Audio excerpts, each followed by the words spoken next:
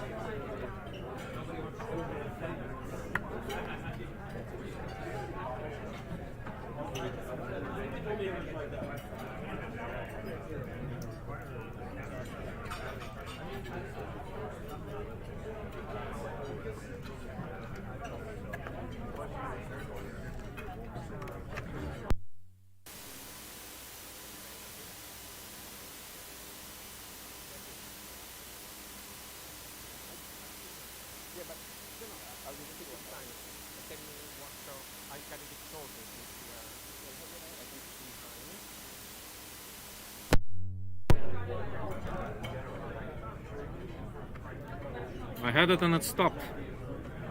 Hold on, I'm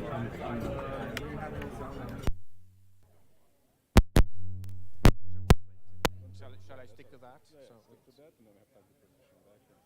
Because my panel starts in Everyone, 1:30. 1:30. Yeah. So we're going to... Try to finish 1:15. You prefer? Yeah, so we have 15 minutes to go down. And I think it's a great conversation. Between 1:20 and 1:30. But hard close at 1:20. Hard close at 1:20. Very good.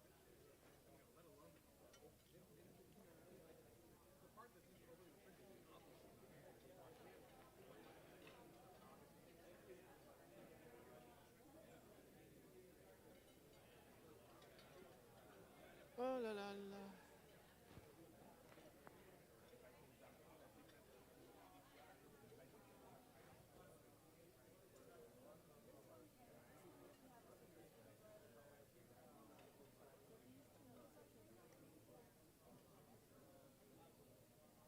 Well,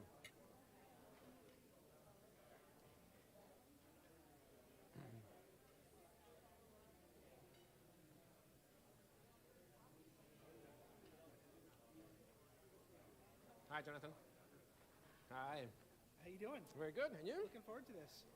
So I'm gonna do like little prepared remarks. Yes, about 20 minutes. 20 minutes, and then Then we have a chat, and then we take questions from the audience. Good. Well, we had a nice panel on academic independence, which doesn't exist. And we were challenged by Matt Stoller, who said, just throw the economists into the sea. Sorry, Mr. Cantor, Sebastian with the Stigler Center. Thank you for doing this for us. my pleasure. We're going to get you mic'd up. We're having some technical technical issues, so if you wouldn't mind holding a couple of minutes until we sort it out, we want to make sure we get you on the live stream. We'll get you mic'd up with this one, and we'll have another one. Why do I have two microphones and instead Jonathan has? One is for the live stream. We're trying to troubleshoot the live stream, so he's gonna have to too. He's gonna have to, Yeah. huh? We just need to sort it out.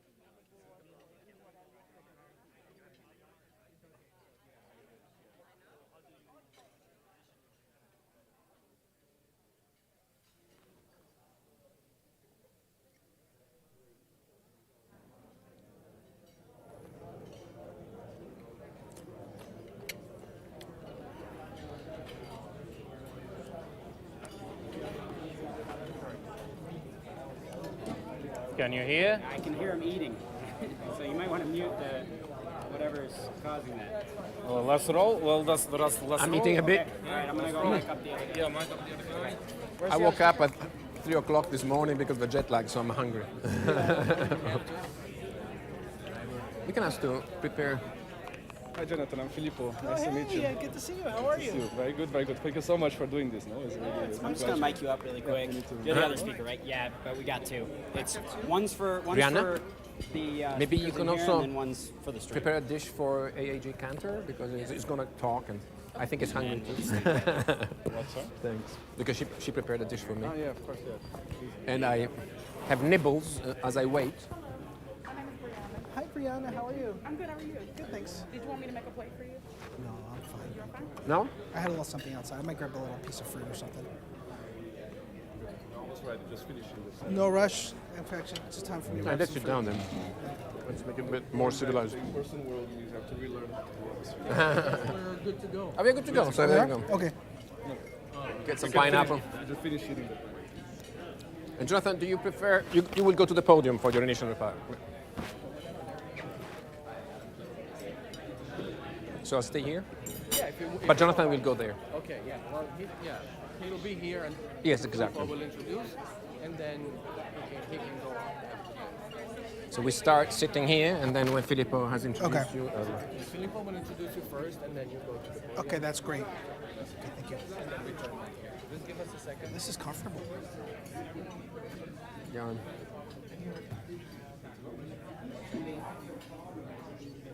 You will have a very attentive audience.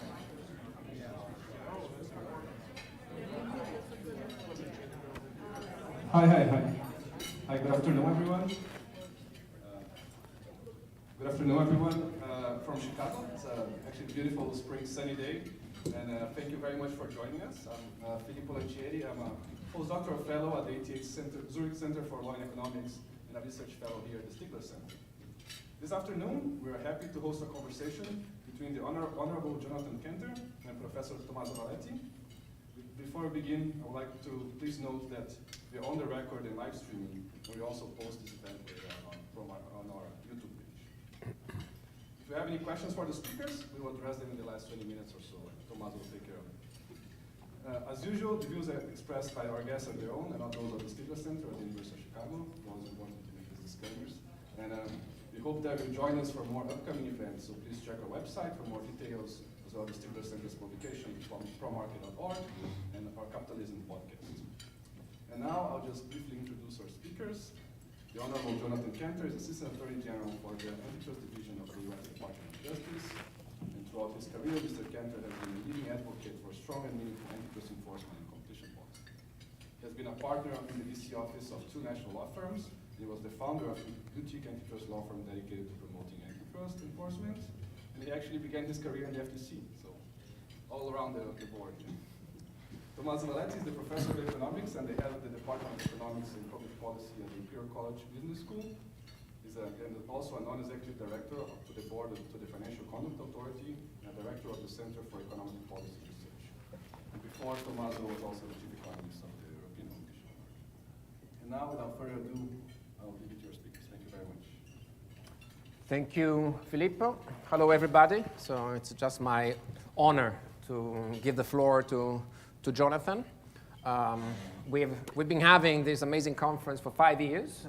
I wonder, you were here 5 years ago? I was. Okay, so quite a few things have changed, including your job has changed.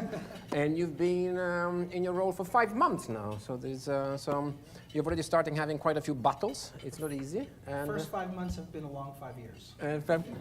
right. So in terms of organization, you will have about 20 minutes for your initial remarks. We will have a chat, the two of us, for another 20 minutes, and then another final 20 minutes for any question the audience might have. So, but you may want to hold off until Jonathan has given his initial remarks. So the podium is yours. All right, great.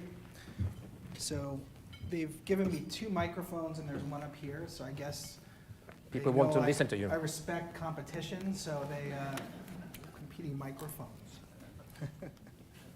How is everybody today? Good? Well, it's truly wonderful to be back here at the Stigler Center. 5 years ago, as Tommaso indicated, I attended the center's inaugural antitrust conference, competition conference. And the first conference asked an important question: is there a concentration problem in America? In retrospect, that particular conference functioned as a critical inflection point in the conversation regarding corporate concentration and the state of antitrust more broadly. A conversation that we're still having today, but against the backdrop of a dramatically different enforcement and political environment. I have vivid memories of attending the lunchtime keynote, much like this one, where Judge Posner quipped with a degree of seriousness and a bit of humor, antitrust is dead, isn't it? It was a provocative statement, to be sure, but a fair question, actually. Judge Posner was saying the quiet part out loud. Indeed, the purpose of the conference was in many ways to assess whether antitrust still had a pulse and whether it could be nursed back to health. Turns out that antitrust was not actually dead. If anything, the patient was on the table and receiving open heart surgery. I'm pleased to report that the patient is alive and well. The prognosis is good. Antitrust enforcement is on the mend, cared for and supported by a broad, bipartisan coalition devoted to its rehabilitation and full recovery. We're not completely out of the woods yet, though. Now we have a distinct challenge, opportunity, though, of charting a path forward. The good news is that which does not kill us makes us stronger. And I'm here to declare that the era of lax enforcement is over, and the new area of vigorous and effective enforcement of antitrust law is back, but the path will not be easier, nor will it be linear. With the remainder of my time today, at least the prepared remarks, and I look forward to answering questions from Tommaso in the audience, I would like to outline what I see as 5 pillars of effective civil enforcement. These are not exhaustive, and although I'm heartened by the productive discussions taking place in Congress to clarify our antitrust laws, Americans cannot afford to wait for new legislation to combat our competition crisis. These 5 pillars, which are by no means exhaustive, as I noted before, focus on enforcing the laws that we already have, as Congress wrote them and as courts have interpreted them for decades. First, recognize that the purpose of antitrust law is to protect competition. Second, change the language of antitrust so that it empowers all Americans to participate. Third, adapt antitrust to address market realities rather than relying on static models and assumptions. Fourth, revive enforcement of Section 2 of the Sherman Act. And fifth, litigate cases to decisions so that the law can develop. Each of these 5 pillars are worthy of their own discussion or perhaps conference. But I will take my limited time here today just to summarize them a bit, and then we can discuss as appropriate. The first pillar is to recognize that the purpose of the antitrust laws is to protect competition. The heart of our national economic policy, which is what the Supreme Court said in Standard Oil v. FTC, long has been faith in the value of competition. Yet somewhere along the way, the antitrust community lost its North Star. Over time, antitrust enforcement turned into a mathematical exercise focused on measuring welfare trade-offs rather than trusting in the benefits of competition. We took up the impossible challenge of quantifying often unquantifiable welfare effects and speculative efficiencies down to the last decimal point. On the basis of those calculations and projections, the antitrust community took it upon itself to decide who should win and lose rather than allowing competition and competitive markets to govern that determination. The problem, though, is that standards about measuring welfare trade-offs turn antitrust into a narrow and technical exercise that often overlooks the realities in our economy. Antitrust law is about so much more. To paraphrase the Supreme Court in Northern Pacific, antitrust promotes material progress, quality, and innovation. At the same time, it supports our democracy and preserves a society of choice and opportunity. Antitrust helps make us both prosperous and free. We usually cannot measure and quantify all of these values, of course, but we can promote them the way that Congress intended, by protecting competition and by protecting the competitive process. Instead, however, for years, scholars and pundits have expended enormous energy debating the meaning of the words that do not appear in a statute, the ephemeral consumer welfare standard. By my back-of-the-envelope calculation, about 831 academic articles have been written invoking the consumer welfare standard, with more than 200 since 2020. It's the academic gift that keeps on giving, and given that we're an academic environment, happy birthday. All of this is fine as an intellectual exercise, but there's just one problem. The phrase consumer welfare standard does not appear in any statute, legislative history, or common law precedents. The vibrant debate around the consumer welfare standard is an attempt to interpret words that are not actually in the law itself. Instead, the text of the antitrust laws reflect the value judgment by Congress to protect competition. For generations, Congress has continued to anchor our antitrust laws in a simple but powerful concept, that competition deserves protection. Congress prohibited agreements that restrain trade, mergers that substantially lessen competition tend to create a monopoly, and conduct that monopolizes markets. Where the Sherman Act's prohibition on unreasonable restraints of trade was general, Supreme Court explained that based on common law it invoked, it outlawed restraints that were, quote unquote, unreasonably restrictive of competitive conditions, close quote. The Supreme Court describes antitrust very much the same way, though there are 0 Supreme Court opinions that use the phrase consumer welfare standard. Instead, the Supreme Court has repeatedly described the purpose of antitrust laws as protecting competition. For each of the handful of times that the Supreme Court has mentioned that antitrust is a prescription for consumer welfare, it has dozen times reminded us that the mandate of the law is actually competition itself. And even when courts mention the welfare of consumers as a prescription, they do not declare it as the exclusive goal. Indeed, courts have articulated myriad benefits and goals associated with preserving competition and enforcement of the antitrust laws. Competition itself is the process of rivalry, and we see it play out in the markets and we participate in every single day as buyers, sellers, workers, and innovators.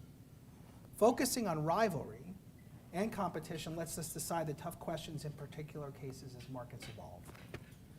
I've seen those that say antitrust does not protect our democracy argue that even though it was plainly Congress's intent, acknowledging that value in law would not be administrable in particular cases.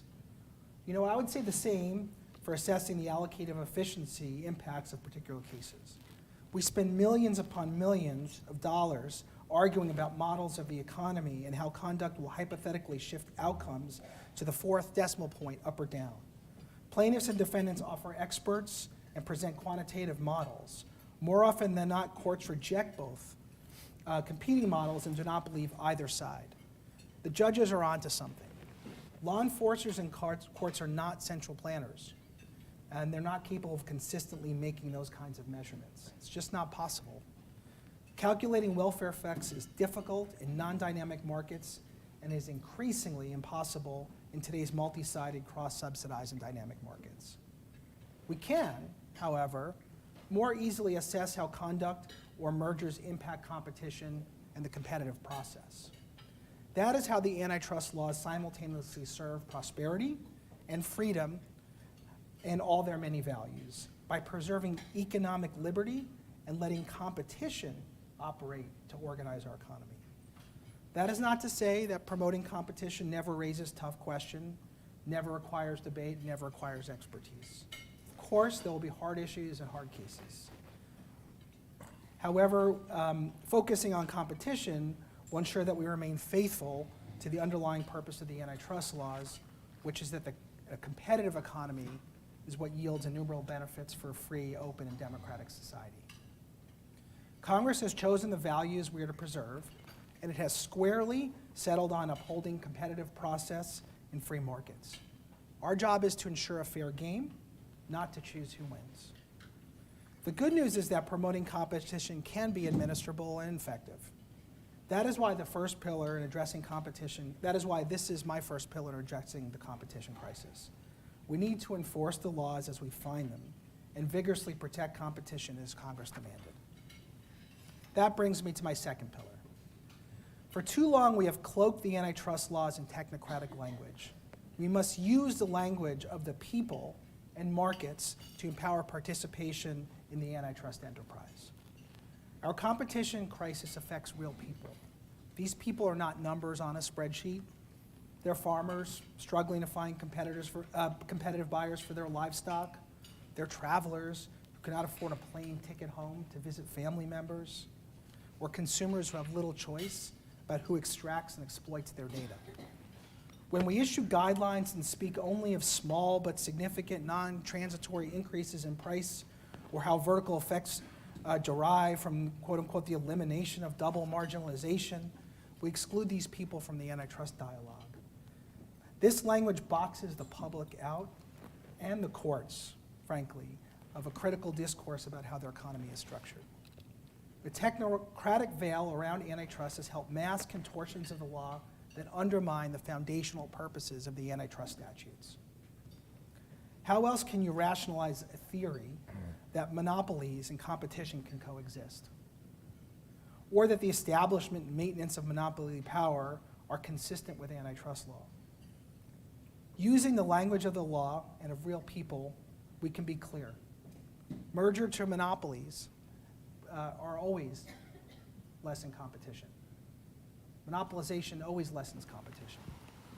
At the same time, a technocratic approach has made antitrust less accessible and less democratically accountable.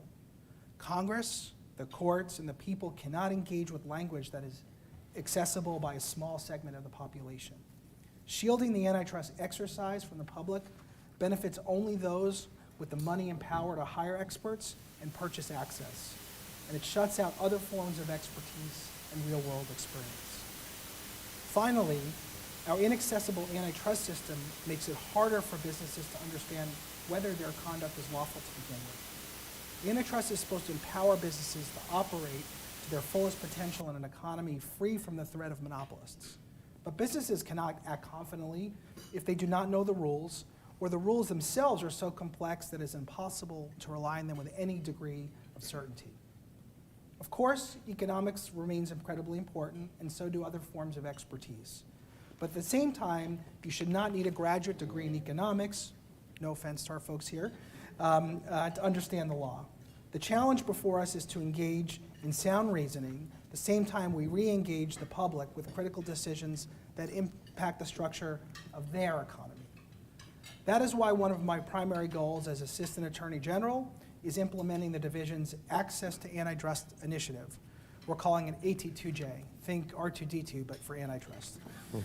That means listening to the public. It means writing our guidelines in language that reflects how people understand them and how they understand harm to competition. For example, we recently published an updated FAQ to our leniency program. We have an ongoing review of the merger guidelines, and as part of that process, we're out there listening to all Americans, not just folks inside the Beltway, not just folks in academia. We're also listening to farmers, we're listening to grocery store owners, we're listening to doctors, emergency room technicians, nurses. These are the people who understand their markets the best, and we need to speak with them, and we need to give them a language and a taxonomy to speak back to us. The third pillar is to focus on competitive realities of today's markets. The digital revolution has brought about a change in our economy, a change that rivals the Industrial Revolution. We must acknowledge that new market realities demand new approaches to competition enforcement, and we need to update our tools to meet the facts, not try to contort facts to meet out-of-date tools. The changes in our economy are not confined to digital markets, of course. The internet revolution, the advent of big data, the new ubiquity of connectivity have transformed our entire economy, from finance to healthcare to energy to retail and so on. Now you can order your ticket online in advance, interacting with in seconds, or if not milliseconds, with dozen or more interconnected businesses across the economy. Businesses are harvesting more data as a result, and gatekeepers are growing in strength, and automated decisions are changing business paradigms forever. Just as our economy evolves, so must the tools we use to understand our economy. In the absence of evolving our tools, not only will we not be effective, we will be destructive. And that's often mean focusing on first on the facts when we examine competitive realities, as opposed to beginning with assumptions embedded in models. We need to start with how competition really works in a market, then extrapolate to whether competition would be harmed, a monopoly maintained, or created. It also means reassessing whether precedents are outdated because they reflect embedded assumptions of how markets assumptions about markets that may no longer hold true. Justice Gorsuch recently explained in NCA versus Alston, analysis of competitive effects follows market realities, and so if those market realities change, so may the legal analysis. While enforcers and courts must respect Congress's core command that the antitrust laws should be applied to protect competition, how we do that must evolve as competitive realities themselves evolve. Antitrust enforcers must think critically about where their practices and where their cases are based on outdated assumptions. And in those instances, we must update how we approach law enforcement. Take Brook Group. There, the Supreme Court recognized a safe harbor for above-cost pricing, even when such pricing is exclusionary, based on what it characterized as the general implausibility of predatory pricing. A growing body of evidence suggests that above-cost pricing actually can be a rational strategy for anti-competitive exclusion, particularly in modern digital markets. We need to think about whether the assumption of general implausibility still holds in markets when companies often prioritize long-term growth of share price over short-term profitability. Strategies that may have once seemed implausible or irrational can yield eye-popping wealth for executives who earn way more from the value of their shares than they do from their salaries or bonuses. Different considerations drive decisions. That necessitates a change. Another example is the refusal to deal paradigm set forth in Trinco and Aspen. Modern online platforms are cooperatives. They're fundamentally participatory in a way that telephone lines and ski lifts never were. Yet Trinco relies on the basic understanding about how networks are built and whose investment incentives are most important. If the nature of networks change, other parts of the analysis should change as well. That is the third pillar. We need to focus on markets as they exist today, and if conduct harms competition, the models and tools must adapt, not the other way around. The fourth pillar is to vigorously enforce Section 2 of the Sherman Act. Section 2 prohibits monopolization.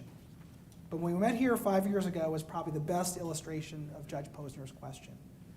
At the time, there had been no major Section 2 litigations to a decision in nearly 20 years. Section 2 was very near death. Senator Sherman warned that if concentrated powers of monopoly are entrusted to a single man, it is a kingly prerogative, inconsistent with our form of government. Yet we know now many such people who enjoy power over markets. Notwithstanding the original goals of the law, we have seen the emergence of monarchs over new industries in the digital revolution. Senator Sherman wrote the antitrust laws as a prescription. We must vigorously enforce the Sherman Act to prevent unlawful acquisition, maintenance, and extension of monopoly power. That means we must assess conduct on its merits and based on the entire course of the conduct involved. We need to use our tools to understand and assess how monopolies have arisen and how they're maintained. We must challenge conduct that suppresses and conduct that destroys competition. We also need to take more seriously the course of conduct that maintain monopolies. Gave remarks on this point a couple of weeks ago in Brussels. Monopoly maintenance in the form of moat building strategies helps protect the erosion of monopoly positions and therefore harms competition. We can no longer view individual acts in a vacuum. Digging a moat in the front of your castle cannot be considered a separate exercise than digging a moat in back of your castle, right?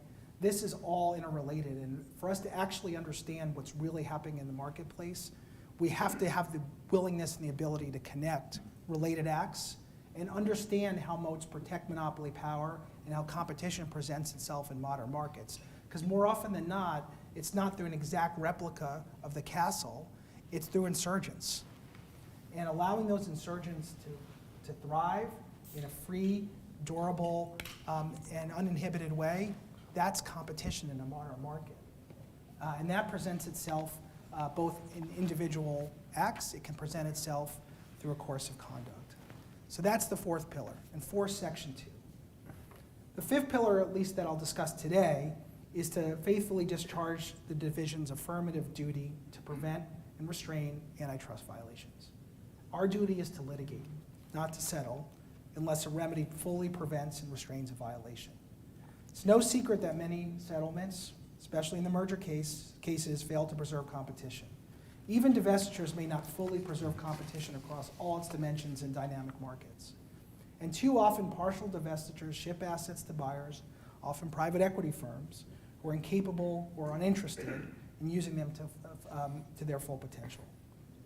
At the Department of Justice, we are law enforcers. It is not our role to micromanage corporate decision-making under elaborate consent decrees. It is our job to enforce the law. And when we have evidence that a defendant has violated the law, we will litigate to address the entire range of competition, harm to competition. And in mergers, that will almost always mean seeking an injunction to stop the anti-competitive conduct and block the anti-competitive merger. But my emphasis on litigation is not just about institutional competence. It also supports the goal of ensuring that the language of antitrust reflects how people think about competition and ensuring that the law keeps pace with market realities. If we do not bring cases, the law will stagnate. Even as our economy undergoes revolutionary change, over-reliance on settlements will leave us governed by yesterday's law. We need to bring cases to enable courts to wrestle with the realities of today's markets and ensure that antitrust law is fit for purpose. That is point 5, litigate. Congress designed antitrust law to play out in the courts, before judges, and juries in an open forum. So I want to end my prepared remarks by reflecting on my duty. I swore an oath to uphold the antitrust laws. And just last week, I appeared before a federal court in Denver, where I explained just how seriously I take my obligation to protect the American public. Antitrust is a kitchen table issue. The public depends on us to police the channels of commerce against collusion and monopoly. When we fail, families struggle to afford groceries.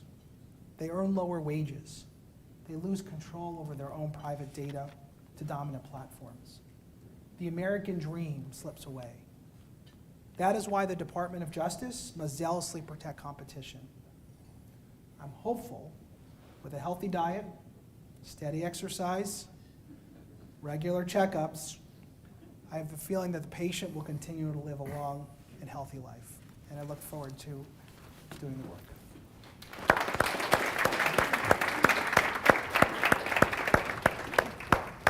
Thank you very much. Thank you, Jonathan. Although you said there are many other pillars, I'm sure this will go through as the 5-pillar speech of Jonathan Cantor, and there will be many articles that will be written about it, trying to dissect what you said. Actually, these 5 pillars give me the opportunity to start reacting, and in the meantime, you can also start thinking about your own question. So the first and second pillar Second pillar in particular, you want to change the language. You want to broaden the language to make it more inclusive. That probably means trying to tell people why this is relevant, why this is relevant to them, to their own lives. And then you're going to bring up examples to make it more tangible, make it less technocratic. But ultimately, this will become also an exercise in trying to get some measure about things that affect us. It's a price of what you buy at the supermarket, or it's something like that.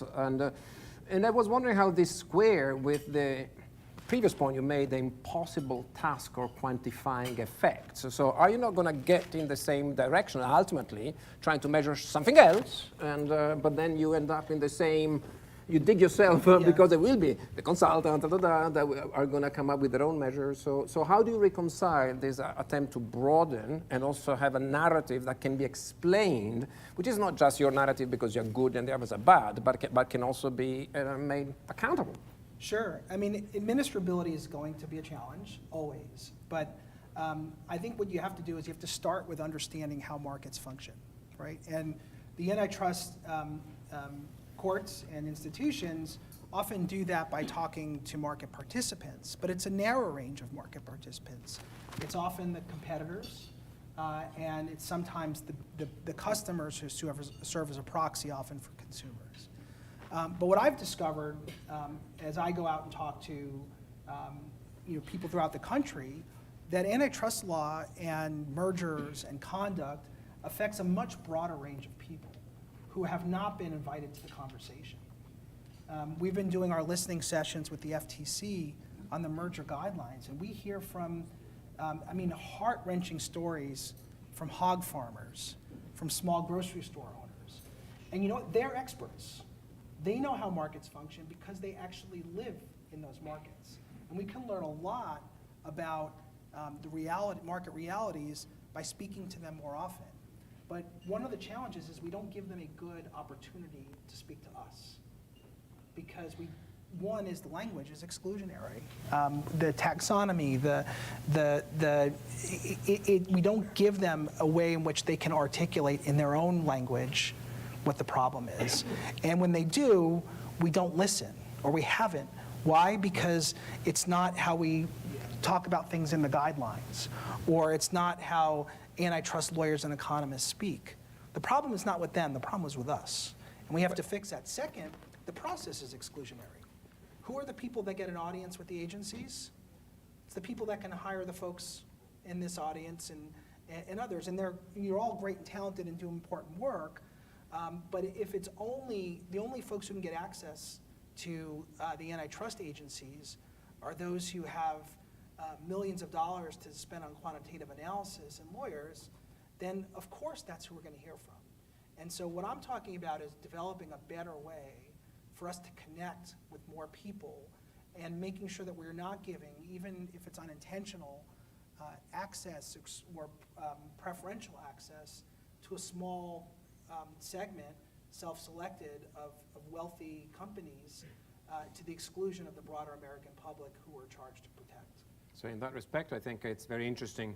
I think Matt Stoller, I don't know if he's still here, said that about 20 years ago, I don't remember the specific day, there were comments that were sought for some changes in some guidelines, and the DOJ received, 20 comments from economists and consultants, and now a similar process has attracted 4,000 comments, which means that some of that. I think it's close to 5 now. Okay, now it's close to 1,000 and counting. So that's. But in terms of your own resources, then you're going to listen. That's great, but you also need that kind of. You need resources yourselves, and I don't know. Do you have the resources and also the skills? Who's going to look at that evidence? Who's going to talk? I mean, are you going to have experts in every market? Or are you going to? Are you going to have more economists, more lawyers? Or I don't think so. Or are you going to? What are the people that you need in the agency? Yeah, so the antitrust agencies have been chronically underfunded and under-resourced. I think that's something that I've heard across the political and academic continuum. The antitrust division, we have 350 fewer people today than we did in 1979. 1979, and think about how different our economy is today, how much more complicated our cases are, how much more evidence and data we have to ingest. That is not, you know, the mark of an agency that has been appropriately funded to do its job.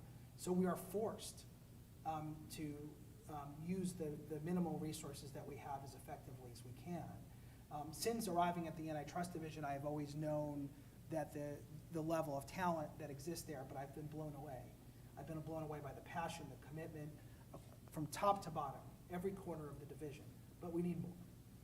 And I'm pleased that the President's budget for fiscal year 23 would give it a significant increase, but it's a start. It's not where we finish. We need to get back on the trajectory that we would have had that funding stayed constant after 1979. Also, the demands on us are greater than they've ever been, and people want us to do more. And this is a bipartisan issue in Congress, in the public, but to do more, we need more. And you asked about like what kind of expertise and skills do we need? More lawyers to litigate, more economists, but we also need other kinds of expertise, right? We need data scientists, we need engineers, we need agriculture experts, we need healthcare experts. We need management consultants who can help us interpret what we're seeing in our documents. We need the kind of expertise that can go toe-to-toe with corporate America. But, and we don't have that right now. And that's something we're working to build, and it's a very high priority for me personally to make sure that we have that level of expertise so that we can keep pace. I want to briefly touch upon your fifth pillar. You want to litigate, but then you have to deal with the courts. And recently you lost two cases. One was this chicken price fixing, and the other one was some poaching of workers. And so you lost. And so I would like you to comment on what's your take out of that, and perhaps on what's being called the chicken shit problem. Can you explain to the audience what the chicken shit problem? Yeah, so I'm here to declare that we are not part of the Chicken Shit Club, which if folks want to look up the excellent book by Jesse Eisinger, who I believe was here during the first Stigler conference. Let me make a few remarks, and is that those cases were not example of the courts disagreeing.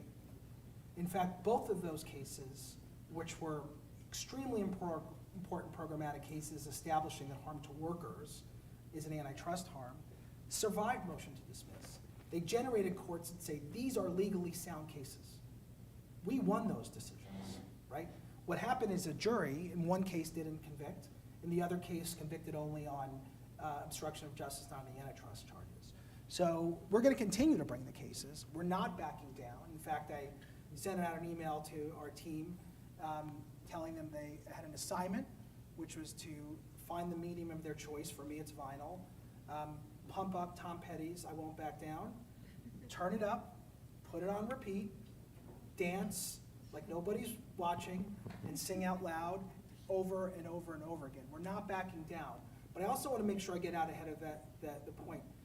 These were, in terms of establishing viable precedent, these cases will most often be cited in our favor going forward because the courts agree that antitrust harms that affect workers are actionable antitrust harms. Wage fixing is no different than price fixing to consumers. This is a legal principle that we established as a result of these cases. These cases, which started before I got there in the last administration, were courageous. And the team that brought them forward believed with every fabric of their being that they were good for workers, and they were. And we succeeded in proving that point. Going forward, we're going to continue to work to make sure we can bring these cases to juries and we can hold criminals accountable. But I'm extremely proud of the work that the Antitrust Division has done here. Okay, so you lost, but you won. So that's an interesting take, and we will see going forward. I need to ask a few questions about the role of economics. There is a huge debate. There is tension. There's been tension this morning in this conference. There is a lively debate trying how to move, whether we were helpful or useless, and there are self-reflections, as you know.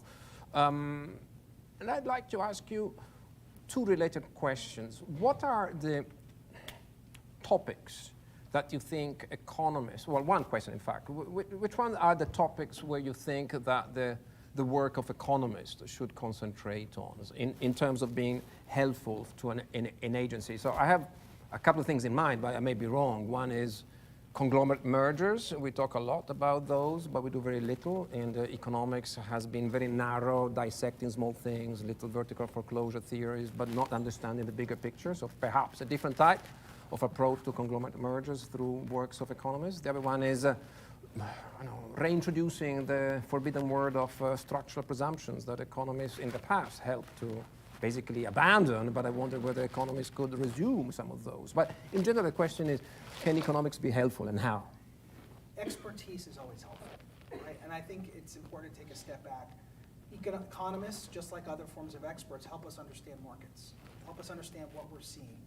But the problem in the United States has been economics has been used to address questions of law, not to address questions of fact, right? And so when you think about what I was just talking about with Brook Group, or Trinco, or Amex, the courts are trying themselves to be economists, and they can't do that. They're trying to take economic principles, static principles, embed them in legal decisions, and have that become the law of the land without going through Congress. These are value judgments. Economics, just like other forms of expertise, should help us understand what we're seeing in any case, and help us interpret the facts so that we can enforce the law, not to write the law itself. If Congress wants to consider economics when writing the law, there's a process for that. That's how a bill becomes a law. There's a whole song. You probably don't know it, but I'm sure plenty of people here can sing it for you, Tommaso. I know a lot of music. Your bill on Capitol Hill. It's it's I think, you know, at a minimum, understanding that there's a difference between embedding these principles in law and using them to address questions of fact. Second is, we've lost the independent expert, right? Often folks will come in and talk to us and they'll say they're experts, but they're not experts. They're lawyers with PhDs, right? They come in and they're smart and they can give us evidence, but it's just that, it's advocacy, right? And I think we've lost the purity of the expert. And so we're no longer depending on expertise to help us understand problems. We're trying to figure out which one is telling the truth, because you have two really smart people saying different things, right? It's not about, and it becomes just like a legal debate. And I think that has eroded confidence in the role of experts, and I see that in courts. Increasingly, judges just net them out. They say, well, you've got a great degree and you've got a great degree, and you're saying X and you're saying Y. I don't know which one to believe, so I'm going to go just focus on the documents and the facts. It doesn't happen in every instance, but it's happening with increasing frequency. And that's because it's no longer an exercise in truth. It's an exercise in who is paid to say one thing and who is paid to say something else. And why don't you then try to set, I don't know what's the right term, like a working group where you invite the academics. There are many which are independent, there are many which are very open and progressive, and they are not involved in any, and there's many are in this room, in fact, but they need to have access to you to understand your problems, and you need to have access to them to understand what is the kind of economics they're doing. We do that. We have. That's why we have our own team in house, and they're excellent. And that's why we need to build out, you know, our range of expertise, right? Like think about, you know, business school. You don't, you know, you have a full range of expertise. So you go down the hall and you can see different kinds of experts who can engage with one another in an interdisciplinary way. We want to build more of that culture. But precisely, you can see the talent which is out here, Yeah. but they're not, as you said, among the many people which are not invited at the table. What we often get are submissions from trade associations or submissions funded by trade associations who are funded by people with an agenda. That doesn't help us solve problems. No. And so we need more honest brokers in the process. It's getting better, but you know that when everyone's coming to you, like I sometimes joke with my friends who are economists, and believe it or not, I have friends who are economists, many, and I have deep respect for what they do, and they're so important to what we do. But I joke that, you know, the economists believe so much in incentives, except when it applies to economists. We said that this morning, actually, in one of the and sessions. so that when, you know, you know, I think it's, again, it's fine. These are intelligent people making intelligent arguments, but it's advocacy. And I think, you know, we need to start being honest about the difference between advocacy and expertise. because there is a difference. The DOJ, though, hasn't had a chief economist or whatever it's called in this country, assistant attorney general, for many years now, actually under your predecessor. So are you going to have a chief economist or Yes. not? Yes. And the answer is yes. I won't tell you who it is, but hopefully it'll be soon. Okay. And listen, we're working as quickly as we can under our constraints to get people on board, but I feel very good about the direction we're going. Okay, so we will also make you accountable very soon for that. A couple of more questions I have. One is about revolving doors. Again, I just bring my own experience. The last time I was, my official capacity in the US was at the ABA meeting in spring 2019, and it was a senior official of the DOJ, it's not currently a colleague any longer, that in a chat I was asking, so what are you going to do next? And I said, I'm going to go back to my academic job because I was coming up to the end of the job, and then I asked politely, and what about you? And he's very American, very bluntly said, I'm just, I'm here, I'm waiting for the right offer from a big law firm. And I was a bit shocked. And when he looked at my shock, I said, he wanted to justify himself. I've got 2 kids in college. And I didn't find that was a good enough reason. So it's a problem, revolving doors, isn't it? And it's part of all the culture change and also the people that you work with.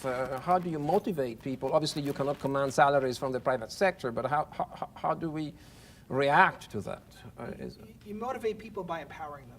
Yes. And so a few thoughts here. First is, we need to develop, and I see this happening on a daily basis, and I find it extraordinarily encouraging, a new crop of mission-driven thinkers, advocates, who care about outcomes and are not thinking about, revolving door.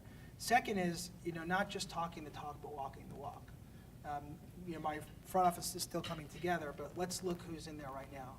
Our principal deputy, Doha Meki, who's just absolutely wonderful, was promoted from staff.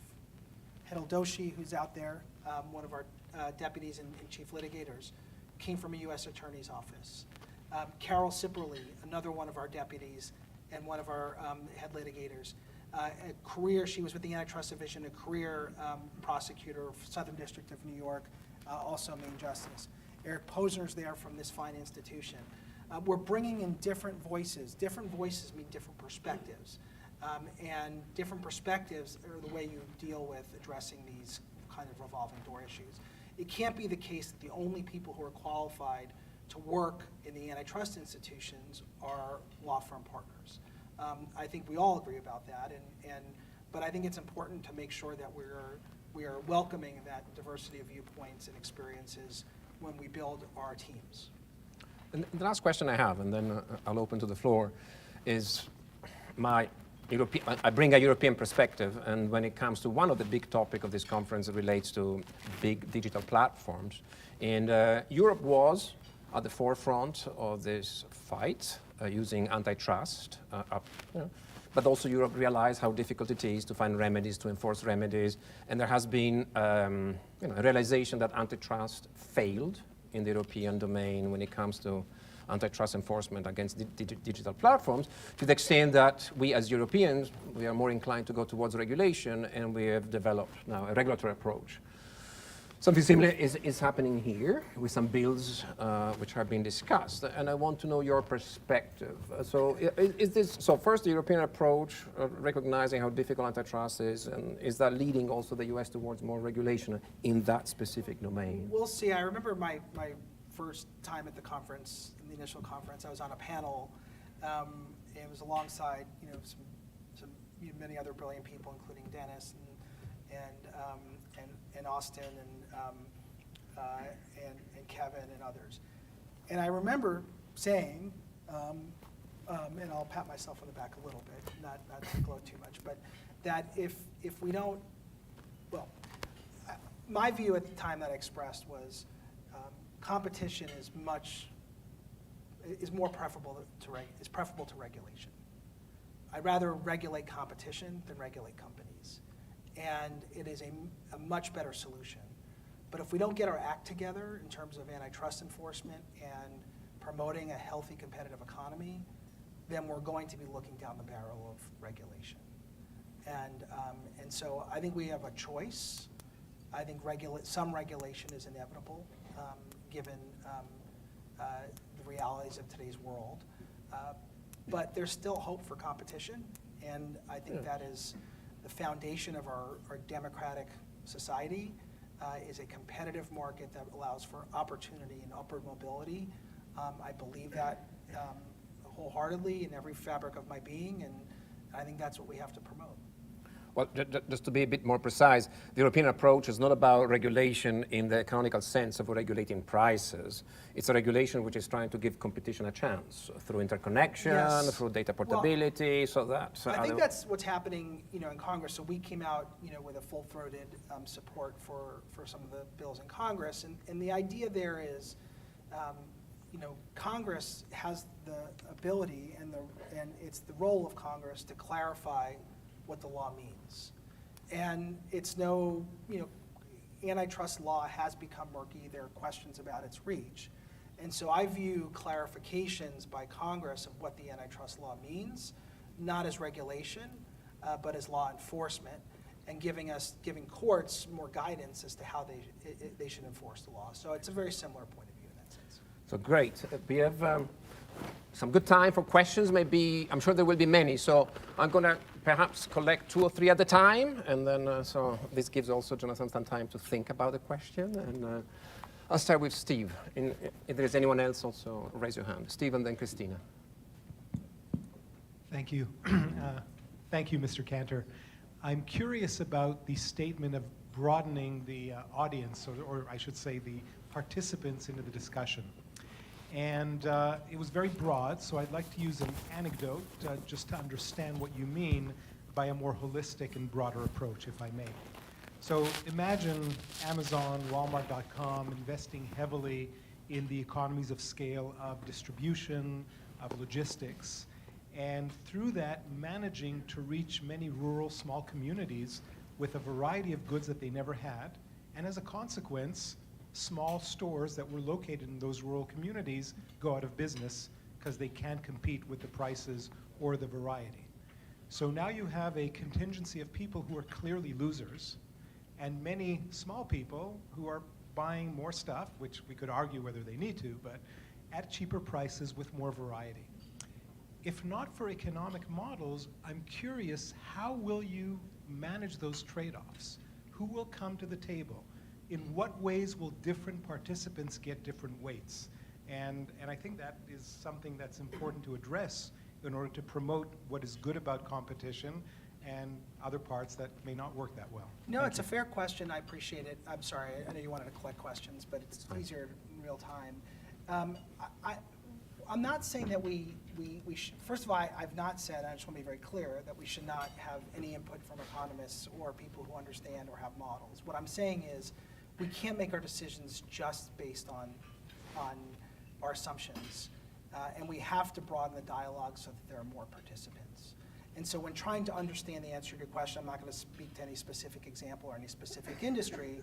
What I'll say is we need a mechanism to make sure we're having a conversation with everybody, right? And then we need to figure out and do the hard work to figure out how we measure the different points of input against the backdrop of what we're required to do by law. But we won't figure out a way to do that unless we try. And I think what we've evolved into as a practice is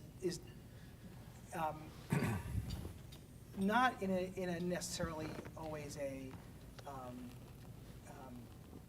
destructive way. Well, even sometimes unintentionally excluding voices from the conversation.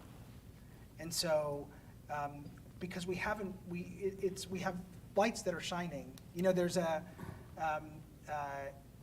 famous anecdote about, someone's looking for keys and under the lights in the dark, and they're like, oh, let me help you. Where'd you drop your keys?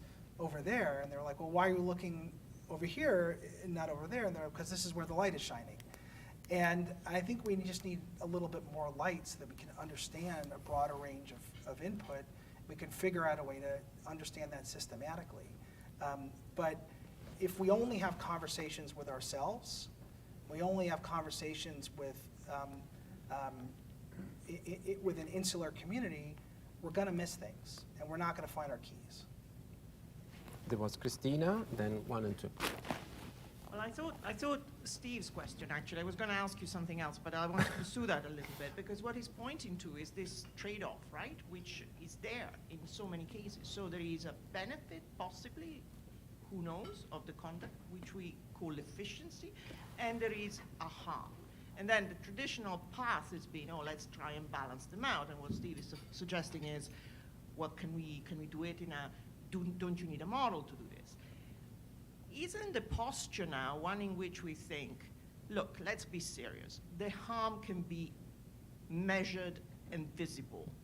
The efficiency, the benefit is more difficult and more long-term and more uncertain, and therefore I do not have to give them equal weight. So in some sense, I focus on the short-term harm because that's what I can see. Isn't it where we are? Well, this is what I was trying to address in my remarks, which is, we're going to run ourselves around in circles trying to, quantify all the different, balancing. Isn't it better to say, well, competition should figure that out? And so the question is there conduct that's harming competition so that rivalry can't figure out the answer? And so, the North Star should be competition, should be, is the conduct harming the competitive process? Is the merger substantially lessening competition? And there will be debates on how you measure competition, no doubt. It's far from perfect. But ultimately, that's what we should be focusing on rather than trying just to figure out effects. Sorry, 1, 2, Dina. Sorry, there's lots of questions. Hi. Maybe short questions so we can take many more. Sure. Hi, can you speak to your cooperation, your particular group's cooperation with the SEC and the CFTC when a case like a wage-fixing case or a price-fixing case ends up also having 17A or 10B5 implications in terms of securities fraud or disclosure fraud? So our mandate is to enforce the antitrust laws. There are others at the Department of Justice and the SEC that address other areas. Certainly, there can be crossover, but as I sort of sit, in the context of this conversation, I'm thinking about, has someone violated the antitrust law? And if someone has violated the antitrust law, I need to hold them accountable. And if there are other areas of the law that have been violated, it's our obligation to make sure that we're referring those to the appropriate authorities. I also have a question from Twitter, which is, how do you measure successful antitrust enforcement? So Twitter, is that Elon asking the question? Or somebody on the Twitter just asked, how do you measure successful antitrust enforcement? Whether your markets are competitive. Whether your markets are competitive. Question there. There was a question there, and then Dina. Yeah. So, Alan Curtis, I remember you saying if we're going to have Section 2 on the books, we ought to enforce it. Otherwise, we shouldn't have it at all. So, and congratulations on your new role. It's wonderful. But I wanted to follow up also on the broader conversation issue, but from another perspective, which is being a staff-type person. The antitrust staff has got very good bullshit detectors, and they are used to being fed a lot of bullshit, and they need to figure out what's true and what's not.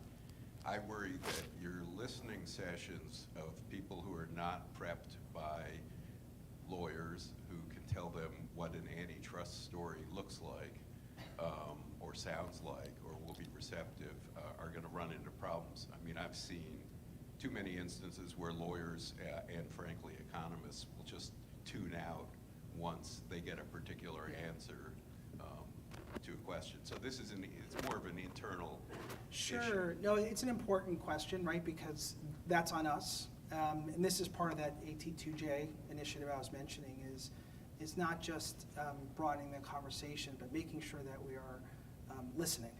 And we're, one, giving people the opportunity to speak in their own words, using their own taxonomy, and not tune them out because they're not speaking, in antitrust language. And I don't think our staff would or could do that, but I think there are things we can do to help, enhance the ability for that conversation to take place.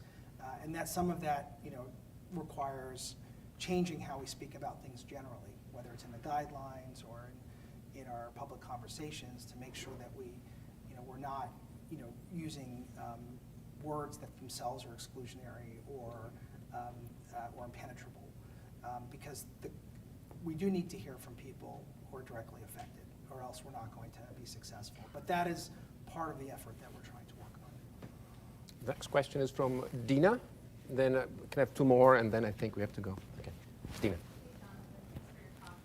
So I hear you saying that we have constrained resources in terms of enforcement, and we want to talk to lots and lots more people.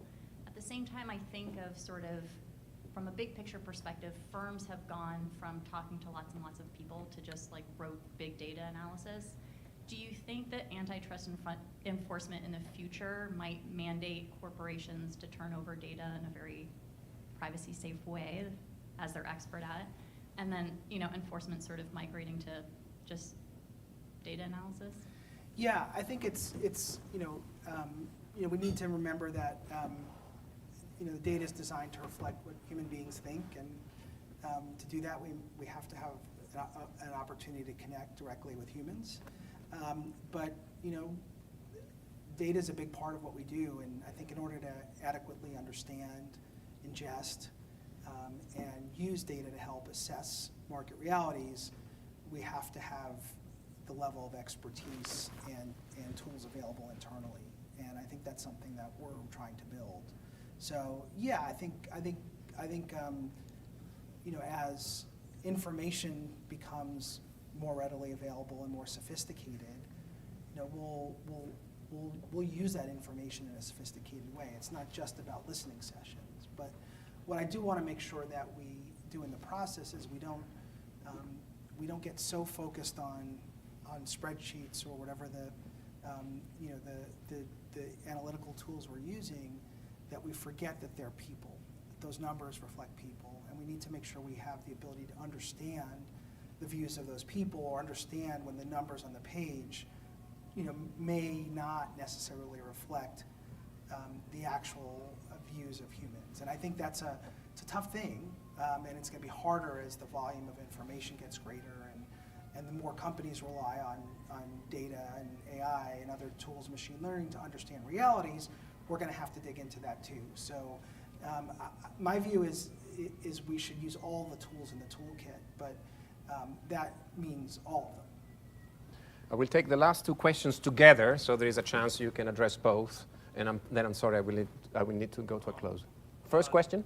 Yes, General Cantor, very, very interesting. You talked about making guidelines more understandable to a wider variety of people, and isn't possible implication that you want much more simple merger guidelines? Think of the 1968 guidelines, which had strong presumptions about based on concentration.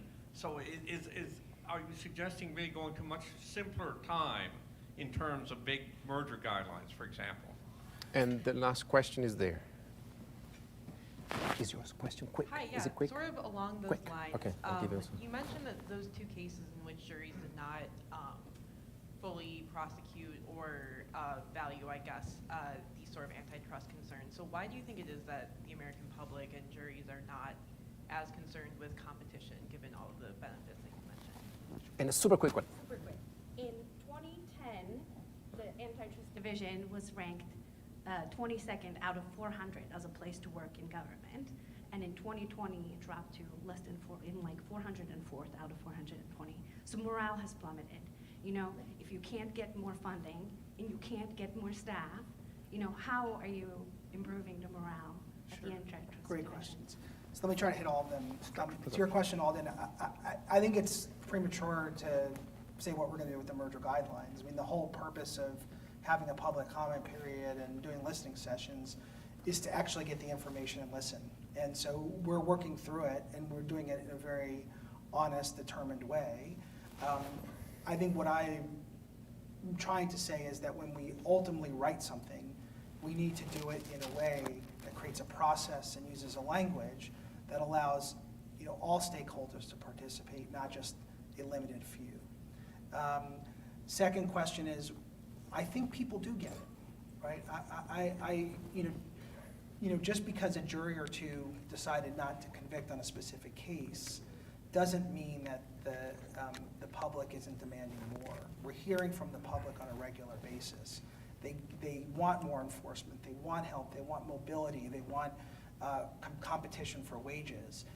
And so that's why we have to make sure we strengthen our resolve, and we are bringing the cases that we believe are righteous, that we can prosecute under the law, and that will make a difference. And they're hard, but if it's worthwhile, sometimes it's difficult, and we're going to stick with it. And in terms of morale, so I will say this: I've spent now 5 months at the division, and it's been an extraordinary opportunity to get to know some of the most talented, amazing people that I've ever met, who are totally overworked. But what we're doing is we're empowering our people to make decisions. We're empowering our people to do the work that they're so capable of doing. We're fighting on the front lines for more resources every day. We're fighting to give people more tools, better technology, the opportunity to do their jobs, and we're trying to recognize them and make sure that they are that we have transparency in how we're conducting ourselves, that we have deference at the appropriate places, and that we are conducting ourselves with a deep culture of respect, which is how we all want to be treated. And so it's tough when you're under-resourced, and it's tough when you have the entire world asking you to address difficult problems, and you're trying to do that work quickly, effectively, and without enough support. So we're a team, and we're acting like a team, and I can't speak to scores or surveys, but what I can speak to is the tremendous hard work and determination and grit and care and passion that I see on a daily basis, and that inspires me to want to work harder. So you think we'll go up in the next year? of course. I care about how our people feel. I care about whether they have the tools they need to do the work they need to do. I care about making sure that we can fulfill our obligations to the American public. The scores will come. What we need to do is not focus on scores. We need to focus on the humanity around what we're trying to do. We need to focus on respect. We need to focus on empowerment. We need to focus on representing our client zealously, and we need to focus on giving people the resources they need. Surveys will come, but if you try to manage to a survey, you'll fail. We're not managing to a survey. We're managing to the needs of our people, and we're managing to the needs of our client. Ladies and gentlemen, the 5-pillar speech, AAG Jonathan Cantor, thank you so much. Thank you, Jonathan. It's good. Thanks a lot.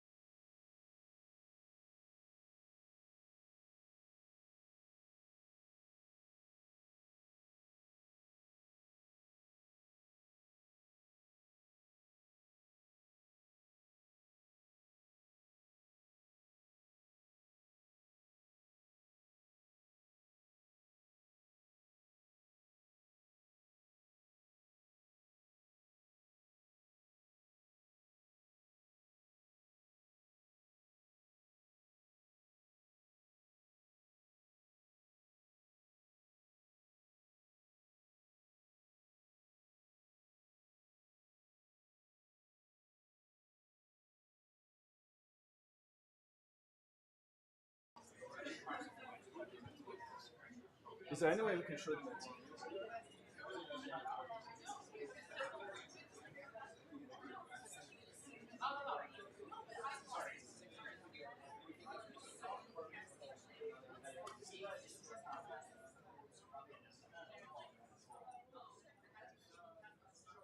We cannot use that.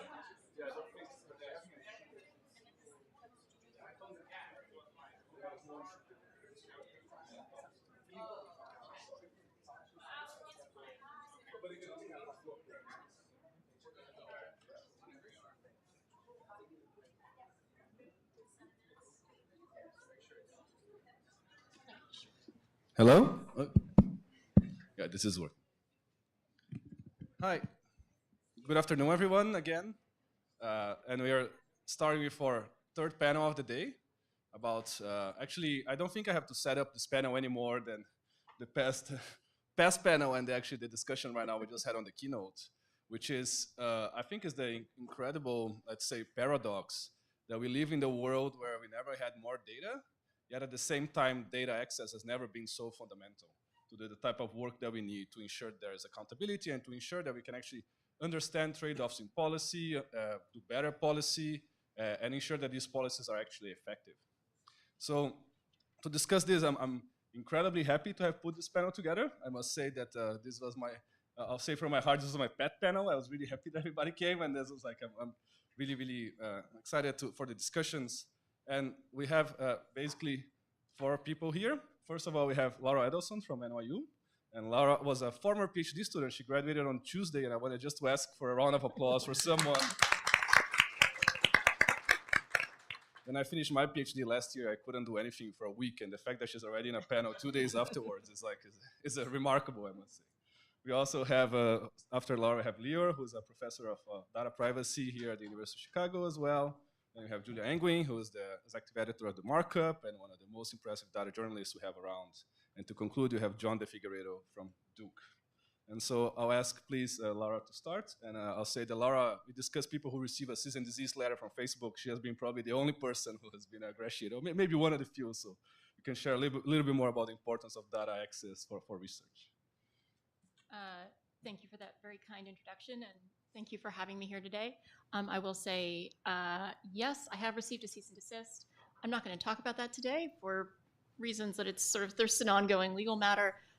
So with that elephant in the room out of the way, I'm going to tell you about what I also do, other than get sued.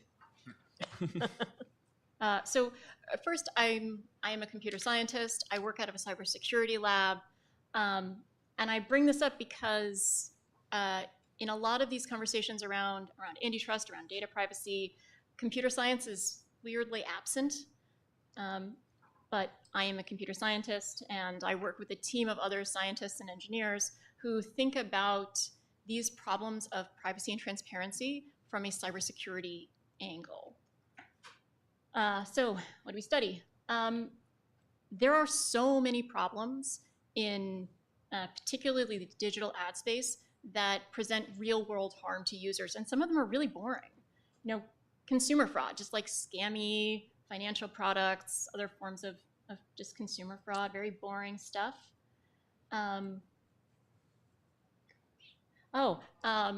There's a persistent problem with content from foreign state media talking about politics on, in a wide variety of digital ads. Something that I think we all agree is inappropriate, and yet it persists. There is a tremendous amount of just like anti-democratic content that was really prominent during the 2020 election. 2022 hasn't really started in earnest, but at least I don't know of any changes in the systems of our ad market that mean that this won't happen again. Happened last 3 elections. So these are the kinds of problems that we really do need technical solutions to fix. In addition to the policy and political will, we need to just know, how do we find this stuff and make it less prevalent? So these are the kinds of problems that we try to study. And we do this in a variety of ways because, as a lot of people have talked about here, one of the core problems is just access to data. these aren't problems that we can come up with solutions for if we can't build robust training sets, and if we can't study the way some of these different forms of harmful content manifest in practice. These are, frankly, just fairly simple network problems, and data is the solution. So because data sharing from platforms themselves is quite fraught, one of the ways we try to go about collecting more data is by crowdsourcing it. So we have a browser extension. It collects Facebook and YouTube ads. It doesn't collect PII. We don't study users. We study platforms. It launched in May 2020, and at the peak, we had about 16,000 users. We've had some fallback, and it's sort of growing again now that we're getting closer to an election. And we use this kind of these kinds of user-side crowdsourcing tools to do things like better study the way ads are targeted. It's interesting and informative to understand why users are targeted for the content they are. For example, we know that particular types of behavioral or interest-based targeting are disproportionately used by harmful advertisers and primarily financial scams, but disinformation as well. Also, there's some things that are just kind of interesting and I think important for people to be aware of, like the degree to which something really, really old school and basic, like corporate greenwashing, is targeted at particular users with particular characteristics. So we collect this data, we make it publicly available. It's used by people like Julia in some of the markups investigations, and it's also just used by other researchers in addition to our own work. And that's sort of where we hit a bit of a roadblock. And I do think that one of the most important things about our situation is the fact that right now it has chilled a tremendous amount of other independent research and journalism. Crowdsourcing internet data as a methodology for both research and journalism is something that I think has a tremendous amount of potential. Because even if we get to the point where we're regulating better data access for researchers from platforms, there are so many problems that pose very real consumer harms that are cross-platform, and they are problems that if users are willing to participate in helping us better understand exactly how these problems manifest, we should be able to enlist their help. I mean, I think this is a methodology of research that has been incredibly important in public health, in helping us better understand disease. And I think fundamentally it's going to be how we solve a lot of problems on the internet as well. So just a quick look at what we're doing next year, how we're taking some of the data we get from users, some of the data we get from other sources. We're building out public views of political advertising online that we think will actually be a lot more what we call functionally transparent than some of the tools that platforms themselves provide.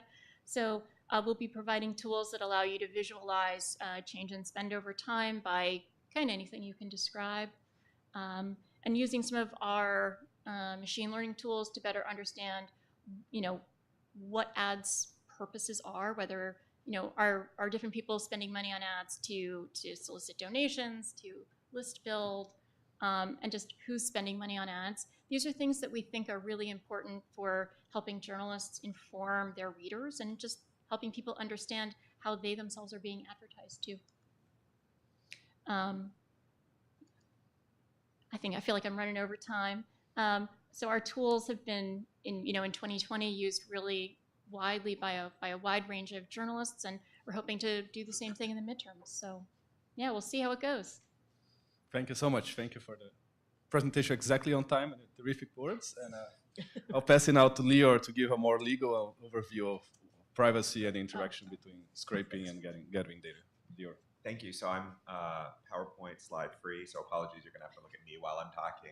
It's a terrible thing. But what I'm gonna do, Filippo asked me to talk briefly about the legal frameworks governing scraping and the intersection between privacy and academic research, both in the United States and the European Union.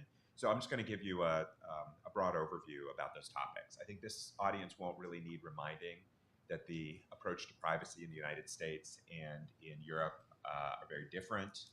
The European approach is omnibus legislation. Obviously, GDPR is at the core of that. The United States' approach is much more sectoral. So there's some domains of data privacy that are very well regulated, and there are some for which we're talking about a gap in these sector-specific statutes, and so it's kind of the wild, wild west with respect to what you can do with customer data. In the last few years, California has enacted by voter initiative the CCPA and the CPRA, which are two pieces of legislation that bring California much closer to a European model for data protection. And those sets of laws have a few provisions that are especially relevant to this topic of academic research and privacy. For example, the CPRA is going to give Californians a right to delete data about them that's held, let's say, by a tech company. But there are some limits on the ability of consumers to secure the deletion of information that concerns them. And one of the limits that's built into the statutory framework is that if the relevant data information is relevant to ongoing scientific or historical research, then the company can choose to hang on to it in those instances where deletion would substantially impair the research. There's another federal law that's been in the news just this week that can also significantly affect the ability of researchers to obtain access to data that implicates privacy. And so some of you may know that earlier this week, just on Monday, the U.S. Court of Appeals for the Ninth Circuit, the federal court of appeals based in San Francisco, handed down a new decision in a case called HiQ versus LinkedIn. And the HiQ case is, it's got a couple of parts, but most relevantly for our purposes, it provides a new interpretation of a federal law called the Computer Fraud and Abuse Act. And what the Computer Fraud and Abuse Act does is it limits the ability of individuals to either exceed their access or obtain unauthorized access to a computer. And the question in HiQ versus LinkedIn is whether HiQ did that. So let me tell you who HiQ is and what their business model is. A lot of people in this room have LinkedIn profiles. Some of you have set those profiles so that so that your information can only be viewed by other LinkedIn members. Some of you have probably set your profile so that anyone can see them. For those people who anyone can see them, this is really going to be the target for HiQ. What they're doing is they're an analytics company, and they're going to scrape all the public profiles of HiQ, of LinkedIn members, and then use their algorithms to try to identify employees who might be particularly likely to leave their jobs. They can then inform their employers, and those employers can come forward with retention packages, or perhaps if they're really concerned, they can start to exclude them from sensitive trade secrets that they might take if they do depart. LinkedIn saw HiQ and similar analytics companies making lots of money selling these kinds of products. And so it said, we should get in on this. We should start offering our own analytics based on our own data, and saw HiQ as a competitor. So it began to throttle HiQ's access to these public LinkedIn profiles, and it also took steps through the software to try and prevent HiQ's bots from crawling LinkedIn for the purposes of harvesting this data. Once they did that, that essentially caused HiQ's business prospects to go from good to bad overnight, and HiQ was in the midst of a funding round, and all of a sudden the funders got quite skittish. So the key, or one of the two key legal issues in the HiQ case, is whether these actions, throttling and blocking, scraping, violated the CFAA. And that's really important, because while there was very little question that you might deem LinkedIn's actions as a threat to market competition in this analytics space, if HiQ's entire business model is contrary to federal law, then there's really no problem with, at least from a legal perspective, with engaging in that kind of throttling. So the basic question then is what does it mean under the statute when the statute talks about someone exceeding authorized access. On the one hand, LinkedIn profiles are free for anyone to see. On the other hand, LinkedIn made it a violation of its terms of service to engage in this kind of scraping and sent HiQ a cease and desist letter, much like the one that was sent to Dr. Edelson by Facebook. So that's the real question there. What does exceeding unauthorized access mean? Now, of course, HiQ is not a research institution. They're a tech company that's trying to make its founders filthy rich, but the results of the decision, which ultimately came out in favor of HiQ at the Ninth Circuit, really does provide a lot of additional leeway for academic researchers to engage in this kind of data scraping, at least where we're talking about information that a website makes readily available to the public. It doesn't resolve, I think, every legal question. I think it's still an open question. What would happen if HiQ were to use LinkedIn members to crawl information that was accessible only to LinkedIn members, not to the general public? So there's still a lot of legal issues to work out. But at the very least, if you're, let's say, doing research on Twitter, doing research on these public profiles at LinkedIn, the Ninth Circuit has given people a very powerful lever that they didn't have last week.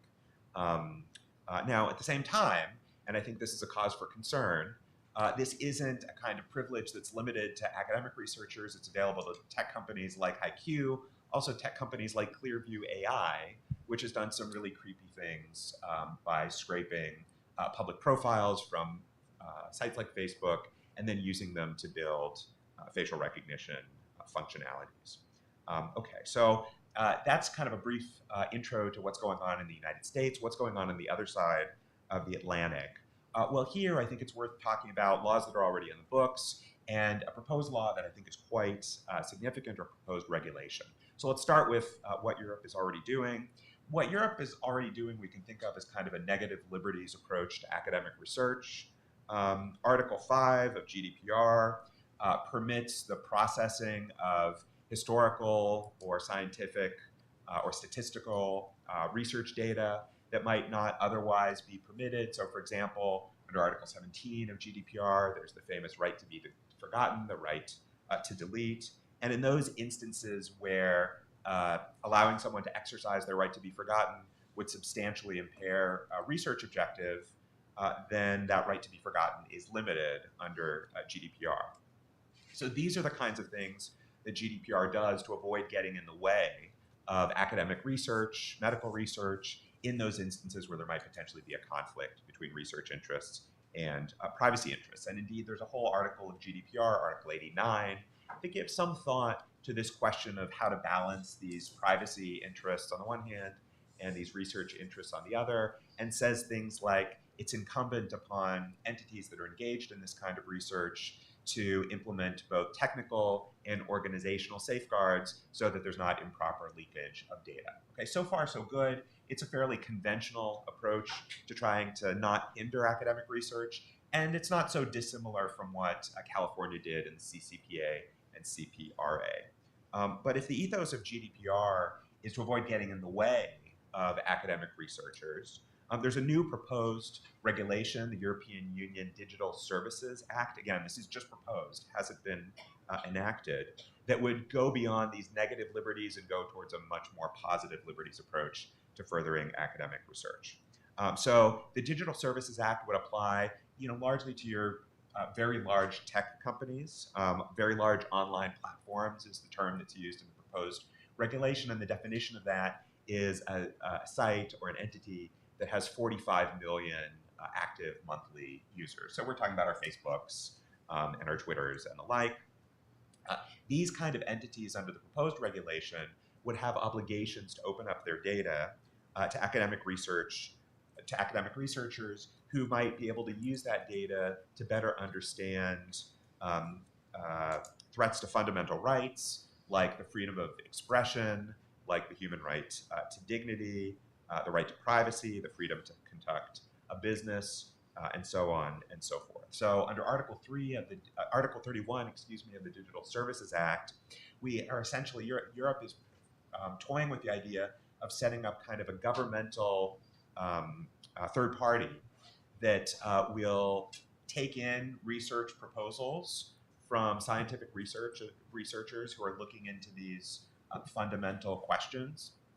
And upon buying into a particular research program, they might be able to impose obligations on these technology companies to open up data sets to academic researchers that otherwise might be kept under lock and key. And so if it's enacted, Article 31 of this proposed regulation could really be a game changer in terms of not only allowing researchers to see the kind of publicly available data that was at issue in the HiQ decision, but also potentially allowing these researchers to study, private messages on Facebook, private conduct that wouldn't be available to the public at large and might even only be available to a few participants in that conversation, while at the same time building into that framework various privacy protections like pseudonymization to make sure that researchers can do what they need to do, but that we don't see the kind of data privacy harms that Europe especially and the United States increasingly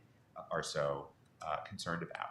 And then I think the final note that I'll just add about Article 31 of the Digital Services Act is an interesting feature that says if these academic researchers are going to gain access to data in this way, they have an obligation to publish the end results of the research and to make it available free of charge to the public. Earlier this morning, there was discussion about publication bias.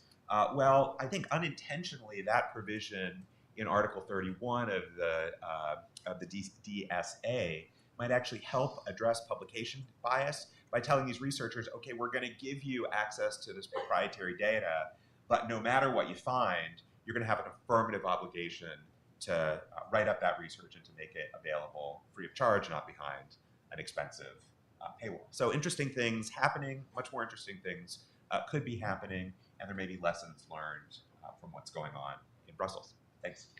Thank you very much, Leo, for an excellent summary. I think that the most interesting thing here is that we're really talking about a totally live area of law and data sciences and computer sciences. It's like a lot of the things we're going to discuss today, there's really no right answer yet. We're just starting to grasp with this question. So I pass it on to Julia, who is both a producer and consumer of this type of data. So Yep. And I'm actually going to move up there because there's no way for me to see the slides without turning my head around. So.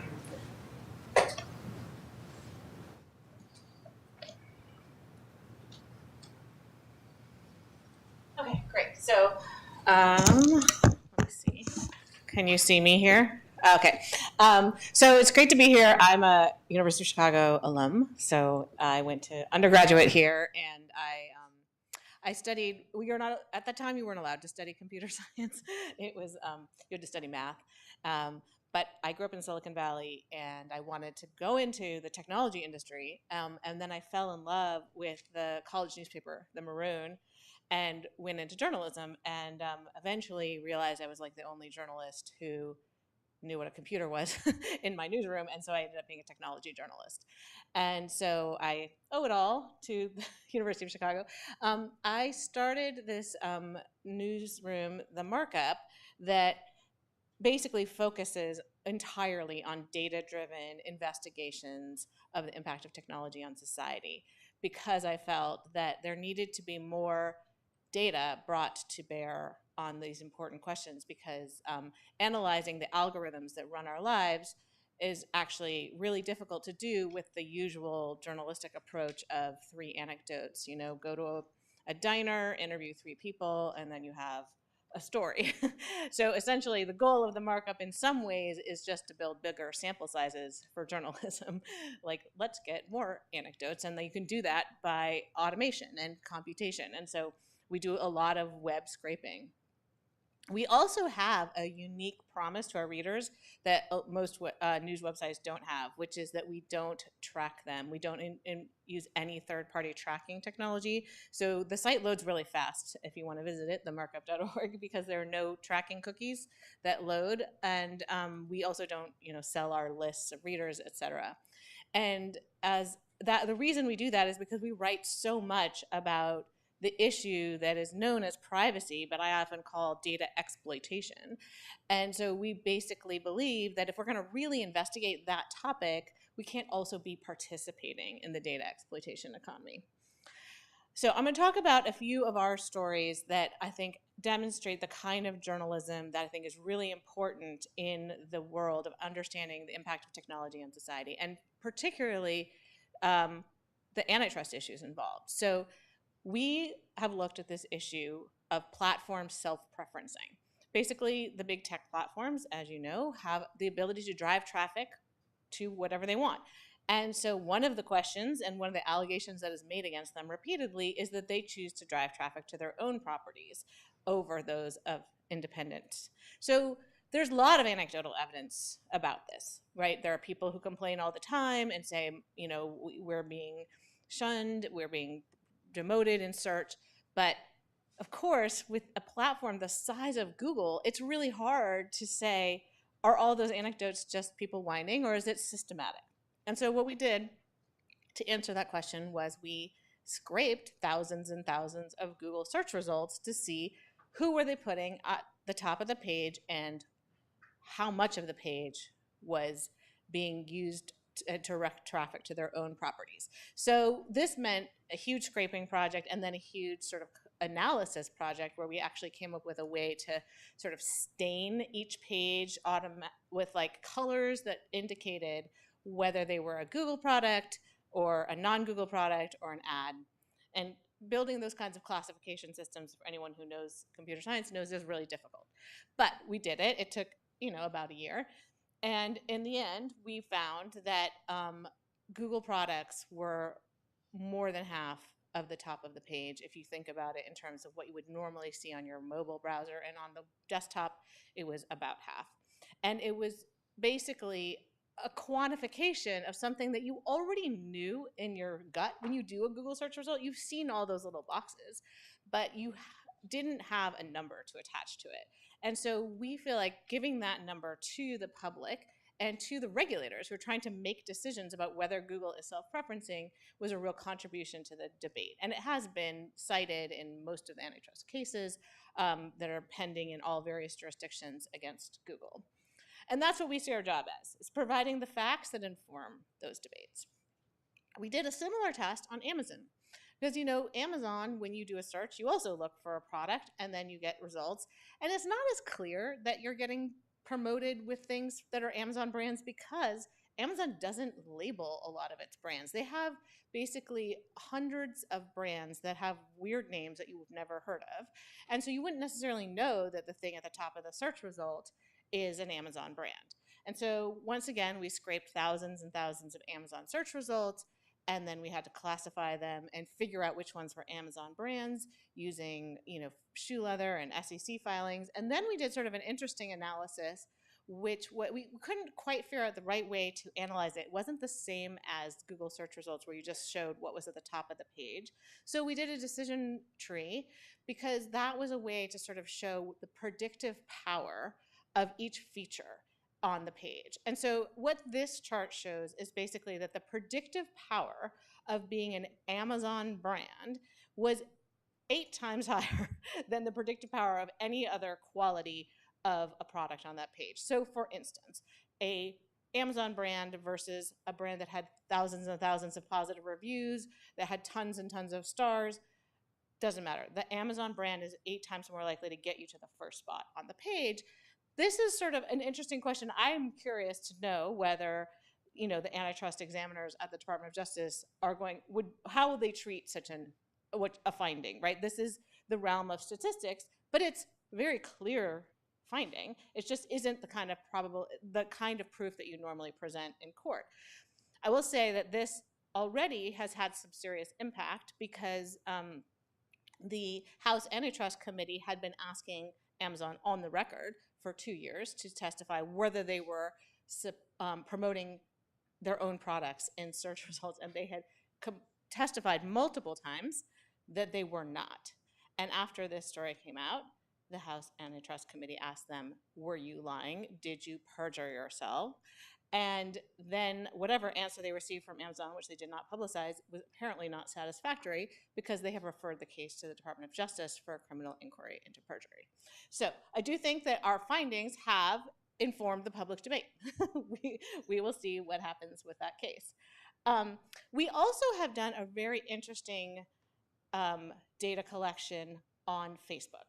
Facebook is a very different kind of beast to analyze than Amazon and Google, right? Everything on Amazon and Google is publicly available. When we're scraping those results, we're just visiting a page that anyone on the public can see. But the problem about Facebook is that everyone sees a different page, and so building a data set that's really representative of what is seen on Facebook is extremely difficult.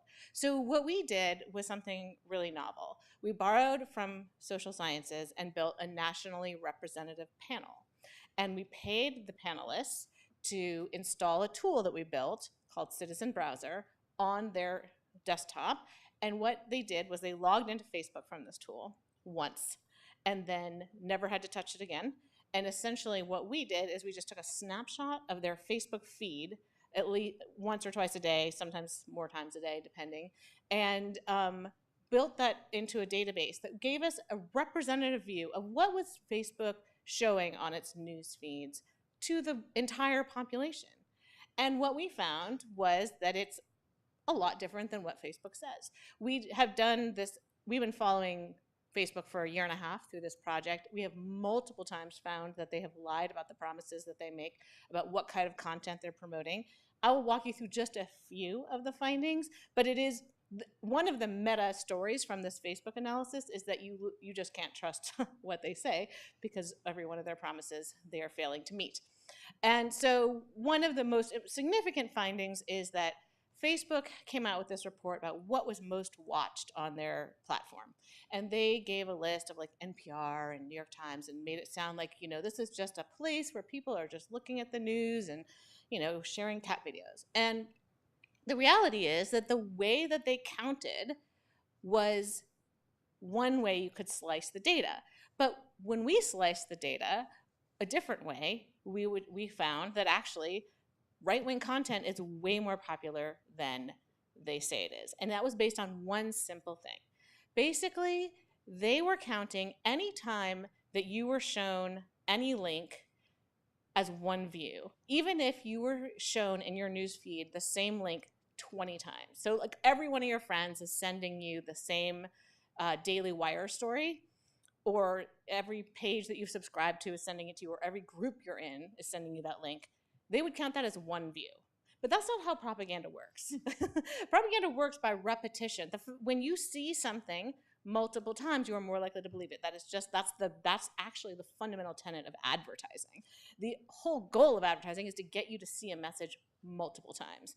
And so just by that one tweak in how they analyzed the data, they came up with a very different result. And we analyzed it in a different way, showing that actually, if you looked at it in terms of repetition, right-wing content was way more popular than they were telling you. Hold on. Turn the page. Did I do something wrong? Okay. We also did a view of what does Facebook look like if you're different types of people. So we have this tool called Split Screen, which you can go to, that shows you what basically conservative Facebook looks like and what liberal Facebook looks like. And we do this based on whether you voted for Biden or Trump is the metric. And so you can see this is a recent day where this is very consistent, that the Biden column is almost always pretty much news, Ukraine, gunmen, and the Trump column is almost all cancel culture, woke, culture wars. And once again, that is what you might suspect, but when you see it based on a representative panel, it sort of like proves the thing that is hard to prove without a representative panel. We also showed that Facebook is consistently saying that it's doing things that it's not doing.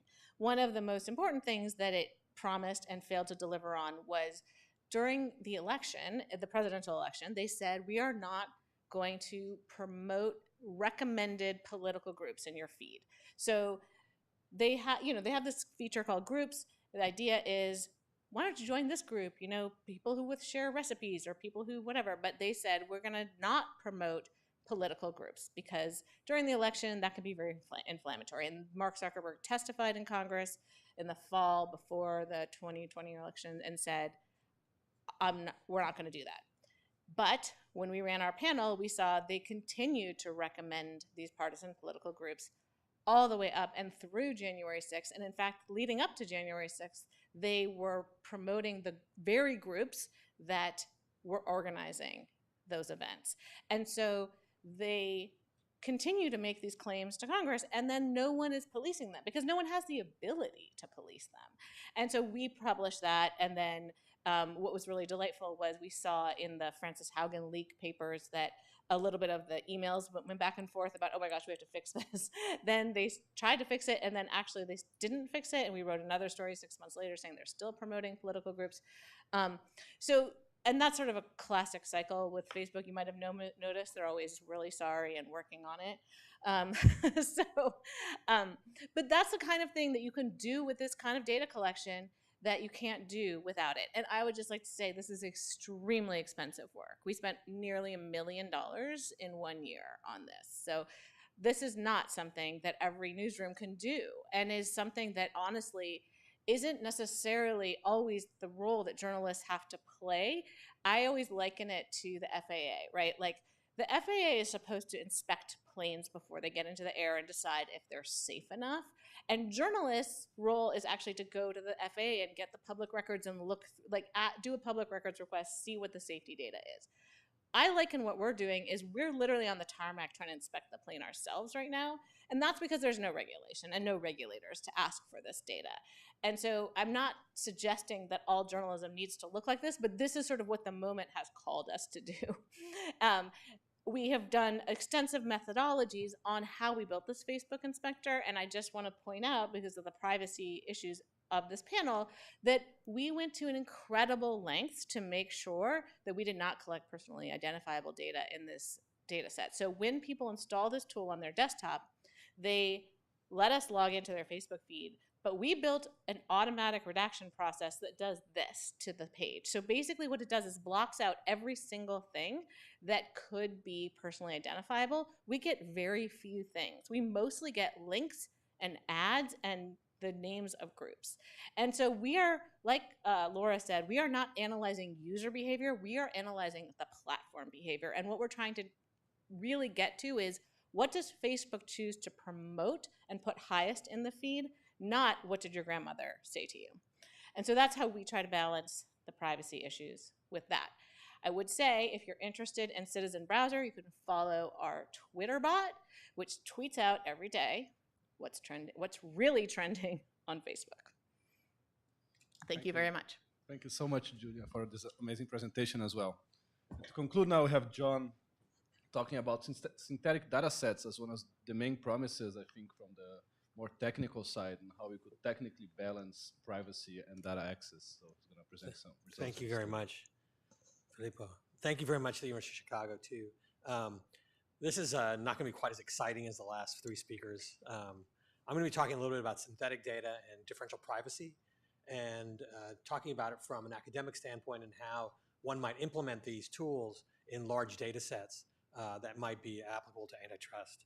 So the views here do not, I should say out loud, are mine and not necessarily those of the National Science Foundation, the Office of Personnel Management, or the Smith Richardson Foundation. Okay, so if you think about research, research really fits on a continuum, the way I think about research. On one side, you have exploration. This is where you have a data set and you're just kind of searching around for ideas. You don't have a real direction. This is a lot of machine learning, looking for correlations in the data, trying to find something inside of the data. Then there's what I would call investigation. And what investigation is really about, I have a hypothesis and I want to test the hypothesis. I might have a set of regressions or a set of analyses I want to do, but they're not well defined. They're kind of generally defined, but not well defined. And I'll need to do some investigation into the hypothesis. This is a lot of causal inference. Finally, there's verification. And verification is when someone makes a claim, they present a result, and you want to verify it or replicate it. So in that sense, you want to be able to take what you've done and replicate what has happened. So what happens a lot of times is that we deal with a lot of personally identifiable information, PII, and a lot of times when we get into these three areas, privacy may be compromised. And so there are a lot of mechanisms to try to protect privacy. Data aggregation, data suppression, swapping, top coding. There's a whole set of tools that we have as researchers to try to protect privacy. But the problem is that most of the time these things actually do not protect privacy, or you protect privacy so much that you substantially degrade the data analytics and you can't actually get the result. So this is the issue that arises. One response to this has been to do differentially private synthetic data. So there's two general concepts here that you need to walk away with. Again, I'm now going to summarize what I would say like it's 1,000 papers in about 45 seconds. But there's two general ideas. The first is synthetic data. So what is synthetic data? Synthetic data is stochastically generated data. It's simulated, or it's data that's been generated from a model that is designed to retain many of the statistical properties of the underlying original data. But none of the records in a fully synthetic database, none of the records actually represent real people. They're kind of made up people. In a partially synthetic database, which is something that I'll talk about in a minute, you actually have a set of records which you know who the people are, but then you have some variables which are public, for example, where you work, but some variables which are private, such as your race or your gender or your income. And you want to protect the private data, but not necessarily the public data. And so there is a matching problem that arises in that people will try to match the synthetic to the non-synthetic and be able to try to generate a whole set of results. That's partially synthetic data. So the idea of synthetic data is quite popular. It was started by Rubin in 1993, and it's grown substantially. The second concept is differential privacy. So I talked about the mechanisms to protect privacy earlier, but now there's mathematical tools to be able to measure privacy, the degradation of privacy from access. So imagine we have two data sets. We have a data set D and a data set D prime, and the only difference is one record. There's only one record difference in the data set. We can now mathematically specify how much privacy loss there would be to all the individuals in the data set from that one different record. And that's called the epsilon privacy rate, the epsilon in the differential privacy. And you can actually specify what epsilon is. You can actually specify how much privacy loss can I tolerate as a policymaker in order to be able to create a synthetic data set. So every synthetic data set will have an epsilon attached to it, and that epsilon will determine how much privacy loss there is. Okay. So these are the two concepts. I want to say that differential privacy and synthetic data is becoming very popular, and it's used by national statistical organizations. So for example, the Census Bureau has a number of products that they've issued that are synthetic data products that involve differential privacy synthetic data. In addition, they're actually in the 2020 census now trying to do this to individual in the American Community Survey. So this is actually currently under construction. This is a big one. This is where they're going to actually use individualized data and try to synthesize the data and make that available to the public. Other foreign statistical agencies use it, including Canada, New Zealand, and Scotland. And actually firms use differential privacy when they do investigations. So even the companies we have here that we talk about with platforms, Apple, Google, Facebook, they actually all use forms of differential privacy in ways I'm sure that more people here probably know better than I. Okay, so my first objective was to kind of give you just a flavor for what synthetic data differential privacy is. My second objective is to talk a little bit about what are the advantages and disadvantages of this tool. So one nice thing about differential privacy, one nice thing about differential private synthetic data is that it offers privacy protection. It offers some privacy protection. So the first of all is that in fully synthetic data, there are no real records. So you're not really worried about someone merging a different data set into your data set because there's no records that you can merge into it. So you have a separate data set. But perhaps the more important part of differential privacy is that you get a privacy budget. You can actually measure the loss in privacy. And you can decide as a policymaker how much privacy loss you're willing to tolerate with synthetic data. And you can set epsilon. And at some point, you can set epsilon to be very high, which means you're willing to tolerate a lot of privacy. And you can set epsilon very low, which means that you're willing to a lot of privacy loss, or you can set epsilon very low, and then that way you preserve a lot of the privacy in the data. The researcher, the policymaker can determine that, and the nice thing about that is that you can actually measure the privacy loss. Unlike all the rest of the things that we talked about, it's very difficult to measure the privacy loss ex ante. You can only measure it after researchers have hit the database. There is some disadvantages to synthetic data, and there's a whole host of them, but I'm going to highlight 2 of them here. The first is that when one uses synthetic data, each time, especially partially synthetic data, each time they use the partially synthetic data, there's a hit to the epsilon privacy budget, which means you don't want to have your synthetic data used by every person on the planet. Because every time they use it, they learn something about the underlying data. And then what they do is they're able to extract information from the regressions they're running about the underlying data. So there is a privacy budget in the partially synthetic data. And you have to be careful not to exceed the privacy budget. So there has to be a mechanism to control access to the synthetic data, especially the partially synthetic data. The second is synthetic data will not capture all of the statistical properties. They will capture many of the statistical properties, and especially the lower order statistical properties, but they will not capture all the statistical properties. If you captured all the statistical properties with synthetic data, you'd have the original data itself. So you're not going to get all the statistical properties.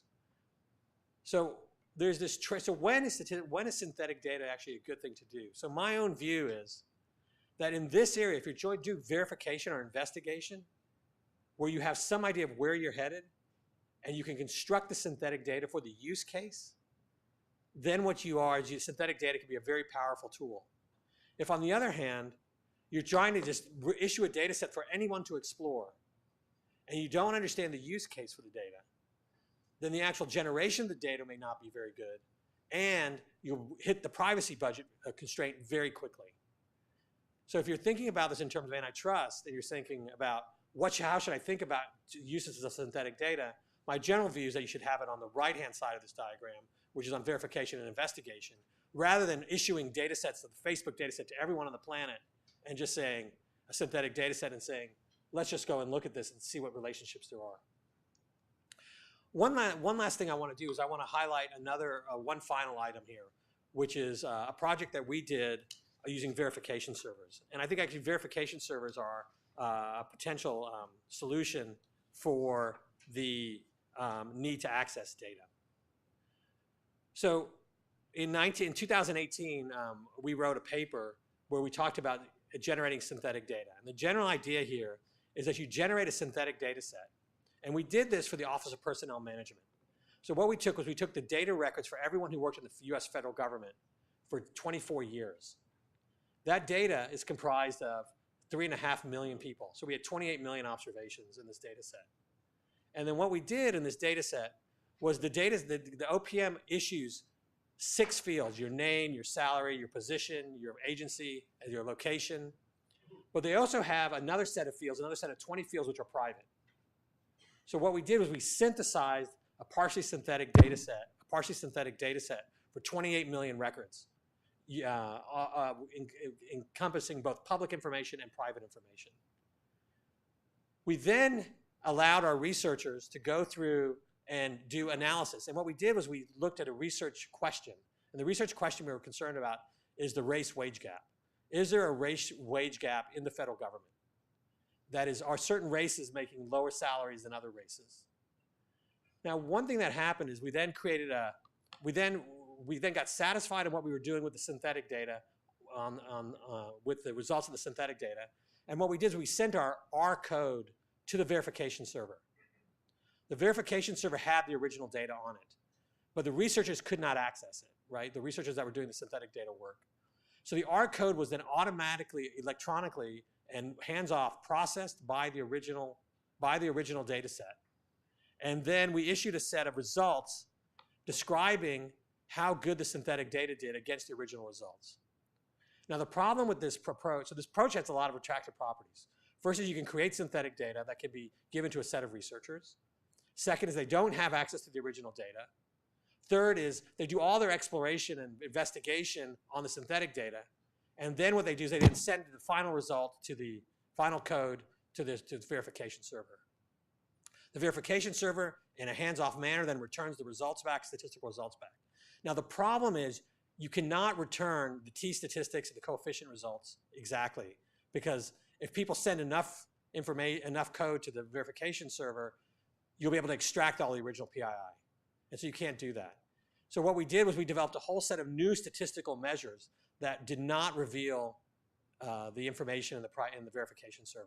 So you have to develop a whole new set of statistical tests. And then we did that. And what we found, and we had to slightly change the research question.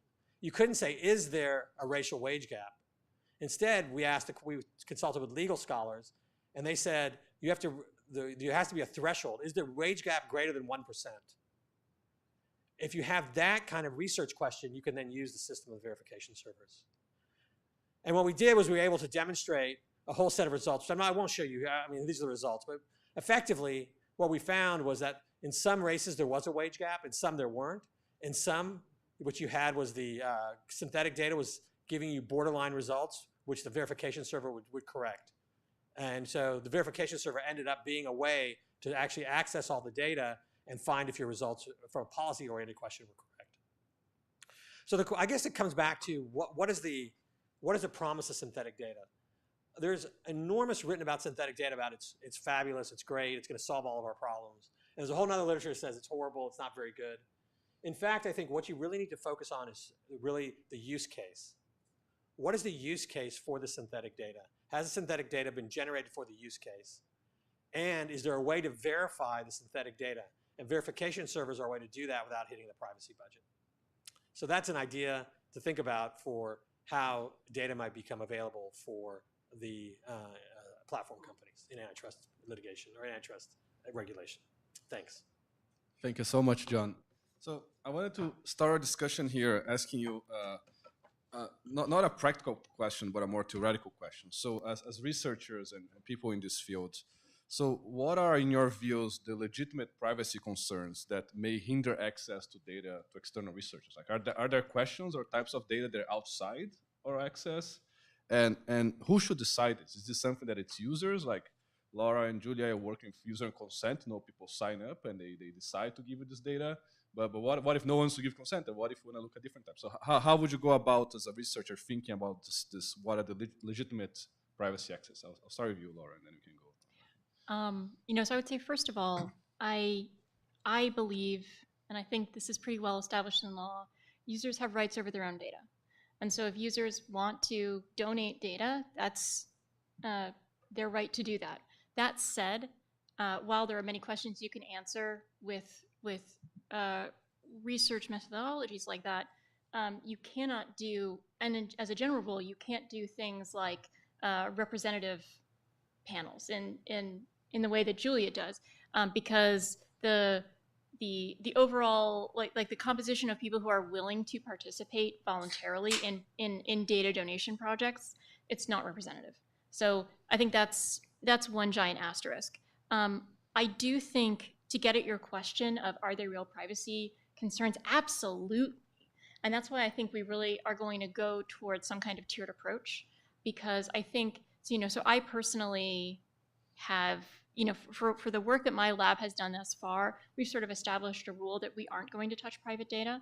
We put a lot of work into only using public data and we take a lot of the same steps that Julia does when we do have people donate data. They only donate publicly available data, never their own. And but that doesn't mean that there aren't really important questions. I'm thinking particularly of questions in social science. One of the things that came out of the Facebook papers is some of the issues around really sensitive things like user self-harm or teen body image. These are inherently user data questions. These are questions about what the user experience is in an online platform, how that interacts with real world effects. So I think those kinds of questions are really vitally important for us to study and better understand, just from a straight public health perspective.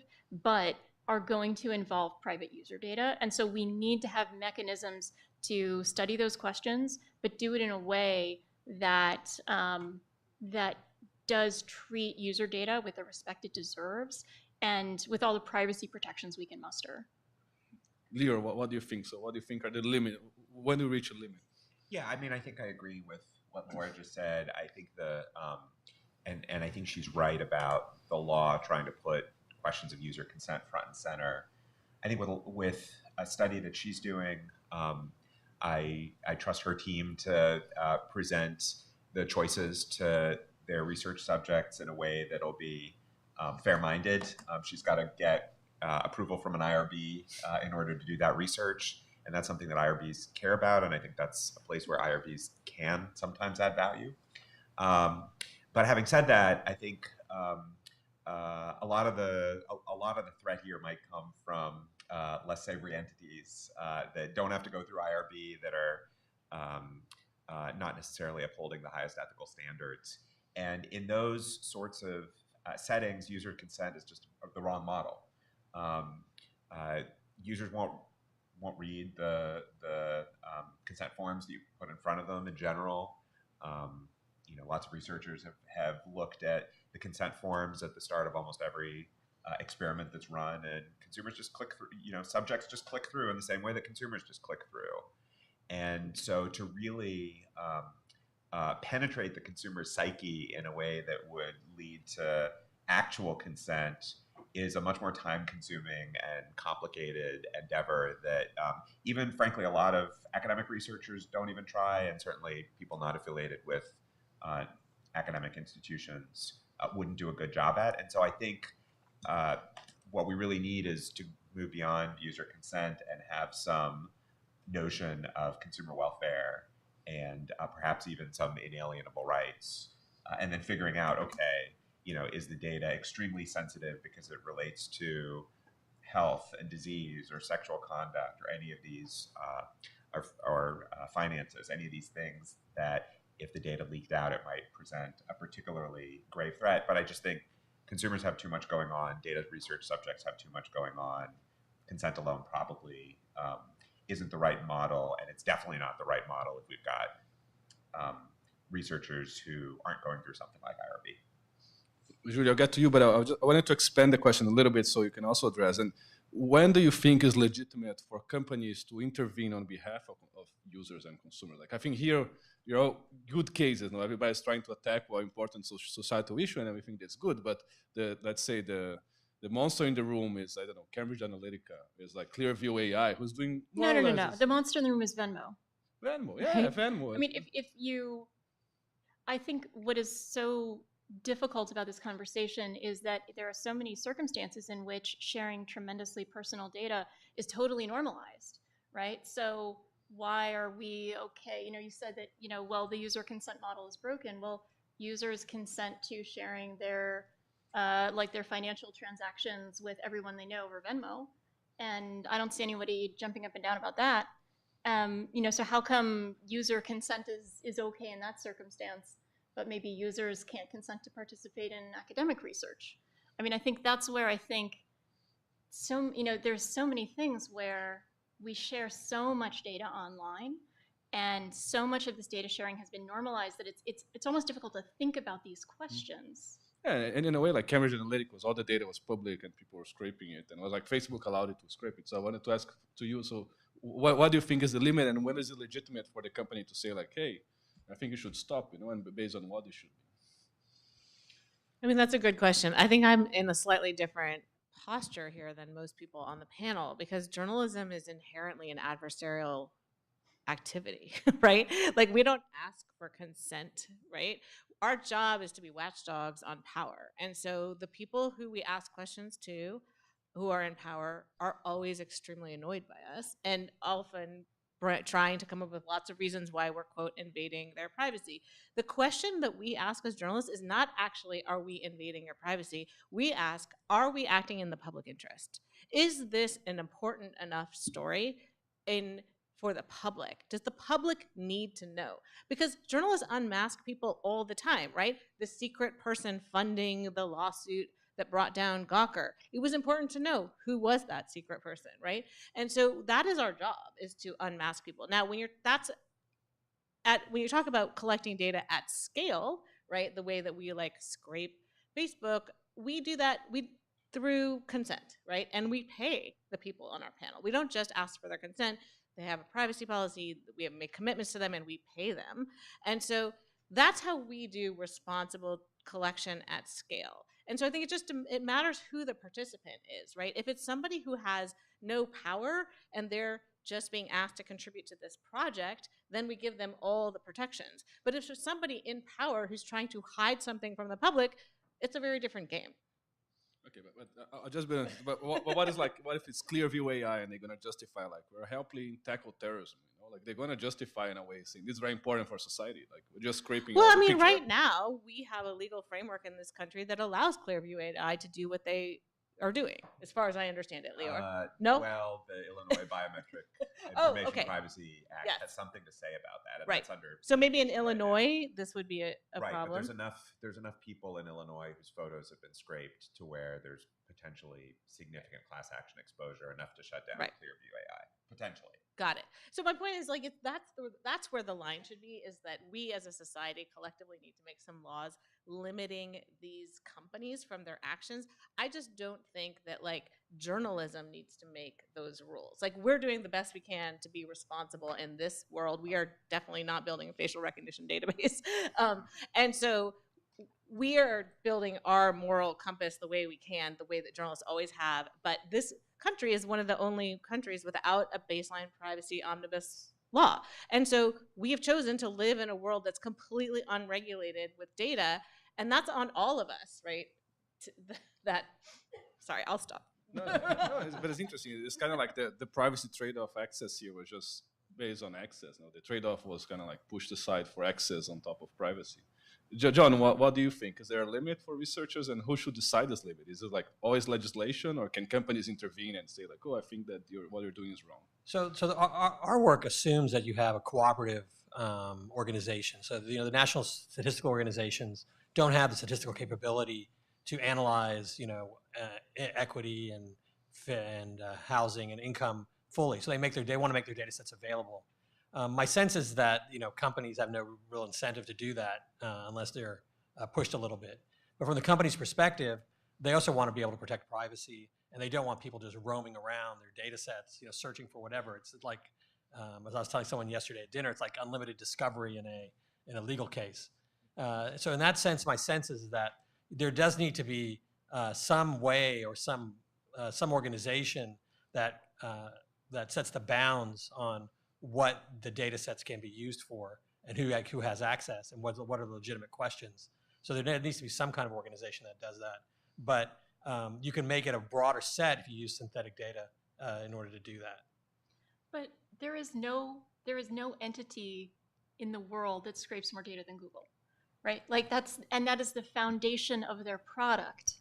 So, I mean, I think what is, again, really difficult about talking about any of these issues, you're right that companies don't want everyone to have free, endless discovery on their products, but they want to be able to do it to everyone else, and they do, right? They very aggressively do. Like, this is something that, as a practitioner, is always strange about walking into a space where people are mostly focused on like the laws it's written and not how it actually exists in practice. Is that like the law of the internet is just do what you're going to do until someone sends you a cease and desist letter, and that is like the law as Google and Facebook and most other companies who operate on the internet.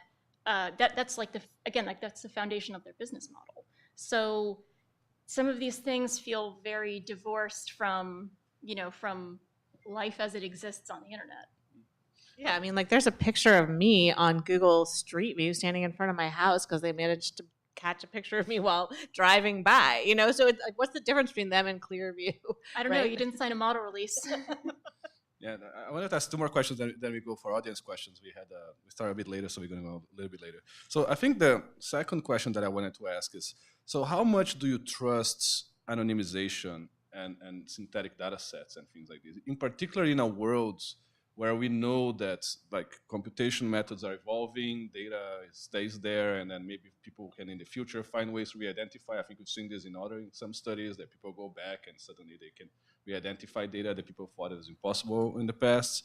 So do you think that like synthetic data sets and anonymization really going to solve this problem for good? Are we completely solid on the math?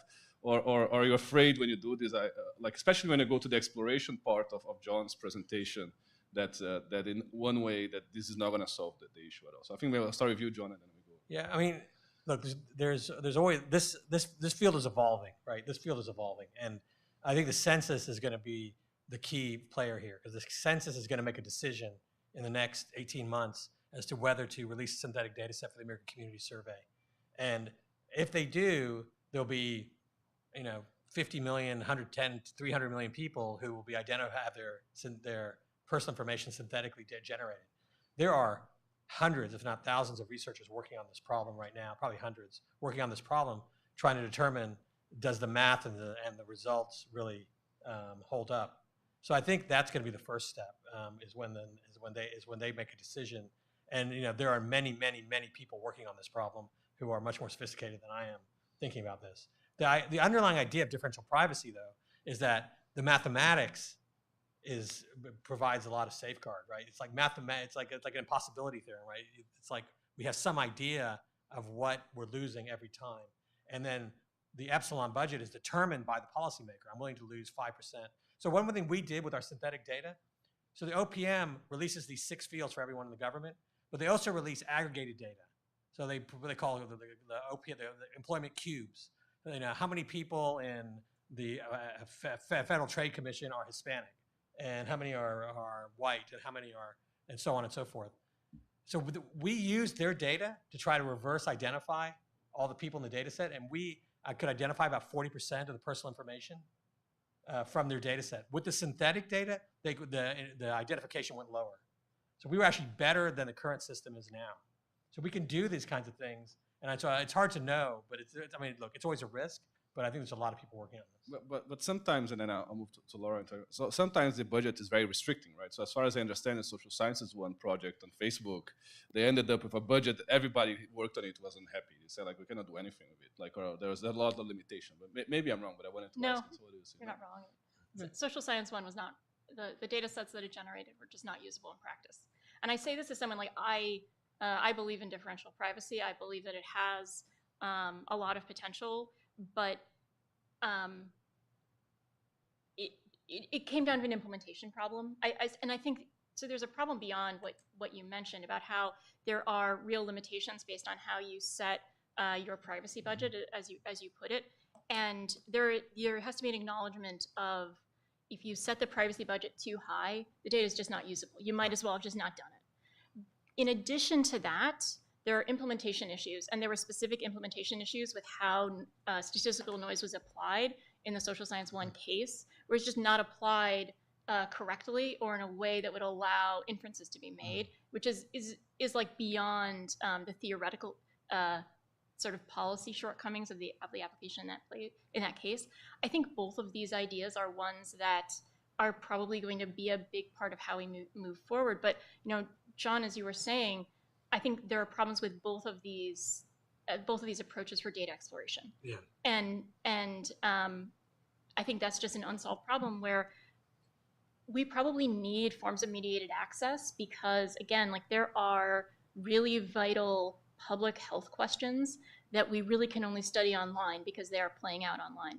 And we need some kind of mechanism to allow researchers to study questions like why are teen rates of anxiety, why have they like nearly doubled in the last 15 years? Like that's something we should all be really, really concerned about. And we need to know more about why that is the case if we're going to do anything about it. And we're not going to be able to study questions like that without more data from social media companies. And I will say that the synthetic data doesn't lend itself toward real-time analysis. So if you are, it's historical. So if you're dealing with the problems like these, which evolve over time quickly, it may not be the solution. Yeah. I wanted to get to, but I just want to tell an anecdote to illustrate this. So I took a statistics class here, and the professor would work a lot with the census data, And he made sure to every single class complain about the differential privacy protocols and saying like, one day we're going to have to study small municipalities or counties somewhere, and we're going to discover they are composed only of 15-year-old women or something like this, because this was how the implementation was in practice. So as we move more towards exploration, as we move more towards a world where we don't know if we're just looking at Google self-preferencing, whether we are looking at like what is the impact of Google on other topics. Are you happy with differential privacy synthetic models, or do you think that we're going to have a mandated, like some form of other formal access? Well, I guess I would just like to say that I think data is political. Who collects it matters. And the person who collects it has the power to shape the questions that could be asked from it. And so I will always advocate as a journalist for data collection that is independent of the power structures that have an interest in shaping those questions, right? I mean, there's a reason that there's no existing federal database of police violence, right? Because there's no political will to collect that information. And so that's why the Washington Post had to set up their own collection, which they've been running for 7 years. It's the only sort of database of police use of force. And it's incredibly important for our national conversation. And so I think like when you talk about all these different things, what's lost is sort of the idea of the power structure, right? If we allow the companies to grant access, they will only grant it to data sets that are helpful to themselves. And if we, by the way, go with the European model, which is set up this third party that reviews research questions, that also is a power structure that is going to enforce what they want, right? They've made those questions that they approve are not necessarily going to be ones that challenge their governments, most likely, I'm guessing. Just a very quick add on to what Julie was saying. Julie, what you were saying before about the reach versus impression definition. Yep. So when Facebook started very slowly to release data about, about what people see on Facebook, as Julia was alluding to, they use this metric called reach, which is just, it only counts, it doesn't count the number of times you see something. And this is, I think what drove me personally nuts about this is that this difference in how you account for things, I think this is something that is really not clear to a lot of people, because you use terms of art like reach or impression that are difficult for a layperson to understand what they actually mean. But it's worse than just skewing the results, because you're absolutely right, it does. But it also is not useful for research. That reach number, because it like collapses all of these different views of a particular piece of content, you can't make apples to apples comparisons on anything else that happens with that data. So it effectively makes it useless for research. And I don't know why they made that decision, but I think having the people who decide what are the metrics, like what are the things we're measuring, having such a stake in the game, and that stake is not let's independently answer questions and try to understand the system, it is really problematic. I'll go through and twist the question a bit. So do you think that a company tries to block access to a researcher, and the researcher says, no, I'm implementing differential privacy protocols, so everything is fine. So how likely do you think that a judge would say, no, that's fine, continue collecting the data, or how likely you think it is that they would say, like, oh, let's put limits, and that this could be re-identified in the future or something? Well, look, you're relying on the judge to be able to make a highly technical judgment about an area that law school certainly didn't prepare them to make, and so that's going to be challenged. So it will be a decision mechanism that will look a lot like a coin flip, and if you're comfortable with coin flips, then that's fine. But more broadly, the question is, and I think Julia references this as well by thinking about what is the governmental body that decides which research gets green-lighted and not. The government doesn't have perfect information about any of this stuff, whether we're talking about a court or a bureaucrat, and so they're going to try and find their way in the dark.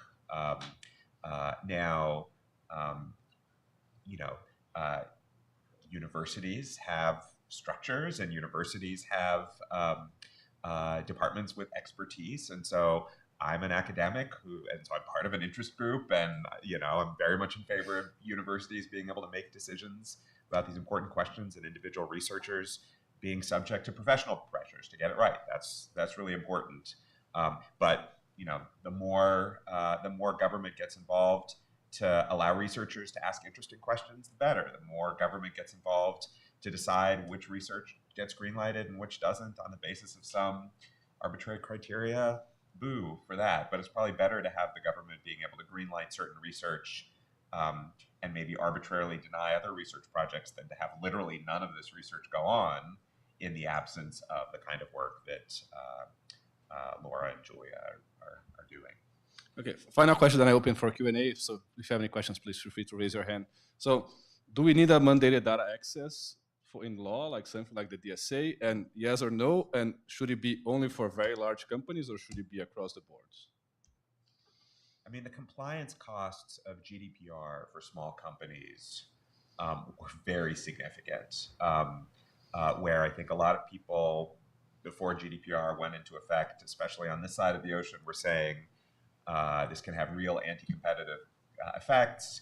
And I think a lot of people in Europe were in denial about that. And I think the data indicates that there have been real problems. And certainly if you go to conferences of privacy lawyers and they talk about how much work GDPR has generated and how many of their clients are having to front a significant portion of their revenues in order to get GDPR compliant, this is a real issue. So I do think there's something to the decision that was made both in California and the decision that's embedded in the proposed regulation of imposing it on companies that can afford it. I think honestly that's probably the only way forward. Does it mean we're flying blind with respect to how data gets used in these smaller companies to a greater degree? Yes, it is. But I think that's a trade-off that I think Europe is moving towards making in an appropriate way. Lara? Same net answer. Yes, we can make do with the biggest companies. With smaller companies, it's just less of a problem. We have other mechanisms to collect data from them. John, I just want to get everyone on the record. I think it's an important question. I feel like it's something. No, I mean, if you think of the firm's incentives, the firm's incentives are to not grant access. So if you want access granted, you have to ask how's it going to come. It's going to come through legislation or through some common law precedent process. And so I think to the extent that we think it's important, it's going to have to come through one of those mechanisms. I mean, I think from my point of view, I don't have a policy position on this as a journalist. I feel like we try to get data the best and most legal way we can get it, and so we'll do it in any environment. Okay, great. So I think Ellen had a question, yes? Just wait for the mic 1 second, and then Adam had a question as well.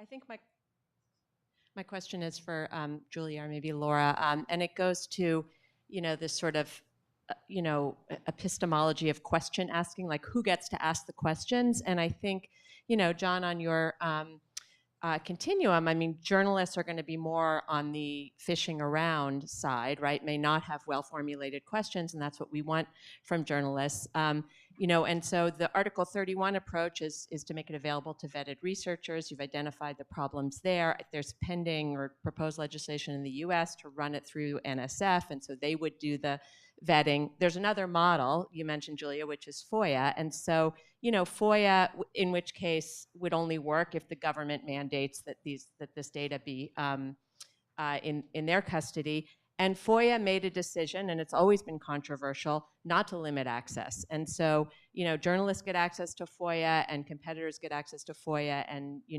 malicious, nuisance causers get access through FOIA. So I guess my question is, if we imagine a world in which that happens for very large platforms and government, you run it through the government, are we then, in a position where we're going to be back in the who's a journalist, quagmire, or we're going to have to sort of have a different approach to FOIA and also to trade secrets, because a lot of that will be withheld? Who wants it? I mean, I don't think we ever left the quagmire of who's a journalist. So I think we're still in that quagmire. And I think that that doesn't in any way make FOIA less important. Like, FOIA is one of the most important tools in a journalist's toolkit. And what I would say is that we use FOIA as a society as a way to pry open the information that government has, because government works for us. We pay their bills. And so what I would say is that if we think about the questions we want answered from platforms as a society, like what is it doing to teenagers, or what kind of state-sponsored hate speech are we allowing? I think the preferred and normal model would be that there would be an agency that would collect that data on the regular, quarterly, and then either it would be released publicly or we would FOIA for it. And that would be the normal model. And so I sort of just remain kind of befuddled as to why there hasn't been anything like that, because these are questions I think we all agree we want answered. The other thing I would just add to that is why I personally think we're moving toward a tiered approach in mandates for data access, because I don't think that academic researchers should be the only people who get to ask at least some questions, particularly questions that relate to public data. And in particular, I would say that if you look at over the last particularly 5 years, who has done the most to inform the public about what happens on big tech platforms, it's not academic researchers, it's journalists like Julia. And so any transparency regime that doesn't allow journalists, however you're going to define journalists, which is pretty much anyone who wants to say they're a journalist, to do their jobs, is not going to be successful. Adam, please. Yeah. Julie, hi, Adam Lashinsky. First of all, congratulations on your success. It's really great to see. I missed the description of the technology that you're using, and I'm just really curious to know if it's similar to what Court Listener does or what Pointcast did 1 million years ago. That's my first question. And my second question is, maybe on a scale of 0 to 10, with 0 being well-intentioned, not knowing their own data, to 10 being bald-faced criminal lying, what do you think Facebook was doing? And how did they respond to your coverage? Great to see you, Adam. Thank you for those questions. So the technology we're using, I think you're referring to our Citizen Browser project for Facebook collection. Well, the reason we call it Citizen Browser is we essentially realized we had to build a browser. So a lot of this data collection traditionally, like what Laura is doing, is with browser extensions, which is software you add to your browser. You have to click a little button, it adds it to your browser, it collects while you're browsing the web. The challenge with that type of data collection is that people are mostly using their mobile phones. And so you don't get as much data, because if you wait for them to go to Facebook from their desktop, they may never go there. They may only be chatting with their friends on mobile. So to solve that problem, we built a browser. We didn't really build it. We used existing Chromium core and put some stuff on top of it, where they basically log in to their Facebook account through it, and then we don't watch what they do. So essentially, we just have access to their newsfeed, and we take a snapshot. We take a picture of it. We call it, internally we joke that it's photojournalism. It's the same. It's photojournalism inside the machine, right? And so we just take those snapshots, then we redact the pieces, and then we put it into our pipeline and we analyze it. And the reason we chose a browser is because browsers, as you may know, are really good at running in the background. You always forget to close it, so they just stay alive for a long time. So that's the technology question. The question on 1 through 10 of how much is Facebook lying? I think that was a question. I mean, I would say this. The way we analyze this stuff is we come up with a hypothesis, and the hypothesis is always like, Facebook announced X policy, are they doing it?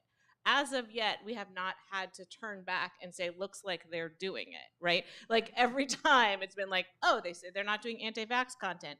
Oh, looks like they're doing it, right? So I think the real question that emerges from our work and from Frances Haugen's testimony is that, do they even know what they're doing, right? Like, and are they too big to if they're too big to govern themselves, and they are also bigger than all the governments that are trying to police them, are they an ungovernable force? And I think that's really the question that our reporting raises.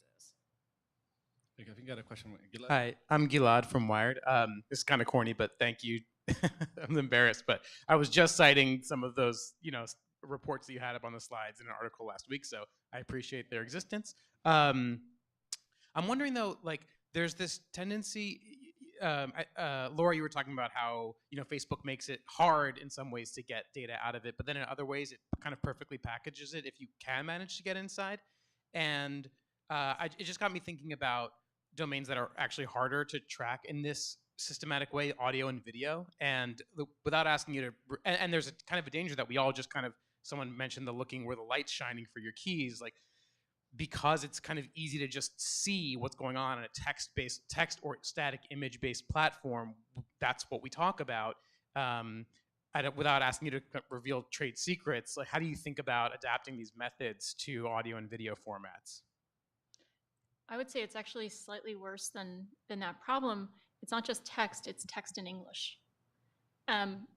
This is something that is one of my biggest regrets from 2020, specifically this language piece. We made a choice fairly early in the cycle to only do English, to not do Spanish language content in the United States in 2020. We did this because there wasn't a ton of Spanish language content. And doing the kind of analysis we do of trying to understand like the entire ecosystem of political advertising and building machine learning models to capture ad topics, to capture ad purpose. It's really intense work, and it's all based on language. And so we just didn't think there would be enough Spanish language content to justify the investment. We were wrong. And there was, especially late in the cycle, a lot of Spanish language misinformation. Audio, AV, video content, language content, as in speech. Speech is less of a problem. It's frankly just a matter of money. It's really expensive to process all that audio and then to do the like speech to text and then do all the same stuff we do for text. That one's just a matter of money. Video, though, there are actual hard unsolved problems with how you process in real time and analyze that text. This is something I'm really, interested in working on some of the methodologies here, but man, there's only so many hours in a day. And there just aren't enough of us working on these problems yet. So I'd say you're right. It is a huge problem. It's, I think we invested a ton of money. We are going to do Spanish language content for 2020. We'll see if we sort of have the budget to do audio, but video is years off. Yeah, I mean, tragically, this is why YouTube is just so much less analyzed because it's so hard. I think I have a final question from Alan over there. So yeah, it's very interesting. I've spent a little time doing some work for a company called Brand Total that is an advertising analytics company and that uses a browser extension and didn't get a cease and desist letter from Facebook, but got read in a trade publication that they had been sued by Facebook, and they are in fact in litigation. And one of the there are two main arguments Facebook raised. One is that their terms of service prohibit automated data collection, even with consent of the user. And a second is, of course, we don't know if you're a Brand Analytica, clone. We don't know if you're a legitimate business. I don't know, I raised this just to point it out, and I also found it was interesting, and this is also public in the litigation, that Facebook internally went to Google, who because this is Chrome-based extension, and said, these guys are malware, take them down. And Google said, yes, sir, we'll take them down. So, just by way of awareness, there's been some stuff written on this, but I found this panel fascinating, having spent some time, with these issues on the competition side. This is really, Brand Total is a competitor on the advertising analytics side to Facebook, and Facebook wants, obviously, to maintain the walled garden. So it's not really a question, just a comment. I mean, I think it's really interesting, and it goes to the question of where some of the uncertainties are. So I don't think there's any question, there would be another extremely laborious way of doing at least a lot of the research that Laura and Julia were describing, which is get not only permission to install a browser extension, but get 2 hours of time from each of their users to go through laboriously and take a whole bunch of screenshots and then upload that. I mean, you could do that. That wouldn't be violating any terms of service. It would, produce ultimately you could answer questions in the same way, but it's just, Laura was talking about what her budgets look like now. Just take that exponentially. So there are these really interesting questions, and I think the HiQ decision didn't resolve them. Of is the CFAA about limiting a particular goal, or is it about limiting your ability to achieve a particular goal as a scraper, or is it about limiting your ability to achieve a particular goal through a particular mechanism? And there's going to have to be more litigation, maybe involving the company that you worked with, to figure that out. So I want to thank you for a really terrific, amazing discussion. I want to say that this is an area that is just beginning. We haven't covered funding. We haven't covered encryption, what happens when all the communication moves to encrypted networks. So for everyone out there, this is really an area we need as many people thinking about it and developing policy solutions and et cetera as we can get. So thank you very much for your work and for the panel.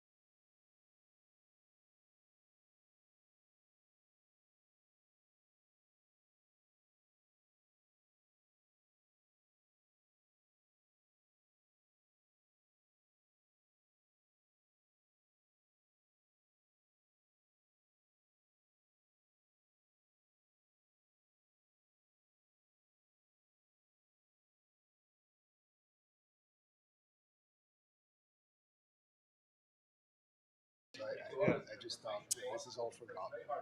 It will be forgotten tomorrow. Okay, that's a good thing about social The media. half-life on social media is... That's good. Whenever I have friends, I stay off social media, but whenever every once in a while a friend says, everybody hates me and attacking me, what should I do? Should I issue an apology?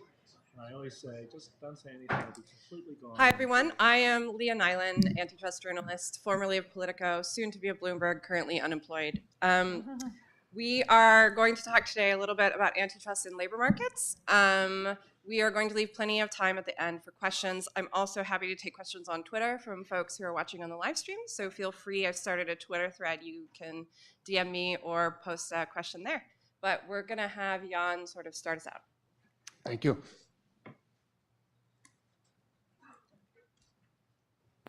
I have a couple of slides, if I can get them up.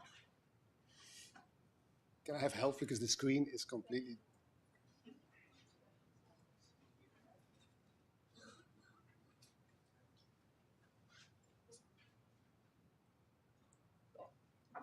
There you go, thank you. Yeah, you do have the clicker?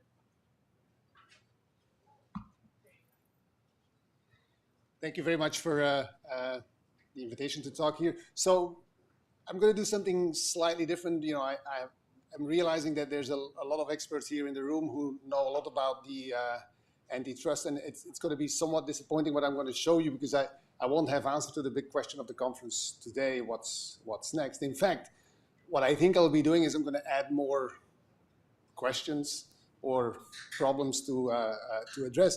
But I hope it's relevant for thinking about the role of labor markets. So I'm going to show you 3 graphs to try and illustrate what this is about. And by the way, I also hope that it addresses Thomas's question that he raised earlier this morning, which is that we should focus on the big issues and not on the exceptional cases that we often as academics tend to. Now, I'm going to start with one fact, which is to try and illustrate what has happened economy-wide to market power. And this is very different from what we typically do when we look at a particular case, because then there's an argument about, you know, is there, maybe we look at concentration ratios, maybe we look at other kind of measures that tell us something about a particular market or even one individual firm. I'm going to try and make a statement about the economy as a whole, and this is, you know, probably going to be too broad brush to be sure what it is. And there's a lot about discussion about what these data tell us. So I can show you 15 different series that tell us similar things, and there's debates about what each series represents, how relevant or how representative it is about the whole economy. I've chosen a series here of the Dow Jones. Okay, so I'm going to show you the Dow Jones since the Second World War. Now, it's not the Dow Jones that you see when you just go to Wikipedia or you go down to any of the finance sites and you want to see the series, long time series. It's the Dow Jones adjusted for inflation, which I think as economists we think we should do. And this series, like any of my other 15 series, I would show about what happens to market power is going to have issues. You know, there's share buybacks in the late 90s, 2000s. But you know, I just want to show this series, and what happened to the Dow Jones starting in this, after the Second World War is basically that you see an evolution that until the 1980s, the Dow Jones was fairly flat. In fact, in 1981, the value of the Dow Jones was exactly the same as the one when my series started. I think it's in 48. Okay, but then something changes. And then what changes is that we see that the Dow Jones, adjusted for inflation, starts rising dramatically. Okay. Now, the question is, what does this measure? Well, as economists, we'd say the stock market value of a firm is the discounted stream of dividends profits. Okay? And so it gives you basically what the valuation is of a firm for one individual firm, okay, at this point, or what people expect it will be. Now, the Dow Jones is only 30 firms, okay, and this is part of the narrative that I want to convince you of. There's only 30 firms, but what this is saying is that profits of the largest 30 firms, by the way, they're not the same ones because they change, but the profits of the largest 30 firms have started to increase dramatically since 1980. I can show you markups, I can show you profit rates, I can show you different measures that tell us the same story. 1980 is a kind of a turning point. Okay. Now, we're here to talk about the labor market. What I want to show you next is that this has consequences. The consequences that this is having is that I'm going to show you now a series from, I think it's 48 also in this case, from 1948 onwards that says what is the evolution of the productivity in the economy, and this is, for the economists here, just labor productivity, so it's GDP per worker, relative to wages. Now, what I'm going to show you, I'm going to cheat a little bit, but that's part of the point again. This is going to be wages for 90% of the working population. It's going to be for those who do production and service jobs. Okay? So our CEOs and managers are not in there. It's basically the people who are not doing supervisory jobs. Okay? What has happened to that? Well, you see that evolution until 1980 is going in lockstep, and then in 1980 we see wage stagnation, and we talk about wage stagnation quite a bit. Okay? And then the last figure, the third figure, which is going to be related, is the following. I'm going to show you what happened to startups. Okay? And so the way we measure startups, I use kind of typical measure that Haltiwanger uses, but we can talk about again how we're going to measure it. And this is the percentage of basically new firms. It used to be just under 14% in the late 70s. What has happened is that these startups, they basically declined to around 8%. Okay? This is probably the most shocking fact, because I've tried it, if you go to a kind of a cocktail party, you try and say something interesting as an economist, you say, this is the digital age, but there's fewer startups today than there were in 1980. It's just like, I mean, what kind of economist are you? We can measure it many different ways. This is a very robust fact. It's actually true also in Silicon Valley. By the way, it's, people say, yeah, but it's not true in Silicon Valley. Silicon Valley has also declined in the number of startups. There's a whole debate about what's going on. What we're finding is that there's this close relationship. The reason, by the way, even though this is a panel about labor and about the labor impact or the impact on work of market power, the reason why I put this up is because what we find is that on the one hand, I showed you, yeah, market power has gone up, however we measure it. It might not be exactly the same how people who do consulting find it, and they say, you know, I see this case, I haven't seen market go up. What our measures all say since 1980, it's going up economy-wide.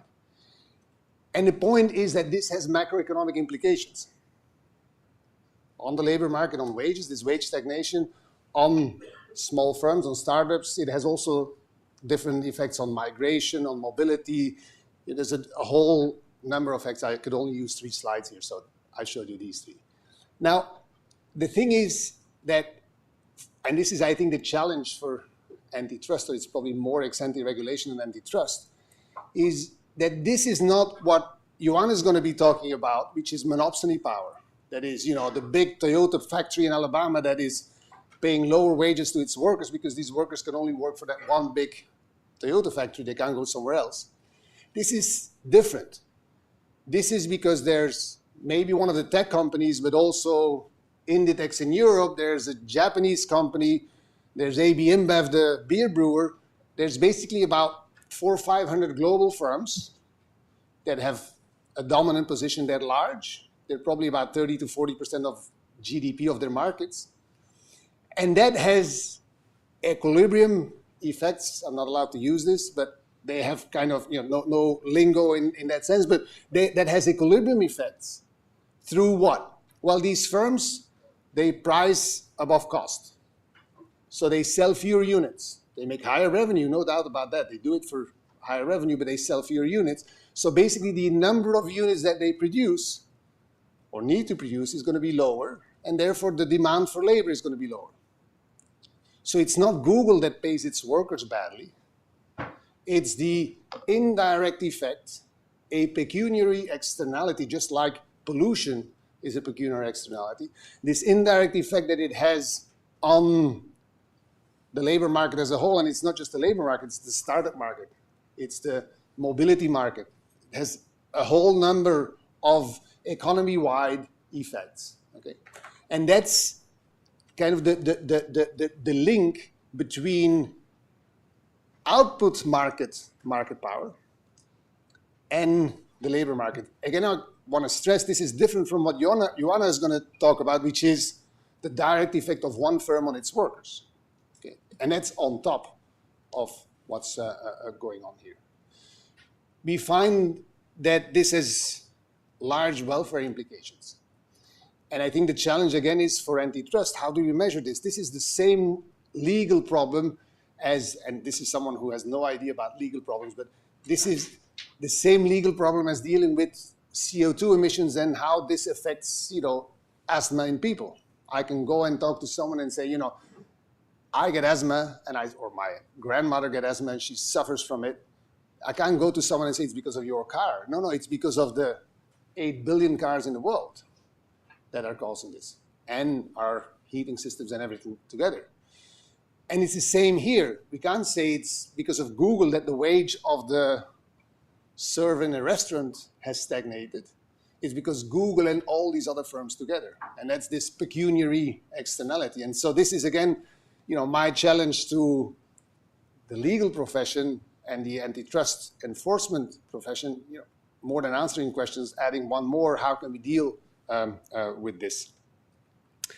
I should say that the cost is large. We find when we model it, we didn't do it with inviting people to come and talk to us, as Jonathan was suggesting that they want to now do. We do it with the old-fashioned way, with a model.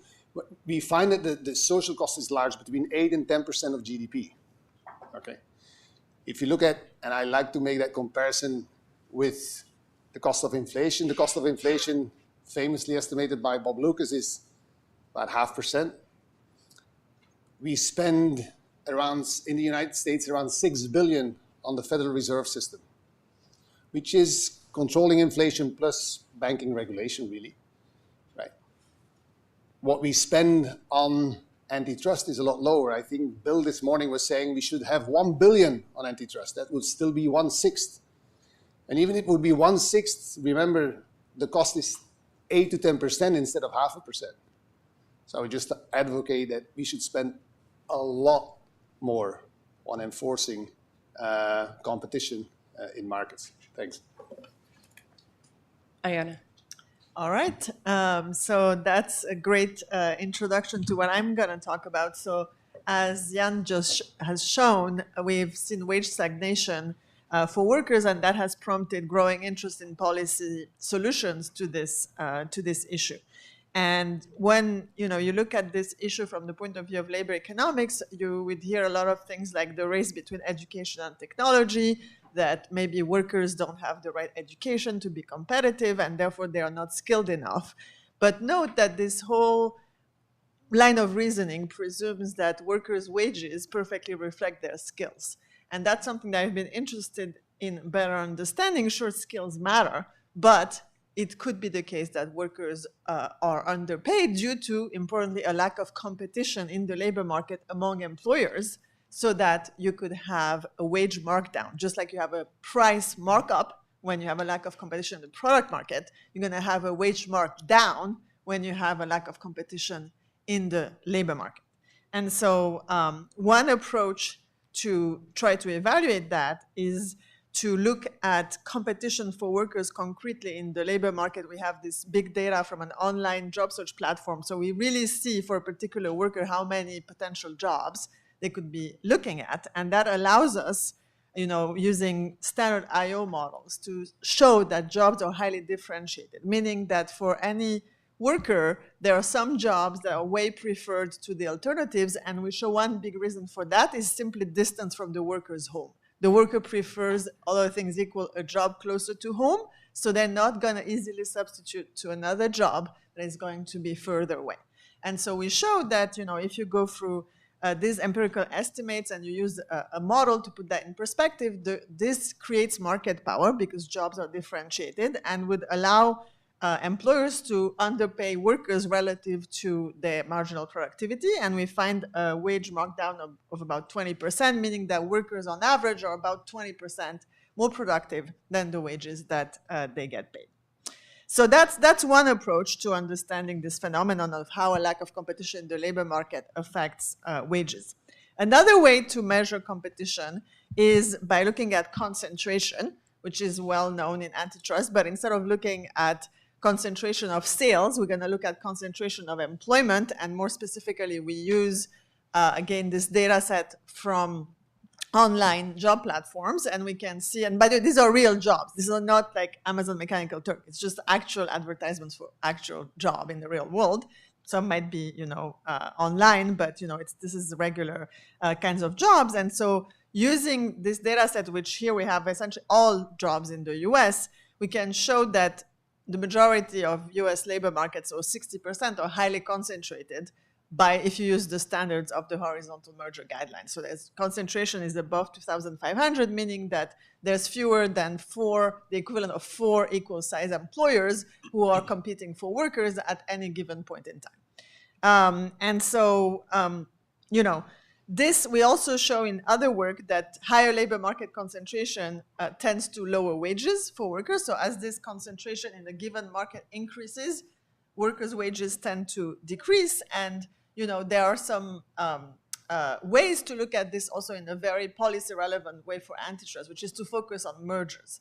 And there are 2 papers by Prager and Schmidt and by Arnold looking at mergers and how they affect wages as a function of labor market concentration. So essentially, you expect a merger that occurs in a highly concentrated market where we have a competition problem to really lower wages, while a merger that occurs in a very competitive labor market may not have much of a wage effect. And that's in fact exactly what these 2 papers found, that only mergers that significantly increase concentration in a concentrated labor market, and mind you, I'm talking about labor market concentration, the concentration of employment, not the concentration of sales, that such mergers, again, that increase concentrations, are those that reduce workers' wages. And so, you might think, oh, maybe it's not concentration, maybe it's something else. And the papers really do a great job looking at that. But another way that I validate this with my own research is, I started with saying a lot of the literature presumes that workers surely must be paid exactly their productivity. And that's one of the arguments why you might think that increasing the minimum wage is going to lower employment. Because that would mean if the workers are exactly paid their productivity and you demand that employers pay them more than their productivity, the employer is just going to let the worker go. So you expect the minimum wage to reduce employment. But what we see is that the minimum wage, it does reduce employment in the very competitive labor markets as measured by low concentration, but it actually increases employment in the less competitive labor markets where workers' wages are significantly below their level of productivity. And so that's another way of validating the approach that concentration is a good proxy for the amount of competition in a given labor market. And so, having acknowledged then that labor markets in many ways are just like product markets, they are subject to market power, and maybe arguably for a number of reasons, maybe to even more market power, but certainly they're not unique. There's market power in labor markets as well.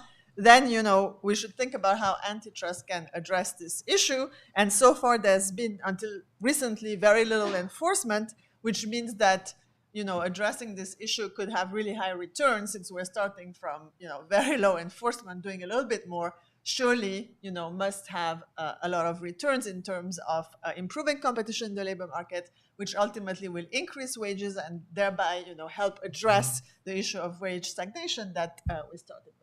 So, great, Eric. Okay, I have a slide, just one slide. So it seems a little silly to have to walk all the way up here just to show you one slide, but